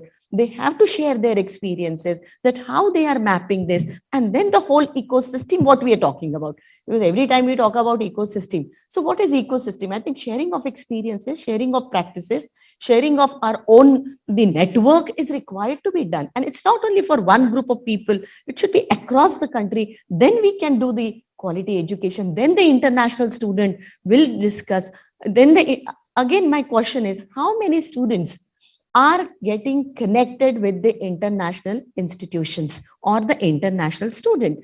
Take an example, TCS is working, or maybe Amazon is there, or maybe your Infosys is there. He is working here and doing the project in consultation with student who is in US or Tanzania or maybe in Philippines. Are they collaborating? I think we have to change our own mindset, right? And I think if we do it, and this is the right time, and I'm sure that these 2 years which we are talking about has given us a wonderful lesson, and we have shown that, and I appreciate all my faculty members, all my colleagues, that they quickly adapted with the technology. But now how are we going to use this technology? Can Zoom classes, can your Canvas, can your all these platforms can become the tool and teacher become a facilitator, right? I think if we start doing it, then the question what we are talking about can bridge the gap, right? So we have to explore all the possibilities. Gone are the days where we were working into the silos, right? I am from IIT, I am from a particular institution of the brand, so I'm not going to share anything with anyone. I think now what he's talking about, that the cloud and data, everything is available, right? So how can we explore? I think we have to have introspection as a teacher, right? Not as the policymaker or as a working on at the top position. We have to go in class, think about it, that what my student is looking for. And if we're able to do that, I think that's the quality education. I still remember when I asked the question to Karsan Bhai Patel that why you're charging 5 rupees, right? And when Surf is charging 15 rupees. So he said that my customer is ready to pay me 5 rupees, and that helps me to define the quality, and I see to it that I give the 100% quality what I am charging for. So can we think on these lines? I think we have to really work, go into the deep diving sessions, and then the learning, and maybe questions, and having those think tanks in our campuses. I think, and again, these are all guidelines, right? NAC, NBA, and all. Look at there are many schools, they don't have any ranking, but their students are doing extremely well, right? So can we have such examples in front of us?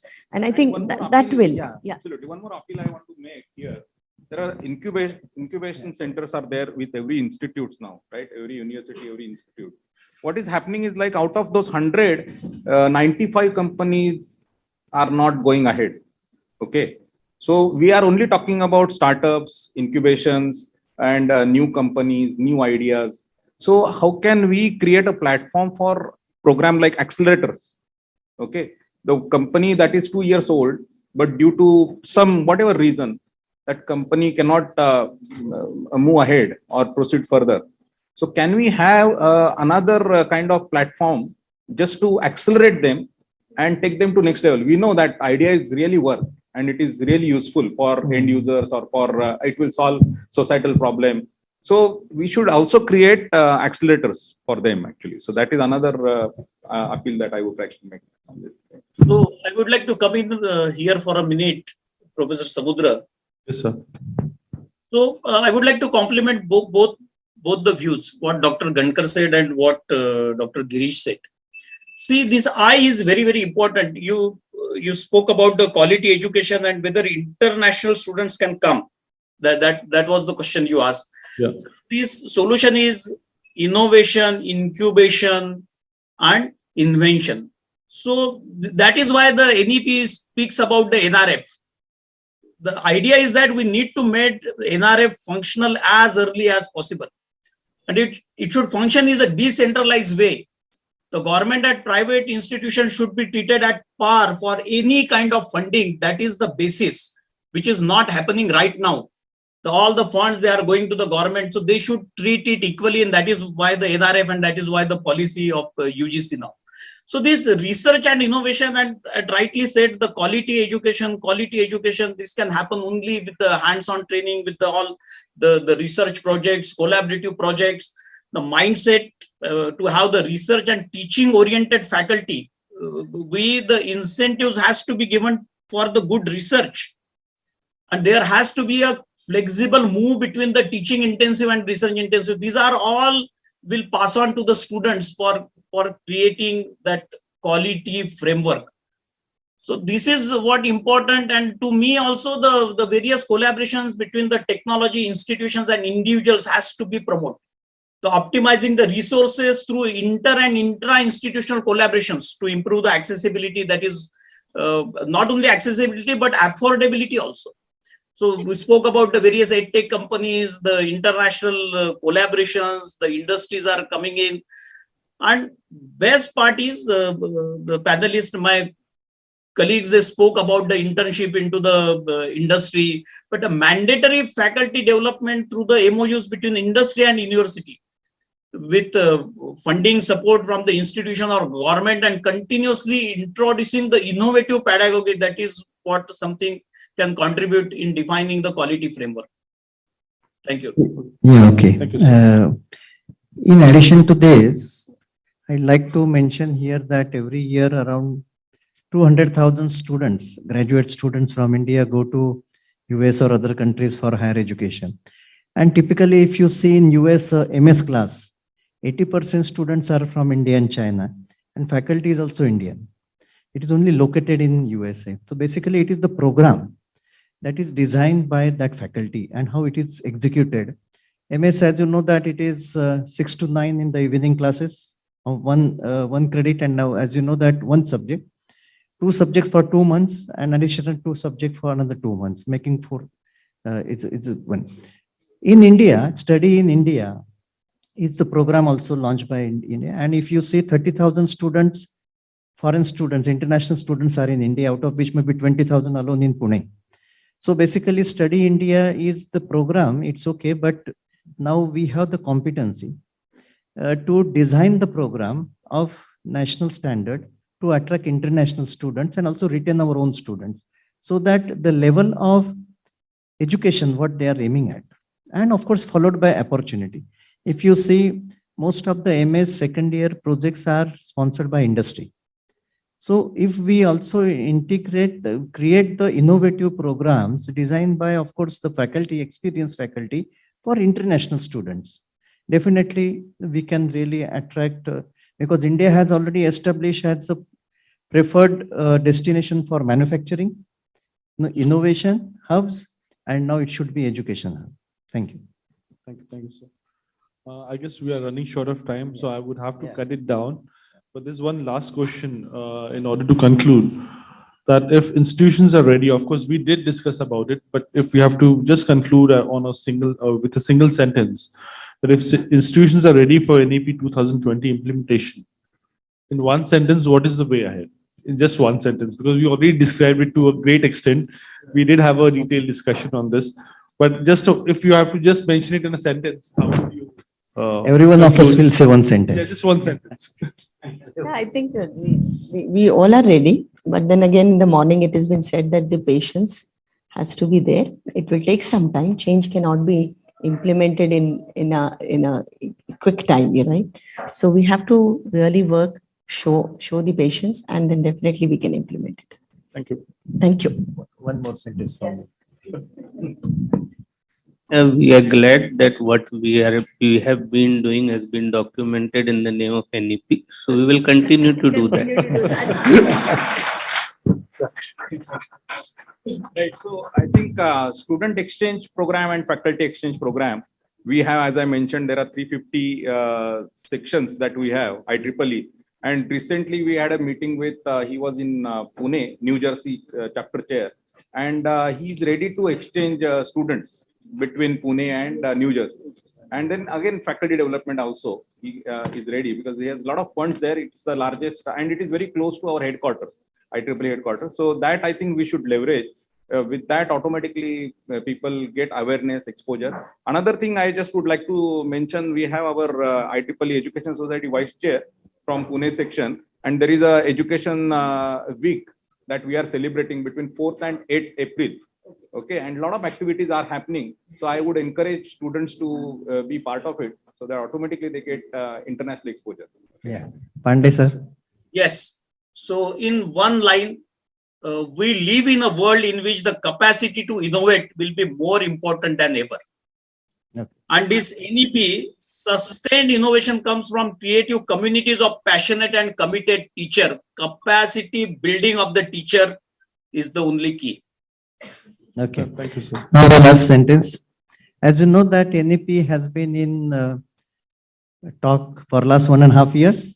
Now it's only time not to implement, to redesign yet another NEP for future, which is next 20 years ahead of us. Thank you. Thank you, sir. Thank you, sir. So in order to conclude, if you would like to say a few that's it. Okay. Okay. Thank you so much. Thanks, everyone. Yeah, and this was a successful session, I must say. Everybody's awake. Okay. Thank you so much. Over to you. So thank you so much. We had a wonderful session and a lot of ideas that we received from the panel. So thank you so much. We now invite questions from the audience to the distinguished panel members. Due to paucity of time, we will take about 2 to 3 questions. This is me again. Not a question, but comment again. Professor Deshpande, I think. Okay, sorry. Like students. Anyway, so. So, Mike, I have a comment. Okay, so based on now I know and understand why the audience there was clapping when Deshpande said about industry thing. I think when we talk about industry, Girish, industry needs to also understand that we can't make any generic statements. That it is annoying that every university now, industries they are approaching, and the people who are in training, domain, they're going to university and saying, even by chances, that your students are lacking these skills. I feel a little bit annoyed with that, because we can't generalize that.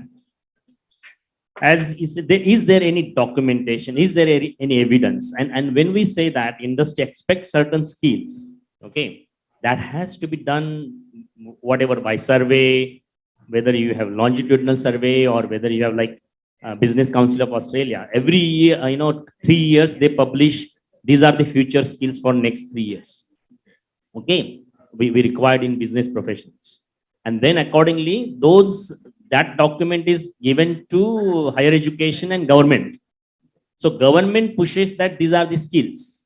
Okay, so that as exactly what Dr. Deshpande said, I think that is like a guideline. So universities, we can prepare, so we can incorporate those skills, and we can say that now at least students would be, very close. So I think PERA can, my suggestion, personal suggestion is that we should have some sort of surveys here. At least in industries from Maharashtra, we can do collective survey together from different domain, and we can have our own document that these are the future skills. Okay, we can we ask industries, because it takes time. Once we get skills from industry, the requirement, then you need to understand our own processes. We have to look at UGC, we have to look at regulations, we have to design our programs, and then we have to deliver it. Okay, so I think there should be really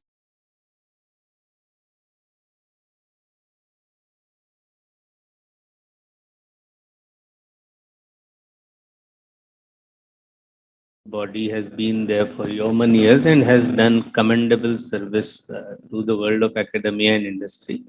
And IEEE Pune section and PERA, we can take the ACM document as a reference and create the learning outcomes basis that at least we will have something to go by, on the benchmark of which we can say this works, this doesn't work. Yes.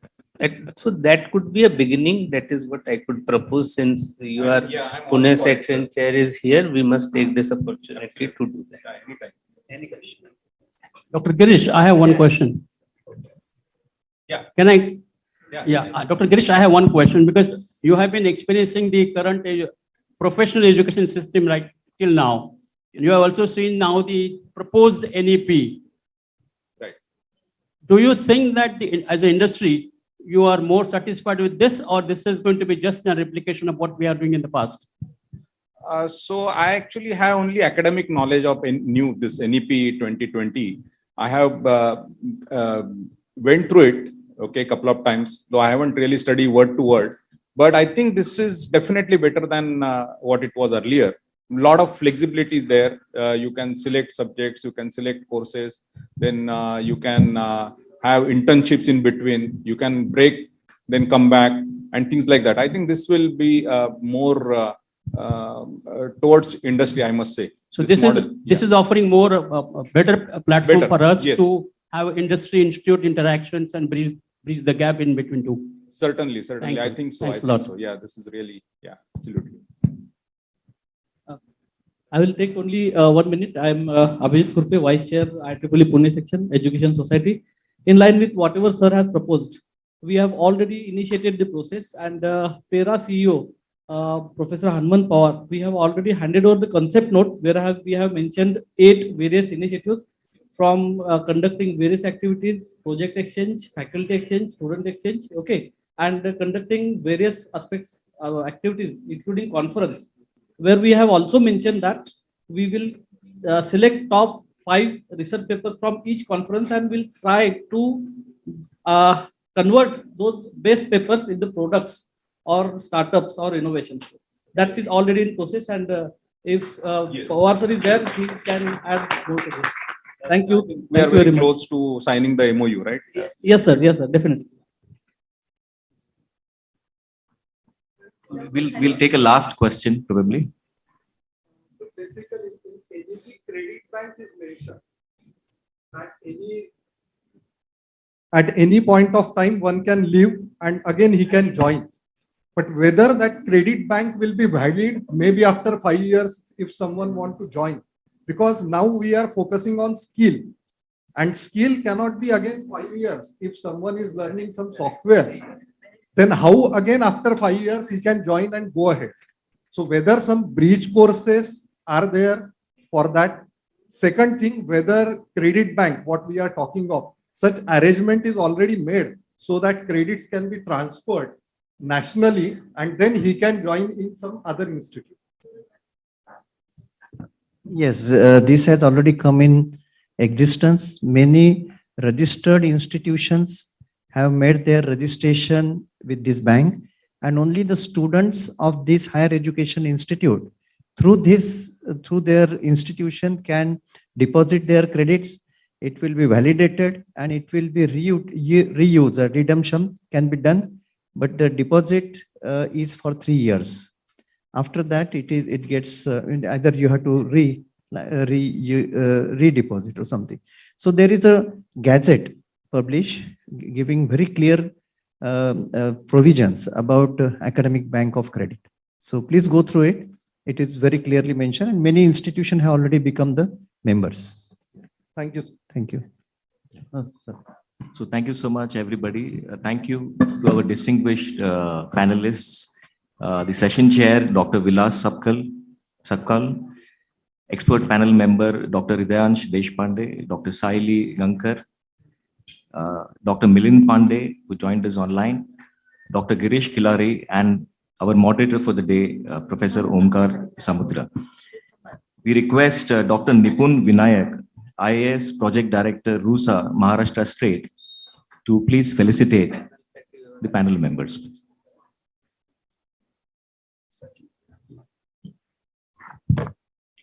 May I request all participants to please fill up their feedback form. It is available inside your registration kit. Our student volunteers will have them collected. The certificates for the conference will be distributed after the third session.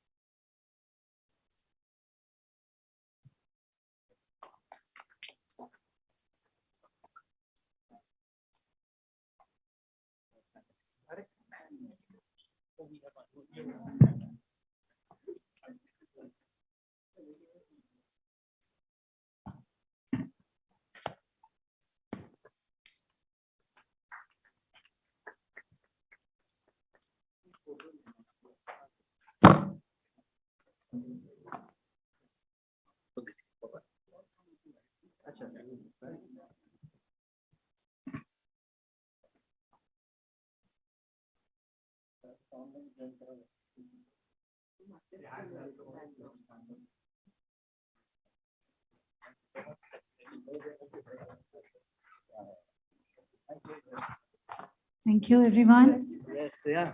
We'll now commence the third panel discussion on NEP 2020, Fulfilling 21st Century Needs Through Vocational and Skill Education. May I request our session chair, Dr. Nipun Vinayak.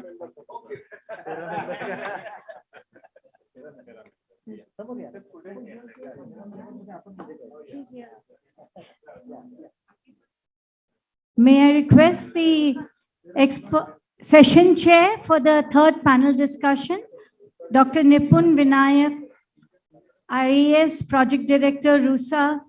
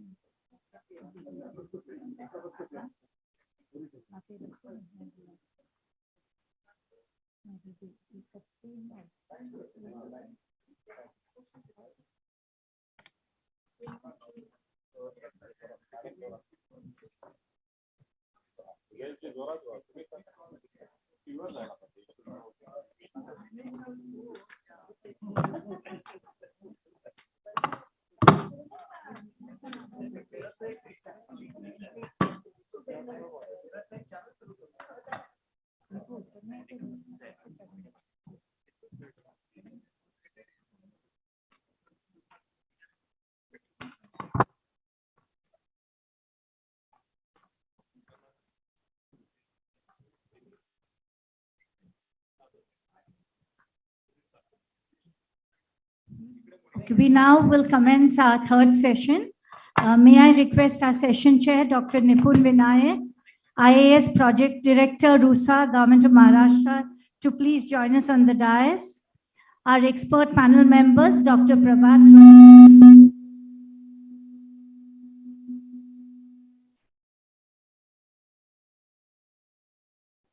I also request our expert panel members, Dr. Prabhat Ranjan, Vice Chancellor, D.Y. Patil International University, Pune. Expert panel member, Dr. Pankaj Mittal will of course be joining us online. Dr. Pradeep V. Mane, Principal, AISSMS, IOIT, Pune. Dr. Ajay Yadav, Principal, Dhyaneshwar Institute of Engineering and Technology, Pune. And our moderator, Dr. Monica Khanna, Director, KJ Somaiya Institute of Management and Dean, Faculty of Management Studies. Please join us on the dais.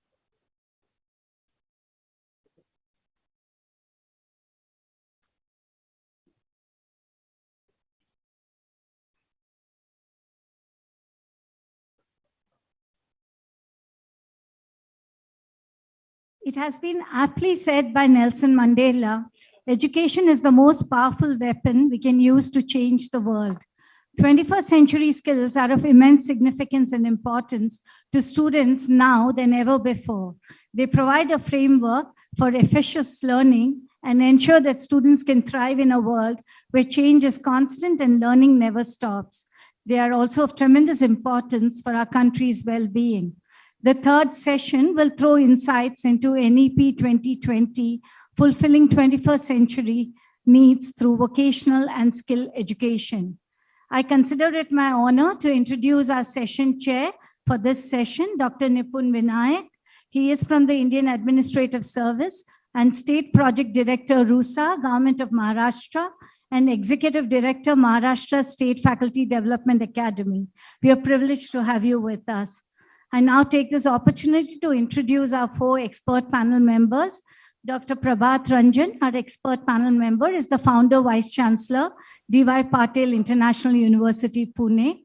He was heading India's technology think tank, Technology Information Forecasting and Assessment Council, as its executive director in New Delhi.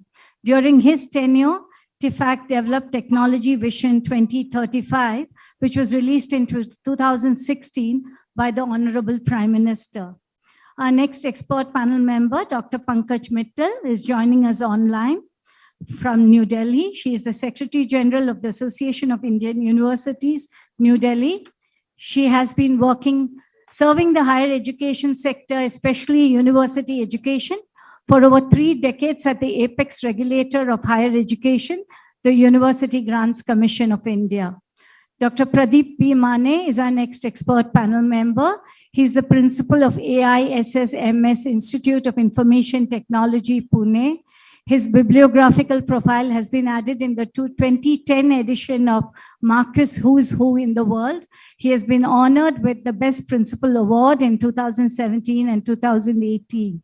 Our fourth expert panel member is Dr. Ajay Yadav, Principal, Dhyaneshwar Institute of Engineering and Technology at Satara, with over 3.5 decades of experience. He has to his credit 50 national, international publications and 2 patents. It is my pleasure to introduce our moderator for this session, Dr. Monica Khanna, Director, KJ Somaiya Institute of Management Studies and Dean, Faculty of Management Studies, Somaiya Vidya Vihar University. She has a rich blend of industry and academic experience of over 25 years. She's an avid researcher, a passionate teacher in the area of marketing and strategic brand management. Ma'am, over to you. Hello. Good evening, everyone. I'm really very happy to be the moderator here for this session. And the topic that we have today. Pardon? Hi. Hello. Welcome, Dr. Pankaj Mittal. Thank you so much for joining us from Delhi. We are really very pleased to have you. Thank you very much.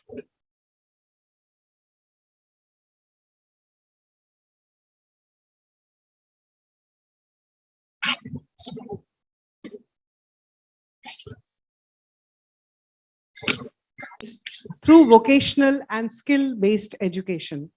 I think this is something which is really very important for us.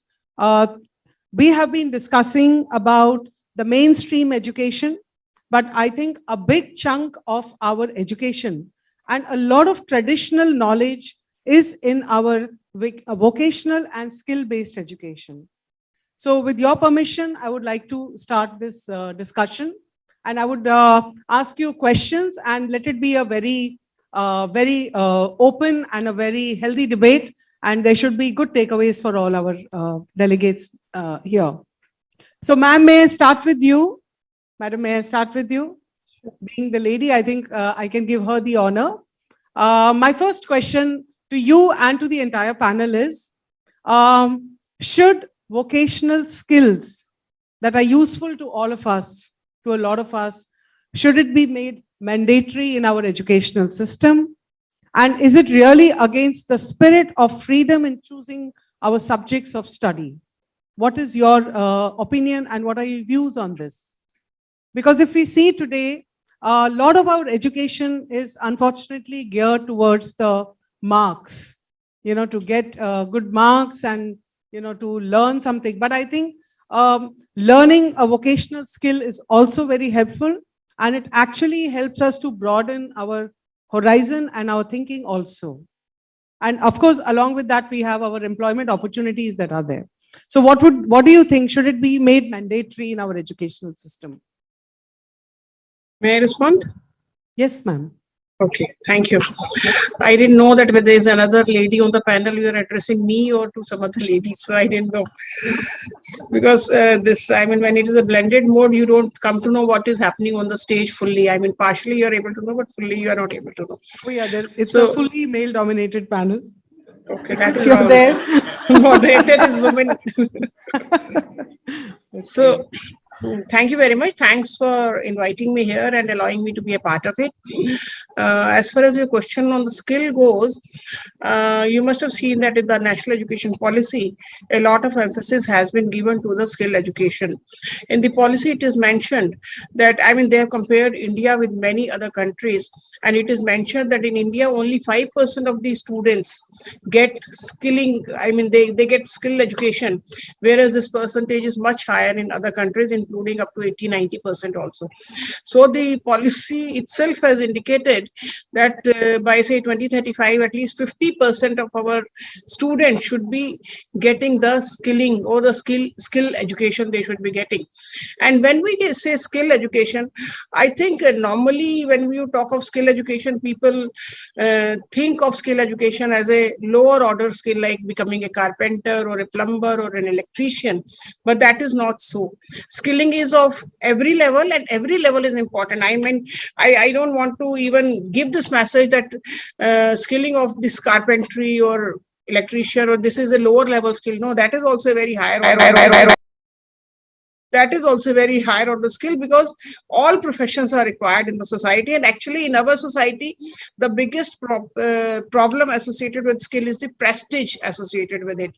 I will not proudly say that I want to make my son an electrician or a plumber or a carpenter, but I will very proudly say that I want my son to be a doctor or an engineer or a pilot or something. So the perception or the prestige associated with skill has to be cleared in the minds of the people, first thing. Second, skilling is very important, not only if you take skilling as a profession, otherwise also in your day-to-day activity. Skilling is very important, and skilling is relating to everything. It could be soft skills, it could be skilling in the subject you are learning, because when you see the data, you also see that many of our students, there was a study done by NASSCOM which indicated that 78% of our professional graduates are unemployable. Now that is something which is very, very difficult to reconcile with, because our universities are supposed to skill the graduates. They are not only the people who are churning out graduates, giving them the degrees without any skills. The skills are of foremost importance, and in future I think the delinking of jobs with the degrees will be there, and the skilling will be more important rather than the degrees you have or the institutions you attend. So what skills you have, and you must have seen that in many of the big companies, they are not keeping many minimum qualifications for entry into that particular company. They are keeping very minimal, somewhere only 12th class or graduate, but they need a set of skills which is important for their jobs, and skilling is therefore very important. More than anything else, skilling is important today. Thank you so much, ma'am. It's really very insightful. And I think what you said, it's more about the dignity of, the prestige and the dignity of labor that's associated with it.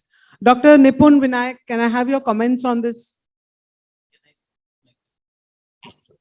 Yeah, definitely. I think I would like any of you could comment on this. Sure, I would like to comment. Your question is whether the skilling should be made mandatory. That's right. My say is that yes, it should be made mandatory. As far as the professional colleges go, there since morning we have been hearing that most of the things required for skilling are there in place. But when we talk about the non-professional colleges, the skilling part is totally missed out. And now recently what we are saying that the 3 years course of the graduation should be converted into the 4-year course, and that 4th year should be more related to skilling.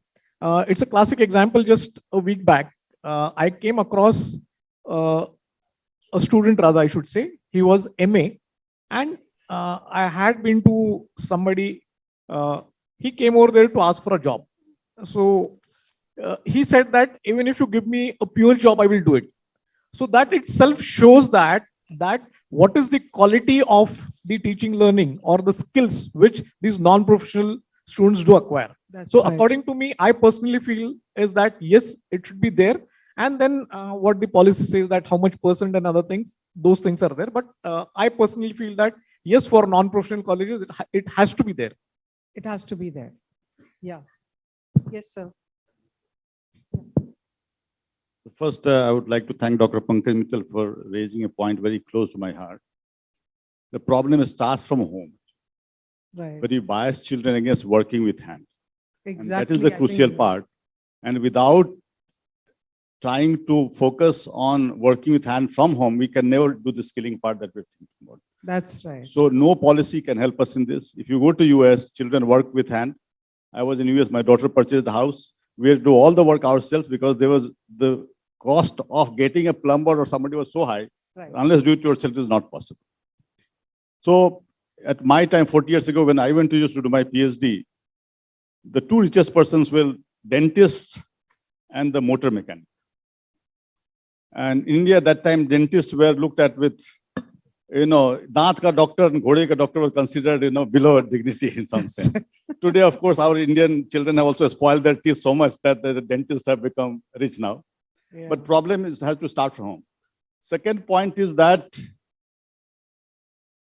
today digital technology has come into skilling in a strong way.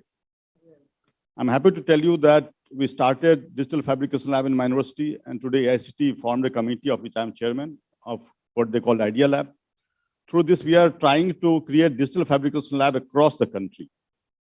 And this is going to be a game changer. We have supported 49 colleges in the first round. And recently, we've selected a few more institutes, including affiliating universities. And through this, we are trying to spread this across the country. So when a skill combines, the computer comes into skilling, I believe that the students accept it much more. So in my university, I have made it available to all the students. They use it day in and out. And then you find that even computer science students who were busy coding are very busy working in those fabrication labs. So we need to see that what is the aspirations of young people. They think that computer is the ultimate. But when you combine digital fabrication with the computer, what happens that all the design they're doing is on computer. And you hand it over to the machine, that's doing the rest of the job. You don't have to wear that machine. You hand it over and it's doing the job. So that is going to be very important for today's world. And what I'm finding is that today, due to information that we have at our hands, for example, you want to make a Mars rover, you can go to internet on YouTube, you can learn how to do it and actually print it on 3D printer. So that change we need to, so we need to start from home, and the universities and institutions, we need to bring digital fabrication technology. We have been having discussion with the ICT chairman also on this, that we want to convert all the mechanical workshop of the country into digital fabrication workshop. And that is the important point. But this will not happen if university always force you to do the same old thing that they have been doing for 30 years. Personally, I went to school at the age of 10, which was Gurukul style. At the age of 10, I had workshop in metal and wood workshop. I went to IIT Kharagpur. I did exactly the same thing. And you go today also, you will do the same thing.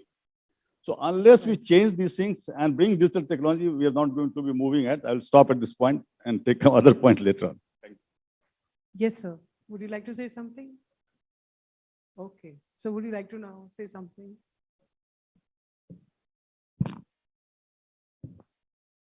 नमस्ते ma'am, मुझे लगता है कि जिनसे हम बात कर रहे हैं थोड़ा उनसे पहचान कर लें, if that's okay with you. बिल्कुल, please. Yeah. So I wanted to know, there are many people sitting here, but I am not sure who we are talking to. Are you teachers or principals or students, or it's a mix? How many are teachers? Oh, everybody is a teacher. I think there are some Some of students them are at the very back. young, so I thought some of them are students. We have young It's teachers now. Good. So can I take some time to talk to them, madam? Yeah, definitely. I mean, this is an open panel discussion. I think we need to get the best thoughts out, here. So Thank you. most welcome. Sorry. तो मेरा नाम निपुण विनायक है. मैं Maharashtra state faculty development academy एक Maharashtra government ने start किया है, जिसका मैंडेट है to build capacities of teachers across Maharashtra in a structured manner. So we have 5,000 colleges in Maharashtra and we'll be reaching to them. So that's my introduction. Before we talk on the topic, and I have some points to say on what Madam asked, I wanted to ask you all a question, if it's okay. Can I? Yeah. Do you have a pen and a paper? I think we'll need that. I want you to write something.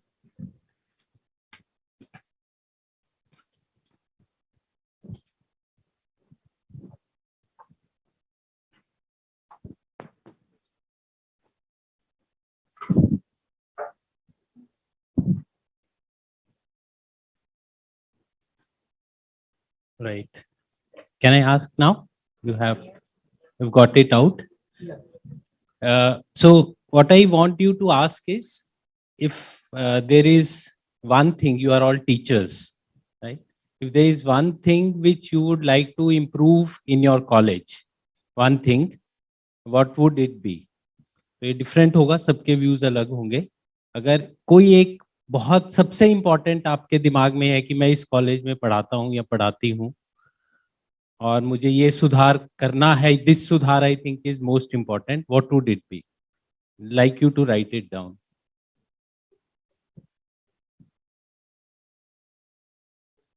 Change the? No. Yeah. No, whatever is in your mind, I want you to be honest and write.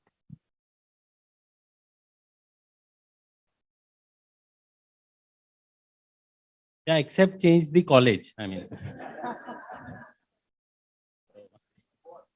change the boss. Yeah, sure. No, that there's a truth in whatever is being said, and let us do an honest discussion about issues. Yeah, so freedom is one thing. So let's, but I'm not asking. I want you to write down. I want you to think and write down. There may be 2-3 things. उसमें से सबसे जरूरी क्या है, कोई एक चीज लिख लीजिए.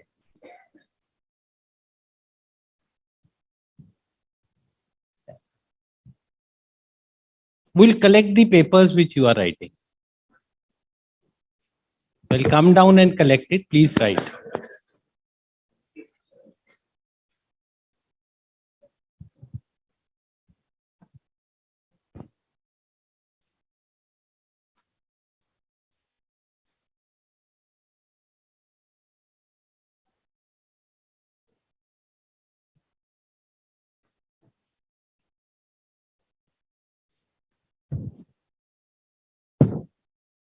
You can write and tear off the paper. I'll come and collect it. And we'll just wait for some who are writing, just maybe 2 minutes more.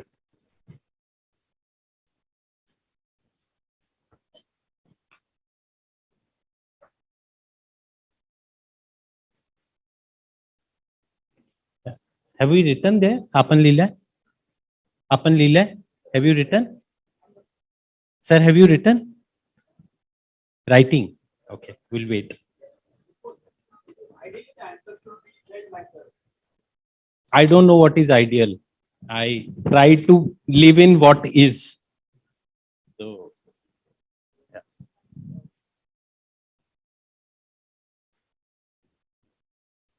Have we written? Yes. All right. So now there is another question. Sorry, this is the last one. You write on the opposite side now. The question is different. दूसरा question ये है कि आप सब students भी थे कभी? Or still you may be a student? Good, that's a good, very good answer. I like it. तो जब आपकी स्टूडेंट लाइफ थी स्कूल्स में और कॉलेजेस में, उस समय का एक most unpleasant experience which you had, you write that. We have some unpleasant experiences from schools and colleges, right? There may be more than one, but कोई कुछ याद रह जाता है कि ये क्यों था मेरे स्कूल में या मेरे कॉलेज में ये क्यों था. Something which we don't like, we are not able to forget. Can we write that now on the opposite side? Examination. So what I did not like about my school or college days, वो basically क्या 15 साल लगभग, वो 10-15 साल की सबसे बुरी memory आपकी कौन सी है? Please write that on the opposite side.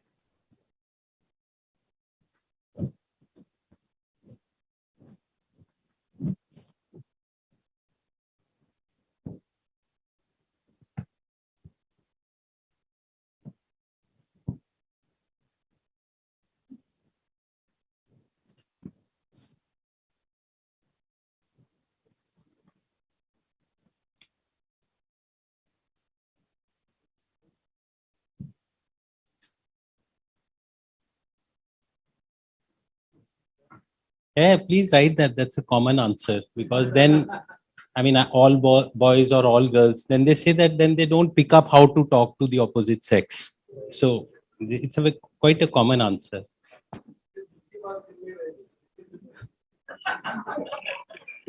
Please write.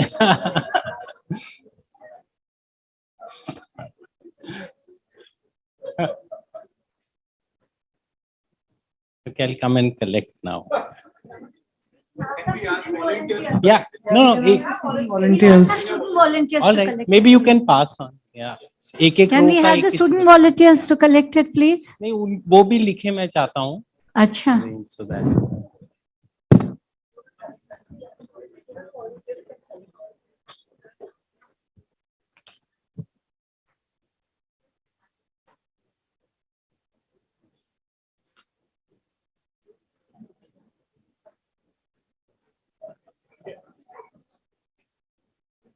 Thank you.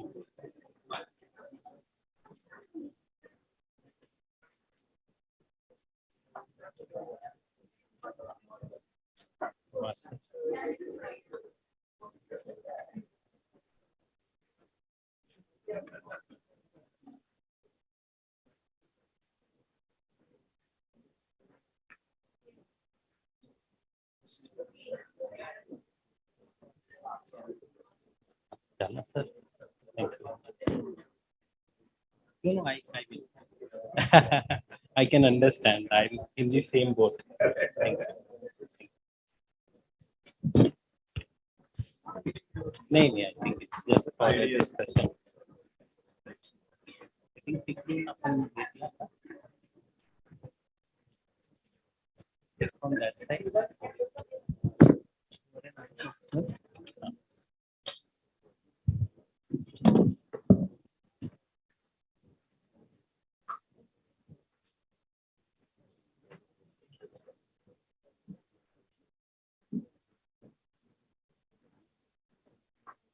So we'll try to read this randomly. Some of this वो पढ़ के ध्यान में आ जाएगा कि हमारा बुरा अनुभव कौन सा था और इम्प्रूव क्या करना चाहते हैं.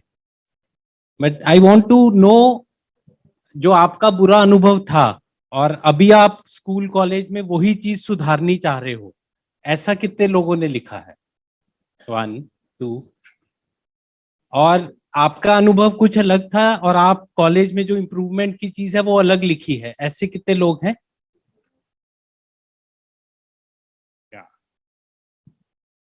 Let's read some. I'll also share with my friends and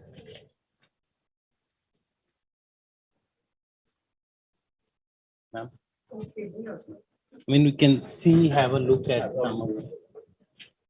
So I'll read just so that we have some sense of what it is.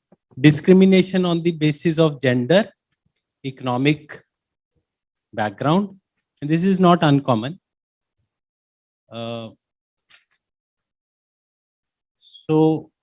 This person writes कि कॉलेज में सुधारना क्या चाहिए, that is student friendly evaluation. Then washrooms is a bad experience. Now, since you are all teachers, so teachers' inability to teach content relevant to the present scenario or context. This is the problem you faced as a teacher. And what do you want in your college? Computers availability and washroom facility. Huge documentation by faculty. This is so you want to improve this now, and your problem was less number of equipments. So would you like to read some of these interesting ones? Freedom for complete conduct of course, that is what you want. When you were a teacher, you felt there was a wide gap between teachers and students. So as a student, you felt gap with the teachers. One thing that needs to improve in my college, Wi-Fi, freedom to teach, library infrastructure. Oh, you had a very nice schooling experience. I want to know who this person is. Nice schooling and nice college experience. No unpleasant memory. Whosoever it is, I'll clap for you. I mean, I am yet to find a school or a college which does not damage a student. So I'd like to know which school or college did you go to?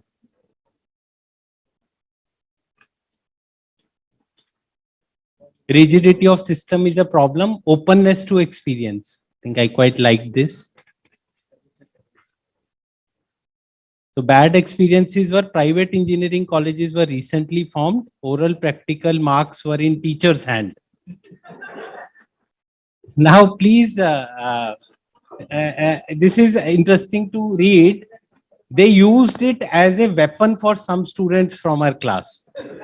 So this sadism also is a very common thing which many of us share.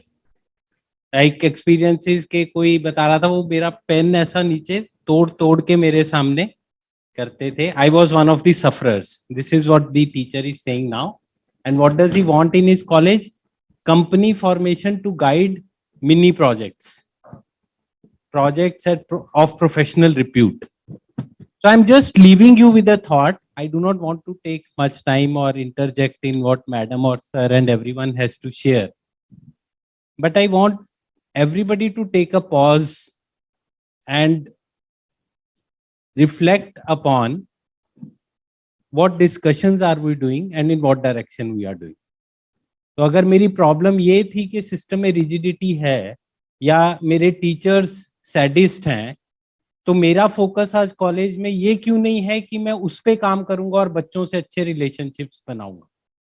Why am I, when I become a teacher, I talk of projects and labs and innovations and computers and Wi-Fi's and not about all that which we suffered when we were students. I'll leave this thought for a while and then maybe talk later. So I got some very interesting answers in my hand, and that is 12th boards were the worst memory. It required me to do everything which has not helped me later in life. I think that's also very indicative that the type of education that a lot of students may be receiving has no value maybe later on to lead the real life. And another interesting sentence that I can read out is, students should lead their own learning. I think this is also a very good insight.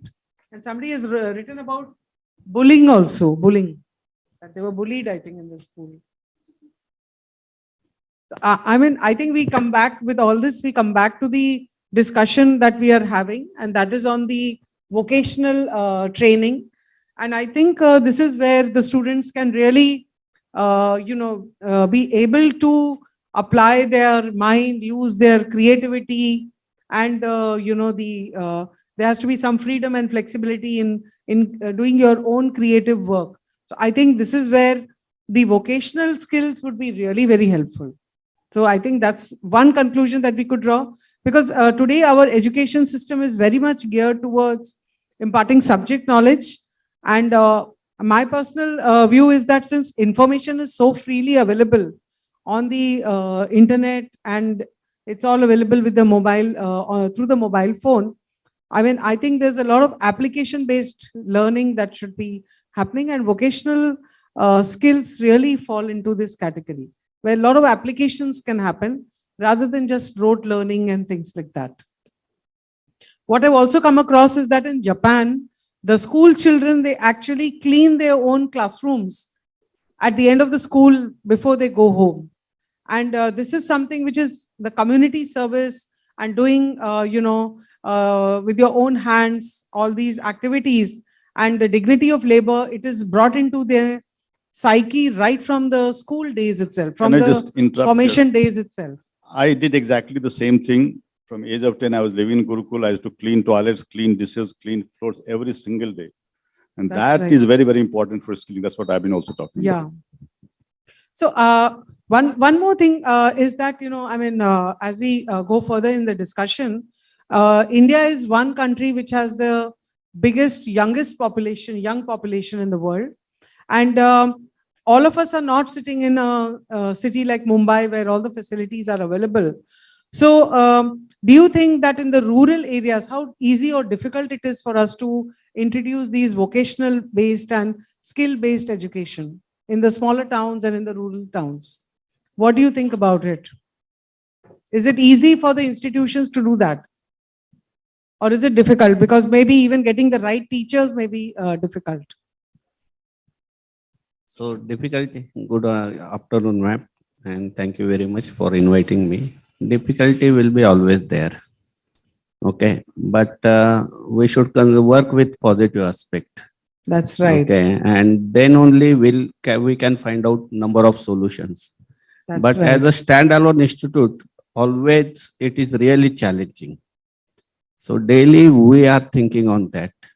So more collaborative approaches will help us, okay, because we cannot differentiate urban area and the rural area. That's Having right. experience of around 10 years as I'm working as a principal in an institute which is situated in a village, but still it is working nice. It is well appreciated by the industry also.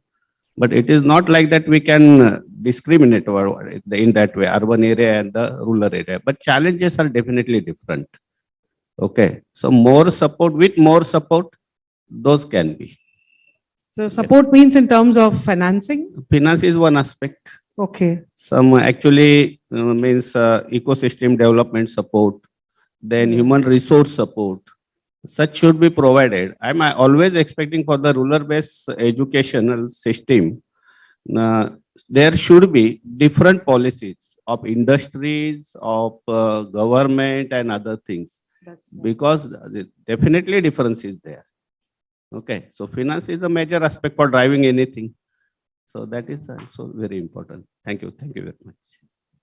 What about preservation of traditional knowledge? You know, in the smaller villages, in the towns, we have, in India, I mean, we are rich in our traditional knowledge, whether it is in handlooms, whether it's in handicrafts. Don't you think this should also be woven into our vocational and skill-based education? Today we have, I mean, no appreciation somehow. I think the mainstream youngsters may not be appreciative, or they may not even have the awareness or the knowledge of so much of traditional knowledge that is already embedded in our Indian society and Indian culture. So what is your take on that? Should that not be part of our education, especially in the school level?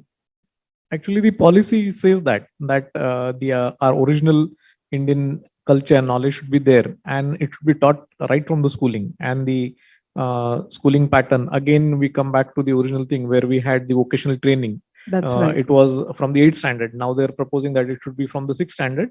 And all this professions which were there, in Marathi we call it as the Bara Bolutedar.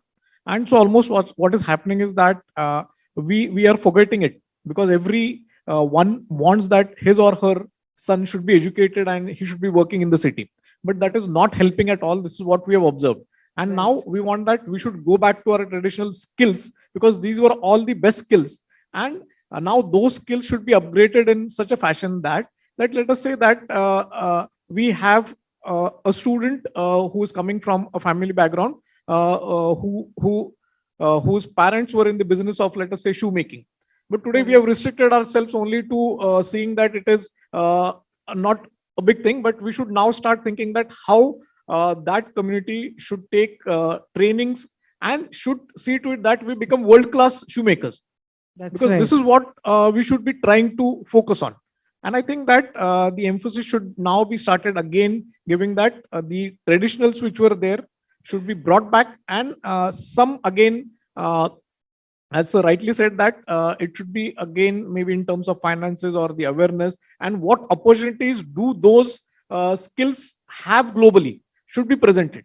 Because we see that today the skills are required globally, we are competing, and even since our Skilling India started, India started participating at the global level, and we have seen that many of the prizes were won because we can compete at the global level, and all those students were from the rural backgrounds. That's right. So I feel that it should be motivated in that fashion. That's right. Yes, sir. So few things are happening. One is that because of technological changing happening very fast, the skilling requirement is extremely high. Today, in fact, one of the major industry in a particular field where the industry is undergoing transition, they have come to us saying that can you equip our employees through a degree program, especially for the particular change that is happening. And this is going to happen all across the section, because I was personally heading India's technology think tank.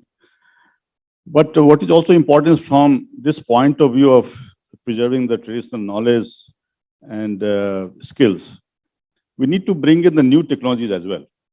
So it's not that if I was making something in a particular way, that knowledge of course is important, but some of them might have lost commercial value because there are other ways to do the same thing. I'll give you an example. Dr. Kakutkar was my chairman.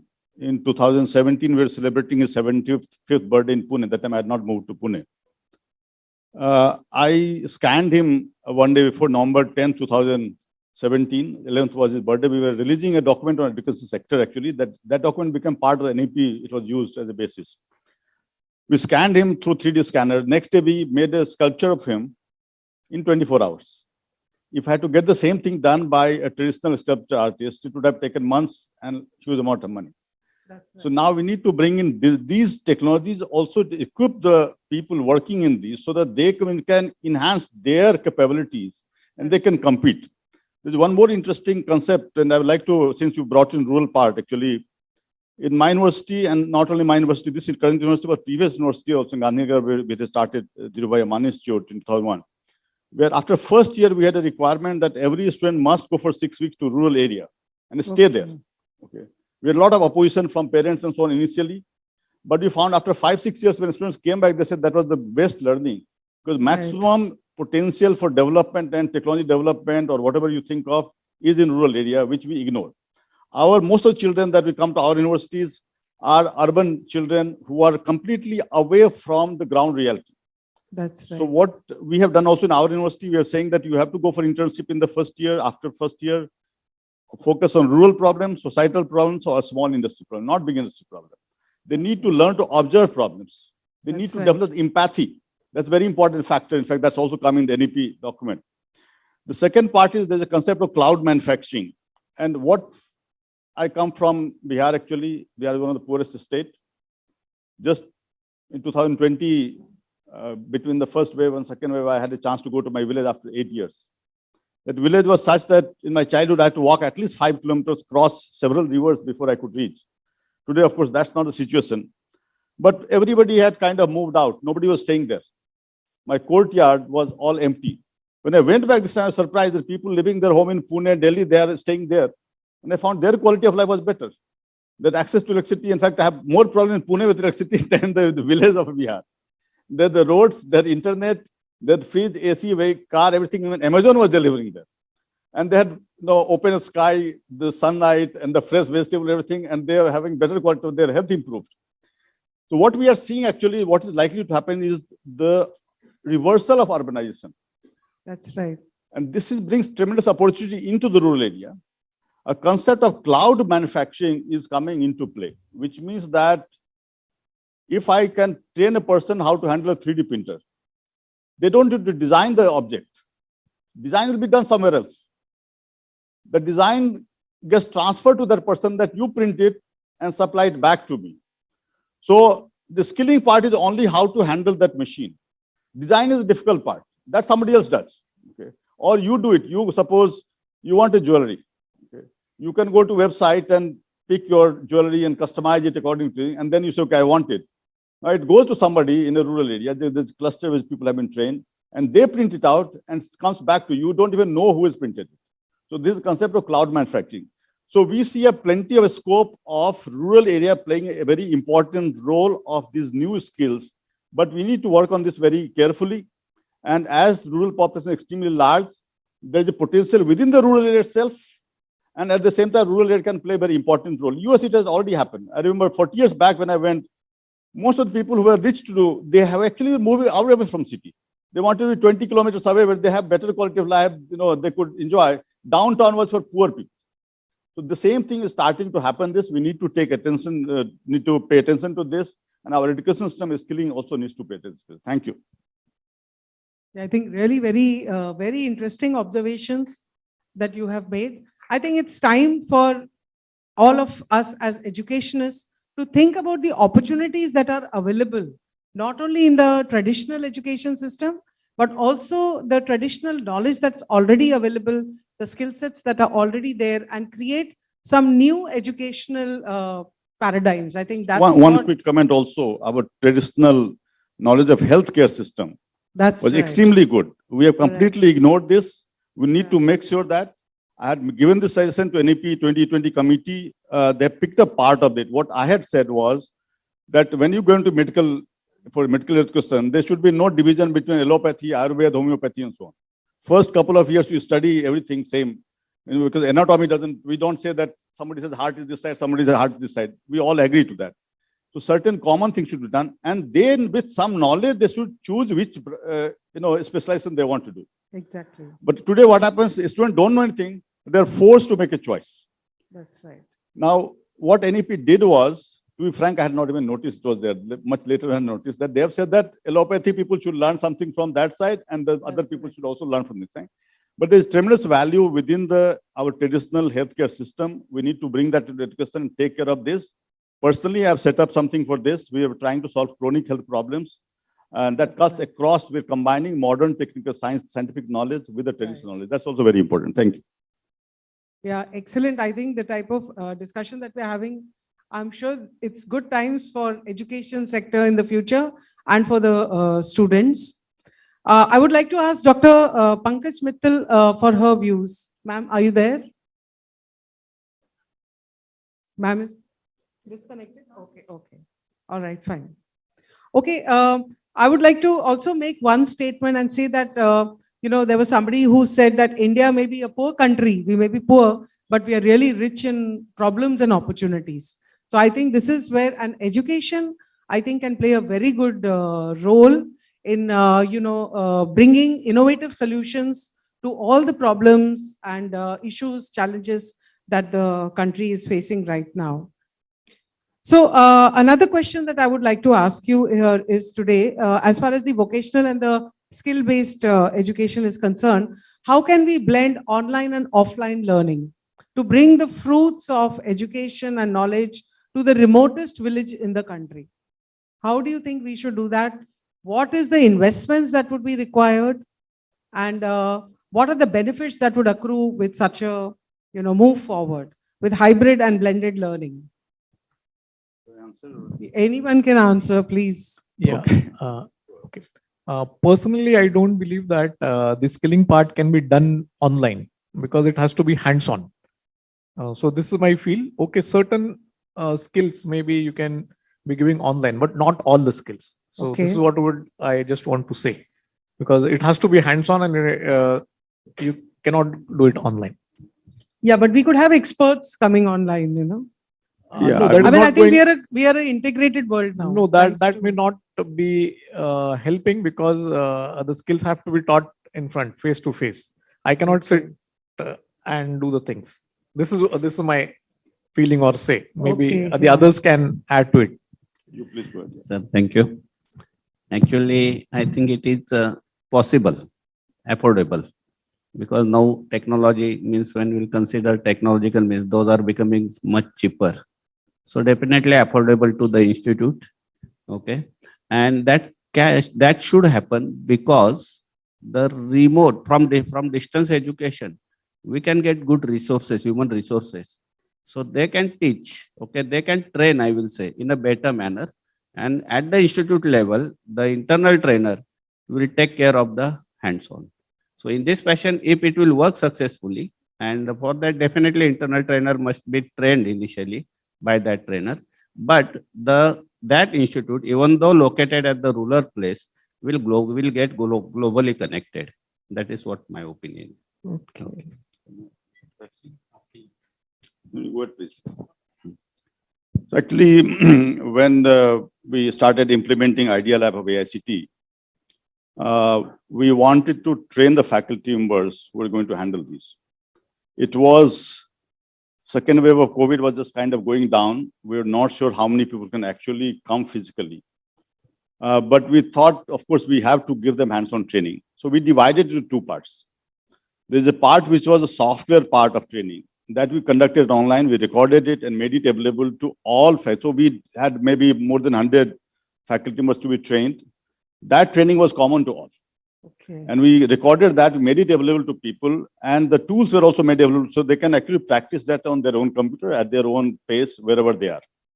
Then physically we called them. I remember it was 26 July 2021, when myself and the ST chairman, we inaugurated in COP the first FDP, where we called faculty members there.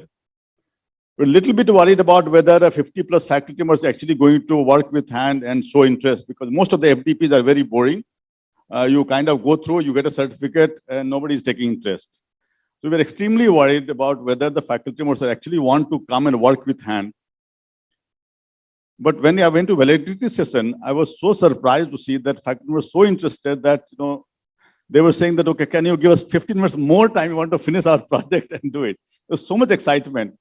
After that, we have followed that up. So we have divided in two parts. The software part, which can be done online, and actually hardware. A third thing that I've added in my university is taking the experiential learning to home. Okay. So we introduced two concepts. One is called lab in the back concept, where we have a small device which converts your computer into electronics lab. All the instruments, oscilloscope, function, everything is available to you. We use it in our own university lab. We don't use traditional this thing. And the students can also buy it or borrow it and take it. Okay. It's not very costly. Yesterday I was discussing with some students, they were carrying an iPhone of 60,000 rupees. I said, this device costs 23,000 rupees. You can easily buy. Second thing we have done is we have allowed the students to borrow a 3D printer and take it home. So in the library, in addition to books, we have put 3D printers. You can borrow and take it home. And so what happens is that the cost of that 3D printer is only 12,500 rupees. Once you take it home, the parents, the brothers, sisters see it. They will say, this is also good value. Why can't I buy it? So we want to move the experiential learning to home actually. Just like software has developed, IT industry has developed, where you had access to computers and internet, and things start to flourish. We want hardware and related things also to go to home. So this whole thing can be actually done in three ways: online, home, and in the physical in the campus. Thank you. That's really nice. Yes, sir.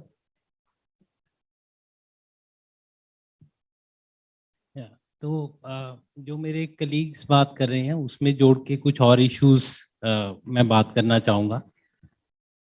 हालांकि ये setup discussion का थोड़ा अजीब लगता है मुझे. All lights on us. I mean, we always wanted to stay in the dark and look at people who are in the light. That is more convenient. मैं देख रहा हूँ सीट्स का भी रिजर्व्ड यूजुअली पहली 2-3 रोज हम रखते हैं and which are usually empty. So I don't see a point in keeping the front seats reserved and keeping empty and teachers sitting behind. But those are my general remarks, which said in pure no hurt feeling. I mean, that's just a discussion. Actually, I recognize आप लोग 2 बजे से या पिछला session जब शुरू हुआ उसके बाद there was supposed to be a tea break and then we were supposed to speak, right? But we continued. So you have been sitting for how long? 2:30. It's almost 4:30. Scientifically कोई किसी को 2 घंटे से ज़्यादा सुन नहीं सकता है. I mean, so I'm not sure कि हम जो बात कर रहे हैं वो आप कैसे सुन पाओगे. If you want to do an exercise, since we are anyways doing a vocational course, I know of a 1-minute thing. Are you okay with that? Let's stand up at least for a while. I think it will give you some break to from this, and then we can talk for 10 more minutes and break for chai. So this is not from India. This is from some other country. This is called Dayan. It is an exercise to rejuvenate you within 2 minutes whenever you have time. So people know some things already, but this is how it goes. So you stand straight. You raise your right arm, right? And you beat your left shoulder 20 times. जोर से. खुद का shoulder पे मारना है. At least 20 times you beat it. Yeah, left side. And then you move it down like this. Yeah. On the dorsal side. Come down. So the science is जहाँ पे दुख रहा हो वहाँ थोड़ा ज़्यादा जोर से मारना होता है. I mean, there may be some science behind it. So you do this. Yeah. And you come back from the other side. Come back up. Now the other side. So now you raise your left arm and the right one. Go down. Go down. Come up from this side. This space come up, you can't do part of it, but we'll do the head part. So basically you use your knuckles and these are also called knuckles. But you start from your head. You actually have to take a circle. Like you go from front to back and then behind. And like this. Then you pull your ears down and bahar go. You can also pluck your eyebrows. Yoga. But maybe, yeah. Move your hand. Ab chai chahiye sabko. Chai is available in 10 minutes. I take opportunity. Did it work? Yeah. I think it's important. Thank you. So, yeah, thank you. So मैं ये बात करना चाह रहा था vocation के बारे में. See, I think we need to get to the root of it, or we need to start with what learning is. And if we look at it historically, हम कुछ भी देखते हैं, हम सीखते हैं. हम देख के भी सीख रहे हैं, सुन के भी सीख रहे हैं. Like somebody said from there, you are still a student. So learning continues. And learning is what is important. किसी स्टेज पे उसको स्ट्रक्चराइज करने की जरूरत पड़ी होगी तो स्कूल्स बने, सिलेबस बने, फिर स्टूडेंट्स आए, टीचर्स आए, कॉलेजेस आए, and they tried to put whatever else was also there to learn from nature or from your elders or from the economic needs, उसको किताबों से पढ़ाया जाने लग गया. To the extent that the real learning is disappearing. So I belong to an education system. I do not know, many of you might agree with this or disagree with this. We study for exams and we clear exams, then there is competition and there is lot of pressure. And sometimes we look back and question, what did I learn out of that? तो एक vocational और non vocational को segregate करना भी इसी aberration का एक हिस्सा है. Because you might learn a skill, या आप एक इंजीनियर हो तो भी आप कुछ सीखते हो, अगर आप एक टेक्नीशियन हो तो भी आप कुछ सीखते हो. अभी गम्मत ऐसी हो गई है, मेरे घर पे जो किसी को बुलाया कि पंखे का रेगुलेटर ठीक करना है, आई वॉज जस्ट क्यूरियस. मैंने कहा आप क्या पढ़े हो? तो ही सर मैं तो सर पढ़ा, आई थॉट कुछ ITI किया होगा कुछ. ही सर मैं पढ़ा तो नहीं हूँ सर, बहुत पहले कोई कॉन्ट्रैक्टर होता था उसके हाथ के नीचे काम किया, तब 5 रुपए में काम करते थे, बस से जाते थे. एंड देन आई सेड फिर फॉर्मल कोर्स कुछ भी नहीं किया बाद में आप? ही सेड जिन्होंने फॉर्मल कोर्स किया है लाइक इंजीनियर्स एंड ऑल, वो अब मेरे हाथ के नीचे आके सीखते हैं. So that is the paradox of education today. Student एक कॉलेज में एट दी सेंटर है लर्निंग का कि नहीं, that is another question we need to ask ourselves. And if we see that what we felt as a student and what we are prioritizing today as teachers, and if there is a difference, then we need to again come back to this. Every student can learn something, right? But what would that require? तो एक जो जिसको आज inquiry based learning कहा जाता है, अगर एक बच्चा सीखना चाह रहा है उसका क्या तरीका है? How do you lead a teacher?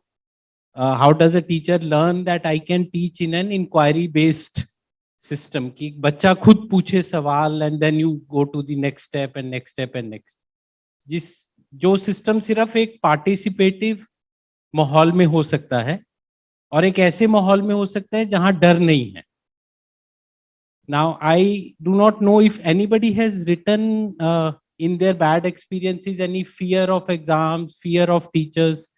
क्या वो इसमें किसी ने लिखा है? किसी का अनुभव रहा था ऐसा? 12th board. I mean, many. I remember that as a student, I was always afraid, and I was the topper, by the way. लेकिन मुझे अब सोचता हूं मैं कि क्या कारण था कि हम अपना सिलेबस का पूरा पढ़ के भी मल्होत्रा सर एग्जाम लेने वाले हैं तो हम डर जाएंगे. Why should this fear be there? Why should this distancing be there between teachers and students? क्योंकि fear में आप कुछ सीख सकते हो, वो possible नहीं है. If we really introspect कि मेरी learnings of life क्या हैं, वो learnings में कोई भी ऐसी नहीं होगी जो मैंने डर के सीखी है. These are the things which we need to come back to. अगर रूरल एरियाज से बच्चे आते हैं या ट्राइबल से आते हैं, मैडम ने कुछ सवाल पूछे, हम उनकी स्ट्रेंथ पे काम करने की बात कर सकते हैं.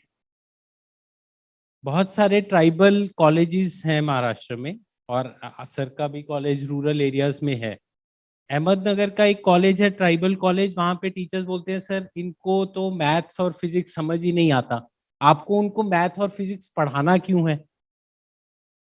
Today, the biggest issues probably are environment, sustainability, nature, fauna, flora, and those children are way more knowledgeable in all these things. They know how to catch snakes. So why do we not work on the strength of a child? Thankfully, there are some universities like Gondwana University, which is now working specifically on the strength, and they are not competing with other universities. So Gondwana University Vice Chancellor tells us कि उन्होंने जो चौथी पास वहाँ के बच्चे हैं, बच्चे नहीं चौथी पास वाले भी लोग हैं, बट जिनको कुछ स्किल्स आता है, उनसे उन्होंने अपने BVOC के सिलेबस बनवाए, which they will be rolling out. Really why do we not integrate and incorporate that? And probably the last thing, what is my role as an educator? when if we call ourselves administrators or educationists or people who will drive education, तो यहाँ से तो शुरू करना पड़ेगा ना कि education का पर्पस क्या है. क्या हम अपने कॉलेजेस को एक ऐसी मशीन बना रहे हैं जिसमें बच्चा घुसे और 2 लाख का पैकेज लेने की काबिलियत लेके ही बाहर निकले? Is that all we are looking at? Why is the entire discussion about, what the students talk? वो पूछते हैं, this is Ahmednagar and this could be true of any college. They ask कि सर हमें ये बताया जाता है कि जिंदगी एक रेस है, भागोगे नहीं तो कुछ ले जाओगे. Why are we creating an over competitive cruel world? What problems are getting solved? Are we a problem free society? Do we have issues around? आप लोग न्यूज़पेपर तो पढ़ते हो, थोड़ा बहुत पढ़ते हो, मतलब पढ़ने का कोई ऐसे कोई बहुत फायदा नहीं है, because there are all kinds of colored news. But if you see around the happenings, then where has education led us to? And therefore, I think that educators, I was really taken aback. शुरू में भी, last session में भी जो बात हो रही थी कि एजुकेटर की वैल्यू बहुत है. एक कैपेसिटी बिल्डिंग एजुकेटर की अगर आप करते हो, then the kind of change he can mold in a student. And somebody perhaps said this has to start from schools. A child who's already so much conditioned by the parents, by the society, ये ठीक है, ये गलत है, ये वो है, ये ऐसा है, ये वैसा है. Then they come to school, then we add on the entire things onto that. 6वीं 7वीं के बच्चे पूछते हैं कि हमें IAS, उनका फादर बोलता है कि इसको IAS बनना है, वो कैसे तैयारी करे. Why are we killing the childhoods? And how do you expect that we will have innovative children if you have never allowed them to think? अगर आपने उनके लिए सब कुछ ठहरा के दिया है और उनको 2 मिनट या आधा घंटा दिन का नहीं दिया, where they can, या ये freedom नहीं दी कि they are thinking, they are questioning. Teachers write, and it's experience of many of us. Bad experience is you can't disagree with your teacher क्योंकि वो number कम दे देगा. If I have not learned to disagree, how do I become innovative? How do I become creative? So I think कि इन चीजों पे बात होनी चाहिए. And since you are all from very premier institutes, I hope that what I say gels somewhere, and we need to take the discussion away from कि इस circular में ये है, अब उसको करना है, and overwork of teachers and all. If you provide 3 or 5 years to a student where he is able to think, how to think for himself and look at various things and then develop his interest and passion, and it's for you to nurture what he is good in. And if you are able to do that, I think life for all of us has changed because of teachers in some way. मैं 10 minute या 5 minute और बात करना चाहता हूँ क्योंकि मैं यहाँ पे हूँ. हम Maharashtra state faculty development academy की तरफ से, somebody said FDPs are typically boring. तो ये जब एकेडमी बनाई गई, हमारे सामने भी ये सवाल था कि we don't want to repeat. Trainings तो हो रही हैं यूनिवर्सिटीज के through, HRDCs, everybody is doing training. What do we want to do? और कुछ विचार करके हम लोगों ने ये डिसाइड किया है कि MSFDA इस पे काम करेगा कि ये जो चीजें हैं ये चीजें ना हो कॉलेज में. We want to work on this. And if you think this is important, then please associate with us either as trainees or as trainers. If I can show you some videos, हम आज 12 या 15 universities और organisations के साथ collaborate कर चुके हैं. Example is Eicher Pune, जो साइंस और मैथ पेडागोजी पे पढ़ा रहा है बाकी टीचर्स को, एंड दिस इज ए मल्टीडिसिप्लिनरिटी का course. We are working with an organization called Initiatives of Change, Panchgani, जो ethical leadership पे काम करता है. we will be working with an institute called, I don't know, आपने Dr. आनंद नाडकर्णी का नाम सुना है, is a very well known psychiatrist. उनकी संस्था है IPH. So they say, जब हमने उनसे बात की, उन्होंने कहा, why can't we work at creating emotionally friendly campuses? आपको जो करना है आप कीजिए, but उसको एक emotional friendly तरीके से कीजिए. So they will be working in 36 colleges of Maharashtra for 3 years to develop emotional friendliness. Because students do say कि अगर हमें counselor, ये तो मुंबई है या अच्छे colleges हैं, शायद ये सब facilities होंगी, but students do feel a need to talk to a friend. And when we read data about how many suicides happen, how many youth mental health issues are there, it is very, very scary. And we cannot think कि हमारा बच्चा तो ठीक है इसलिए I can keep my eyes closed to it. None of the youth probably would be safe because the expectations are too much. 15 से 25 साल में आपको relationships भी समझने हैं, career भी बनाना है और सब चीजें सब आपको करना है. We are working with SNDT Women's University to work on gender sensitization, safe spaces, toilets की जो आपने बात की. आप तो स्टूडेंट्स हो गए कम से कम 10-20 साल पहले. I don't think things have changed.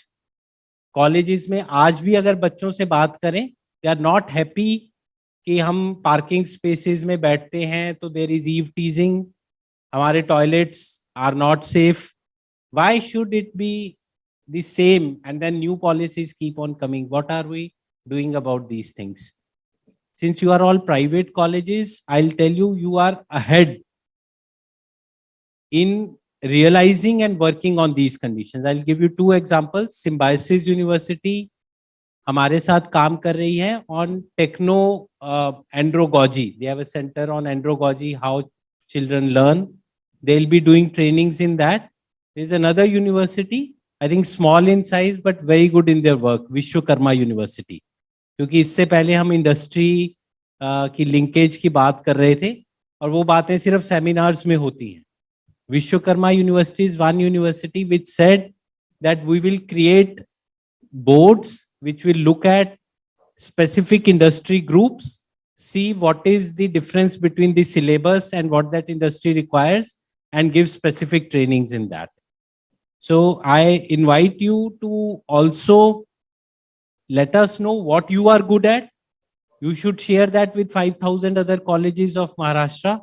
And if you want to be part of some of our trainings, do let us know.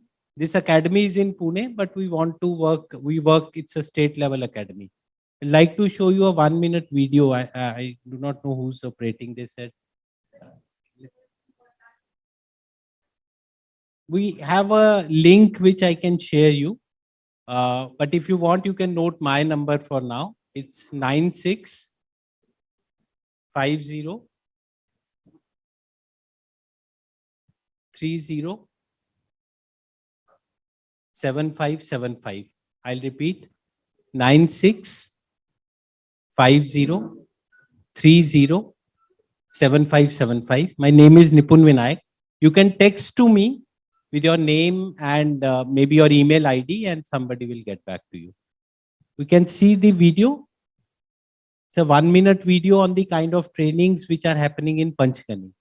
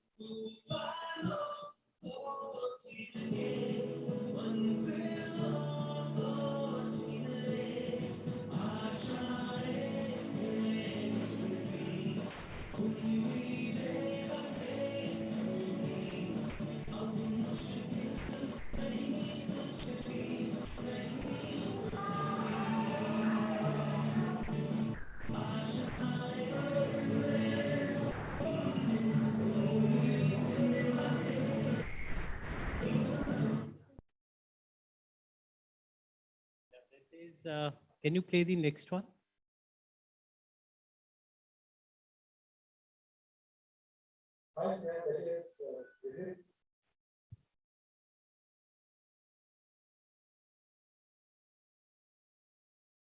The next one I think is this is of गेल्या आठवड्यात सुट्टीवर होतीस what का? they are. हो sir. हाय स्नेहा, कशी आहेस? दिसली नाहीस गेल्या आठवड्यात सुट्टीवर होतीस का? हो सर, ऍक्च्युली गेला अख्खा आठवडा मी एक फॅकल्टी डेव्हलपमेंट प्रोग्राम अटेंड करायला गेले होते, त्याच्यामुळे सुट्टीवर होते. हो, मला आठवलं. मला सांगू शकतेस का काय तुम्ही चर्चा केली, काय डिस्कस केलं? ऍक्च्युली सर बऱ्याच त्याच्याशी संदर्भात नवनवीन गोष्टींबद्दल आमची चर्चा झाली. आता लर्निंग स्टाईल्स किंवा ऍक्टिव्ह लर्निंग किंवा टेक्नो पेडॅगॉजी, त्याच्यानंतर अल्टरनेटिव्ह असेसमेंट, अशा वेगवेगळ्या याच्या आधी कधी न ऐकलेल्या कल्पना बऱ्याच आमच्या तिथे डिस्कस झाल्या. स्नेहा, मला काही गोष्टी जाणून घ्यायच्यात. आता गेली 8-9 वर्ष मी शिकवतोय. तू म्हणलीस हे डिफरंट लर्निंग स्टाईल्स. हे डिफरंट लर्निंग स्टाईल्स म्हणजे नक्की काय असतं? सर, लर्निंग स्टाईल्स म्हणजे प्रत्येक विद्यार्थी हा वेगवेगळ्या प्रकारे शिकतो.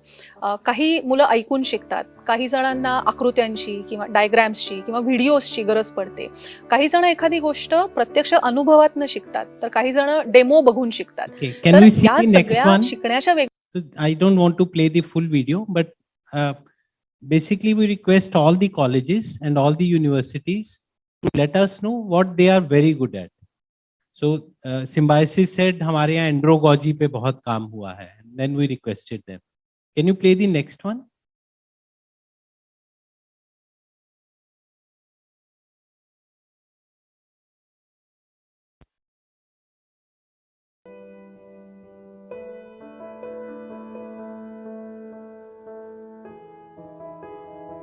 This is what Panchkani does. Through the programs on ethics and values in higher education being offered to university educators, we aim to address the growing fragmentation in society and the common tendency to blame the other for what is wrong by strengthening values of inclusivity and respect for diversity of all kinds. The process we deploy offers the educators opportunities to listen to real life stories of those of us who have faced the gap between the values we profess and the values we actually live. Listening to such stories is followed by time in silence to listen to our inner voice, which can tell us where we can initiate a change. We believe that when we as educators role model the values of inclusivity and care for the other, the students too would catch them, and a healthier and a happier society could be built. Institutes Next of one. learning So this is are microcosms. This is called Asia Plateau. The organization is Initiatives of Change. It's an international organization working for over 100 years on ethics and values. And they do trainings for different sectors, including officers, management people, teachers, schools. So we requested them to, we have associated with them for training of higher. I'm not sure if any one of you has been able to participate. Next. Me doctor Hamid Dabholkar, So this is another program. मनोविकार तज्ञ म्हणून काम करतो. परिवर्तन ही doctor Narendra Dabholkar आणि शैला दाभोलकरांनी 30 वर्षापूर्वी स्थापन केलेली संस्था आहे. आम्ही मानसिक आरोग्याच्या क्षेत्रात काम करतो. राष्ट्रीय मानसिक आरोग्य पॉलिसी WHO नी देखील परिवर्तनच्या कामाची दखल घेतलेली आहे. MSFD आणि परिवर्तन मिळून एक महत्वाकांक्षी आणि अभिनव प्रकल्प तुमच्यापर्यंत घेऊन येतोय. युवकांचं मानसिक आरोग्य कॉलेज कॅम्पसवरचं हा तो विषय आहे आणि मानस रंग असं या प्रकल्पाचं नाव आहे. मी तुम्हाला 3 प्रश्नांची उत्तरं स्वतःच्या मनात द्यायला सांगणार आहे. पहिला प्रश्न आणि महत्वाचा प्रश्न की युवकांचं मानसिक आरोग्य हा तुम्हाला महत्वाचा विषय वाटतो का?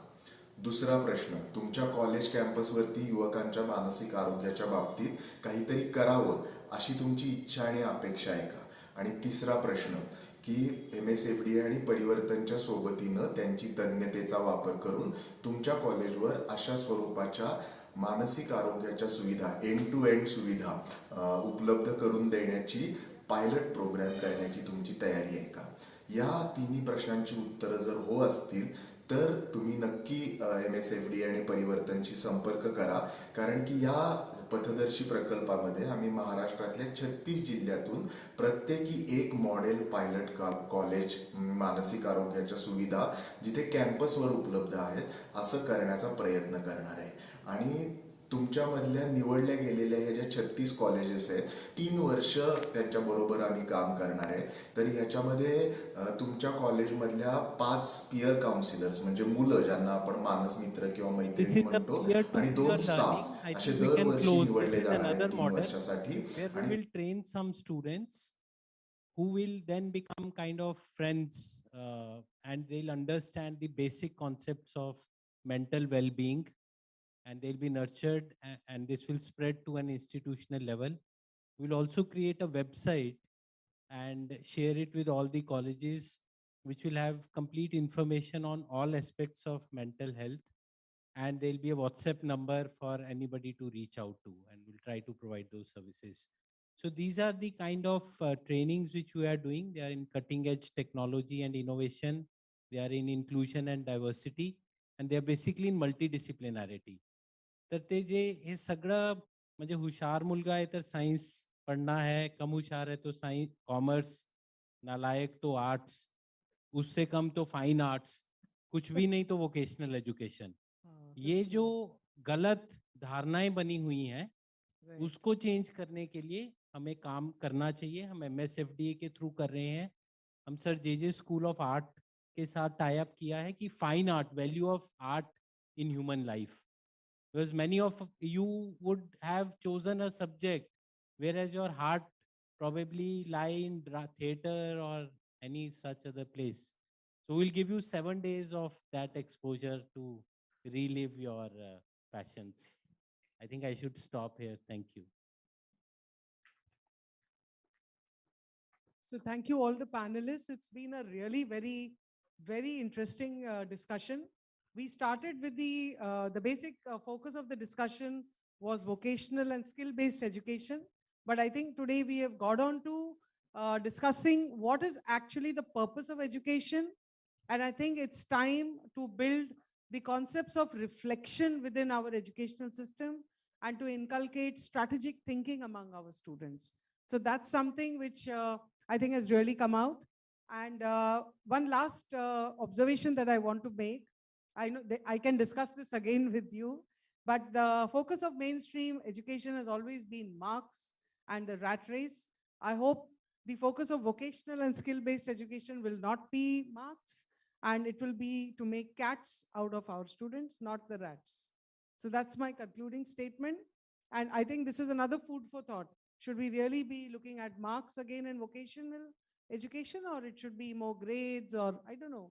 But I think the entire thing has to be really discussed in totality and then implemented going forward. Can I make just one last statement? I've been part of government and outside government.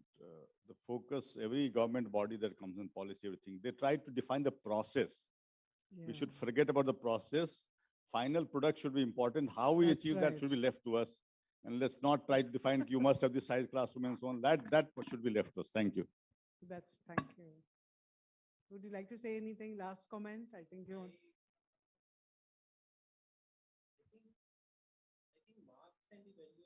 So MSFD has one center which will work only on reforms and evaluation. Okay. We totally do not believe in a competitive environment because the competition does not harm only the student who fails. It also harms the student who tops or who passes. So स्पर्धाच्या वातावरणामध्ये शिकवण होऊच शकत नाही. That's right. Let every child learn at his own pace and a subject of his own interest. And you can evaluate him based on those parameters. If we don't change that, म्हणजे ते तसंच ठेवला आणि बाकी सगळ्या मोठ्या गप्पा मारल्या तर काय उपयोग होणार नाही. That's right. So I think with such type of debates and discussions, I think the future of education in India is really bright. I hope there will be many more such debates that will happen at all the various forums. Thanks to all of you. And it's been a wonderful 1 hour that we have spent. I'm sure we can spend a lot more time on this, but I think time is the constraint now. Thank you. Yeah, please.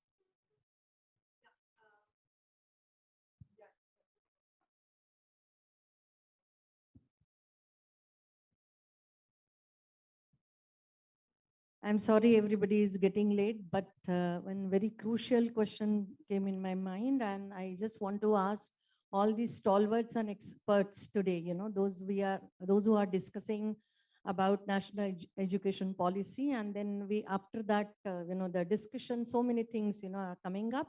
And the last session, whatever we had just about vocational skills, and skill-based education, I just want to know, because I haven't gone through the full, that is a national education policy, but I just want to ask Nipun sir, that is any provision is made for such rural, you can say, the students in the national education policy, those who are expert. Just now you said they are best in catching the snakes, and that is climbing on the trees, and maybe that is a nightmare for these all urban children, but that is just cup of tea of all these students. So if our education policy has this kind of, you can say, provision for such students, if it is there, what kind of coaching or training can be given? Because I just want to share one experience, because we are all Somaiyites, and in our Nareshwadi, you must be knowing that there are some Adivasi tribal students, they are taking a very good education. And personally, many times I have visited, and being a music teacher and singer, I had been there, and extraordinary singing skill and talent and original high-pitched voice these children they have. So, maybe that's what I'm asking you, that if such kind of trainings, can be provided by the government in the national education policy, की भाई ये area में या लोकात ही आदिवासी मुलं आहेत, यांना ह्या फील्डमध्ये आपल्याला ट्रेन करायचं आहे, अशी काही पॉलिसी गव्हर्नमेंटने केलेली आहे का, किंवा असे काही प्रोजेक्ट्स आहेत का? I just want to know that.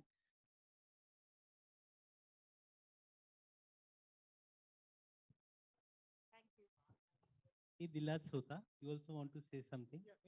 The policy does not mention anything. What we as the stakeholders, the colleges and universities, we have to do. Now, if you say that you are leading some institution, you are supposed to take that initiative. Policy has just given us the framework. Yeah. So taking forward from what he said, that's the last question before your chai. So this is a question to all of you. You've seen a horse cart, tanga. Yes, yes. So the question is, what one thing is most important for a horse cart to run smoothly? Just one thing. एक टोंगा चलने के लिए reins is one answer. I mean, everybody would have a different answer. Which is put the horse in the front of the cart. Yeah. उसके बिना भी चल सकता है. Yeah. But yeah, so horses in front of cart, लगाम, और सबसे जरूरी चीज क्या है घोड़ा गाड़ी पूरी अच्छे से चलने के लिए? Sync. And the skill of the sarthi. Okay. Sync, horseshoe, wheels. Sir says wheels. What else? Saddle, reins, जिस पे आप बैठे हो, जिससे खींचना है. हाँ, वो फोकस के लिए वो इधर उधर नहीं देखे. Anything else? Yeah. What else? रास्ता अच्छा होना चाहिए. चलाने वाला सारथी ही said. So let us suppose आपने एक अच्छा सारथी रखा, सैडल लगा दिया, हॉर्स शू भी लगा दिया, अच्छे व्हील्स हैं और रास्ता रिपेयर कर दिया.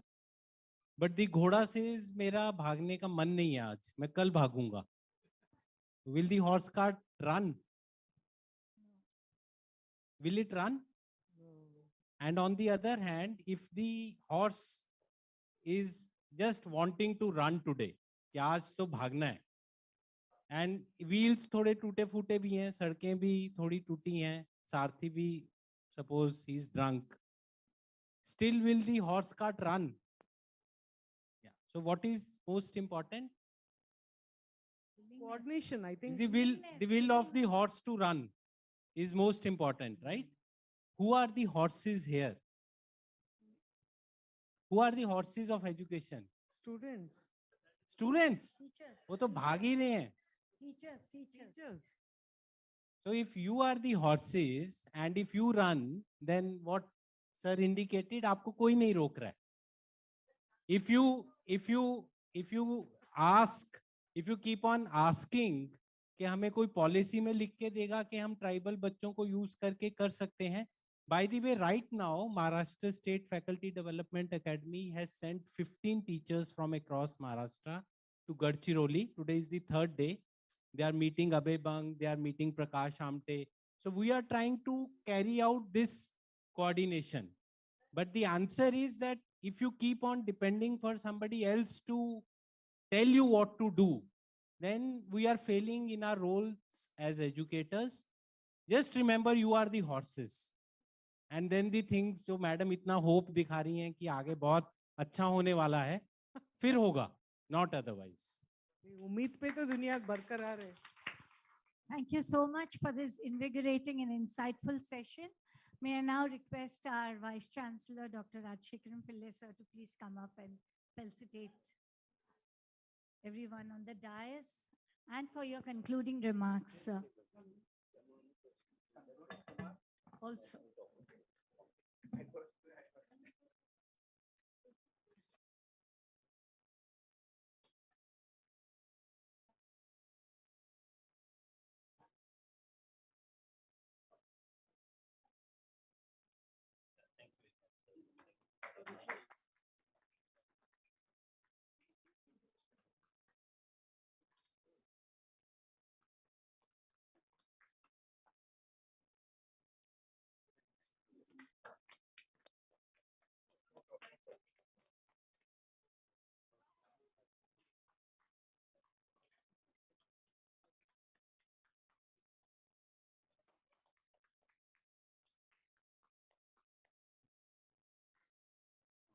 Just a big round of applause. The tea is waiting.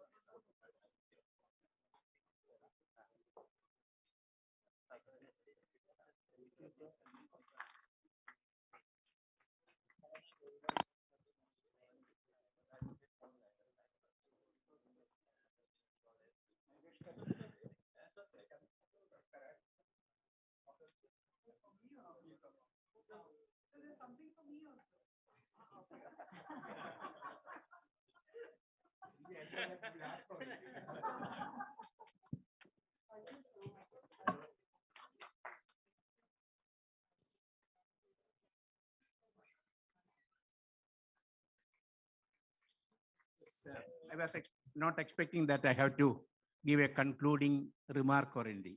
I don't want to conclude. I want to start. Actually, that is it. So, I mentioned in the beginning, we had a national policy of education in 1986. After that, there was a program of action in 92 for that. We have deliberated. We have even these policies, several chapters, paragraphs are part of the textbooks in education also. Maybe even right from school education. Now we have a policy, big policy document, and thousands of eminent academics, people who matter, all from all walks of life.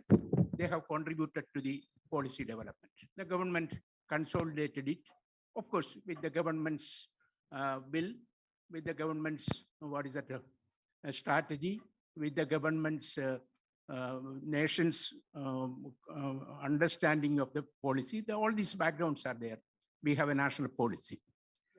So it is for us to implement. Nobody else will implement. I think it is for the teachers in the universities. Of course, we are talking about the higher education system, school. We are not talking today.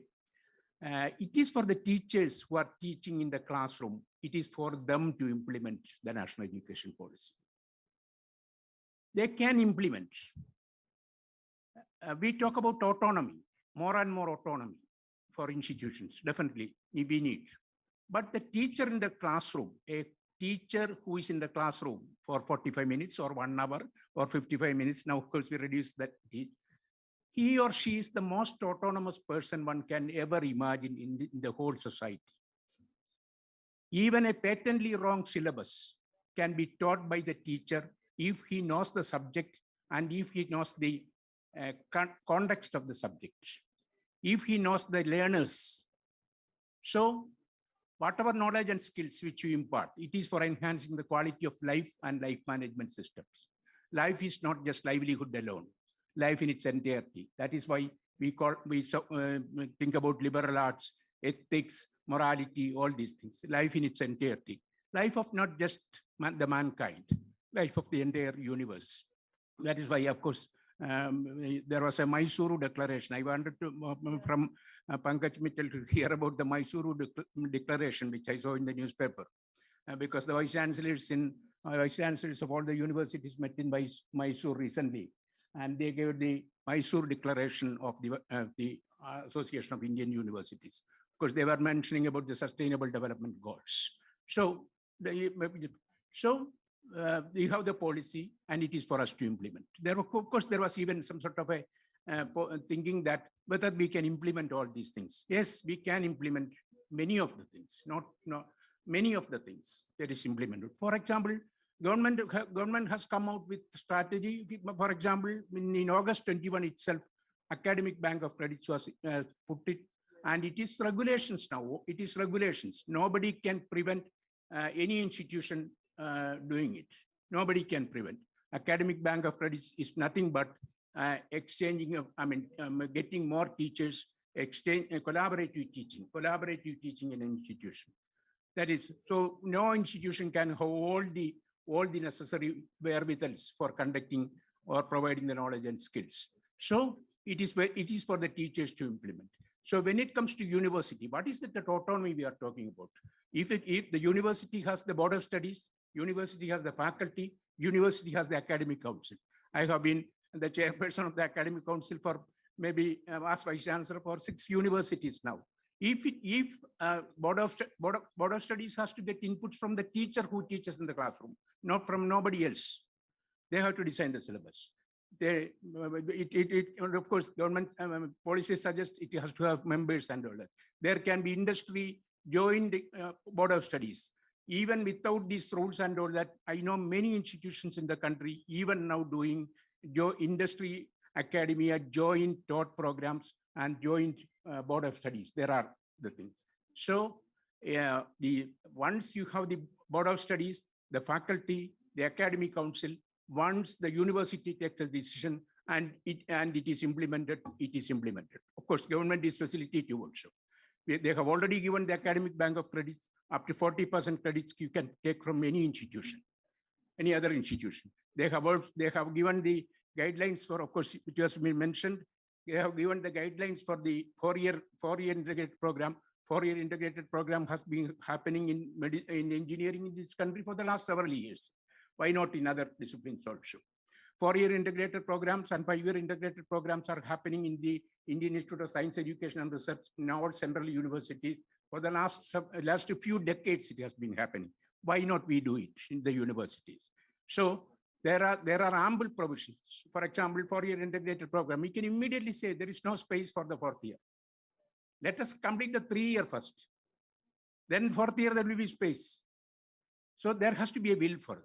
There has to be a will for example, whenever we put up the proposal, this is the thing which is, so 4-year program, in the 4th year, there will be so many students, there is no classroom. Let us complete, let us have the 1st year, let us have the 2nd year, let us have the internship with other. And also there is provision that this 4th year can be entirely internship outside the college. Why not we do it? There are institutions. Since 1983, I know institutions in the country doing such things. Even after 3 years, completing the 3 year, 1 year outside going, there are institutions. There are also institutions admitting students from the lowest marks. For example, eligibility, if the student has the lowest mark and then admitting, of course, in the school, lowest mark in the eligibility, they should have passed the examination, but then that institution admits the first rank for admission is for the lowest mark, and then they add value to those students. There are schools and colleges in this country without conducting final examination. There are examination is not to pass or fail a student. Examination is to find out what I have taught as a teacher is learned by the student in the right perspective. If the student has not learned, the teacher has also, if the student has failed, the teacher has also failed. That it is also an examination on oneself. Maybe all these things. So I sincerely believe in the power of teachers. The power of teacher. So if a teacher wants to do something, if a community of teachers in a particular subject wants to do something, it is happening in the ICERs. It is happening in Indian Institute of Science. It is happening in several central universities. So we are all endowed institutions. So this is a private universities thing. In another private university meeting which we had day before yesterday in Pune, we were talking. In the private universities, we have seen almost 60 to 70% of the people who are leading the private universities, they have all, because you all come from the government. So, but there is nothing like public or private institution. There are, of course, now the message from the financial policy is that there are universities and universities only, nothing else. And we should not create further structures here and there. And universities should have definitely, even the branding like degree granting institutions, teaching and research universities should go. These are all things which we acquire. For example, if I am teaching and only degree granting is happening, that is an acquired characteristic of that institution. If I am doing teaching and doing it along with research, it is after some years, society will see us as a teaching and research institution. Good. Degree granting is good. Teaching and research is good. Of course, research universities are there. That is maximum emphasis is given for research and all that. So these are all things which are acquired. We cannot create centers of, we cannot, confer centers of excellence. Excellence has to, we have to acquire, we have to earn, we have to work for it, and we have to earn the title of excellence. Nobody can confer an excellence status in it. Of course, when in 1971, I started as a teacher in a university department. And from that time onwards, when teachers have the, habit of conducting seminars and all that, then we were talking about then it was 5% gross enrollment ratio in 1971 when I started. Now, of course, we say that 26, 27 or something like that. Okay, definitely gross enrollment ratio has to be in. So policies are there. There were several things are there. We conduct seminars. We will take my recommendations. We will take a lot of recommendations from today's discussions. And of course, we know the problems. We know the solutions. We also know that if we apply the solutions, the system will improve and it will get results. But we are not at all good at implementing that. And probably I will ask, what is it that if I do this, what is it that I'm going to get? No, you are going.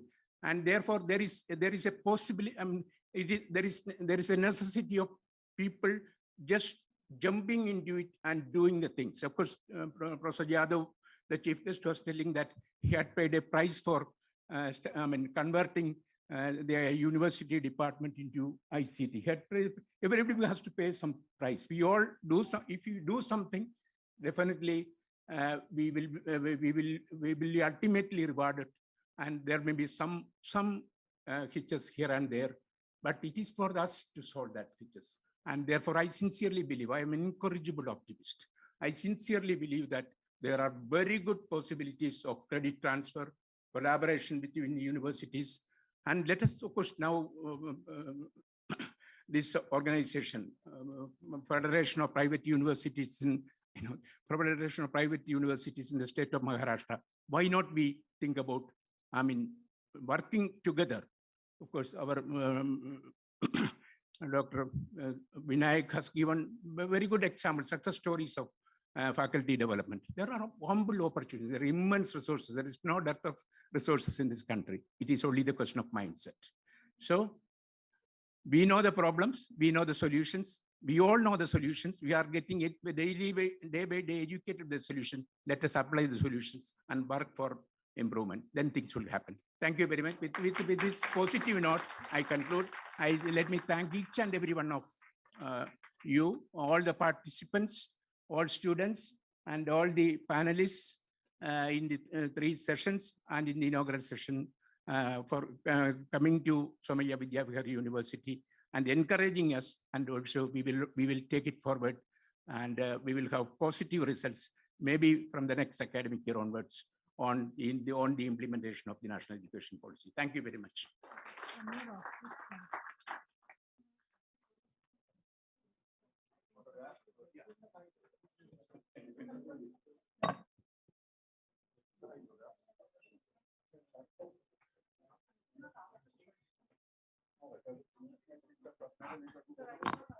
Please join us for tea. Tea is being served at the place where you had your lunch, at the courtyard behind.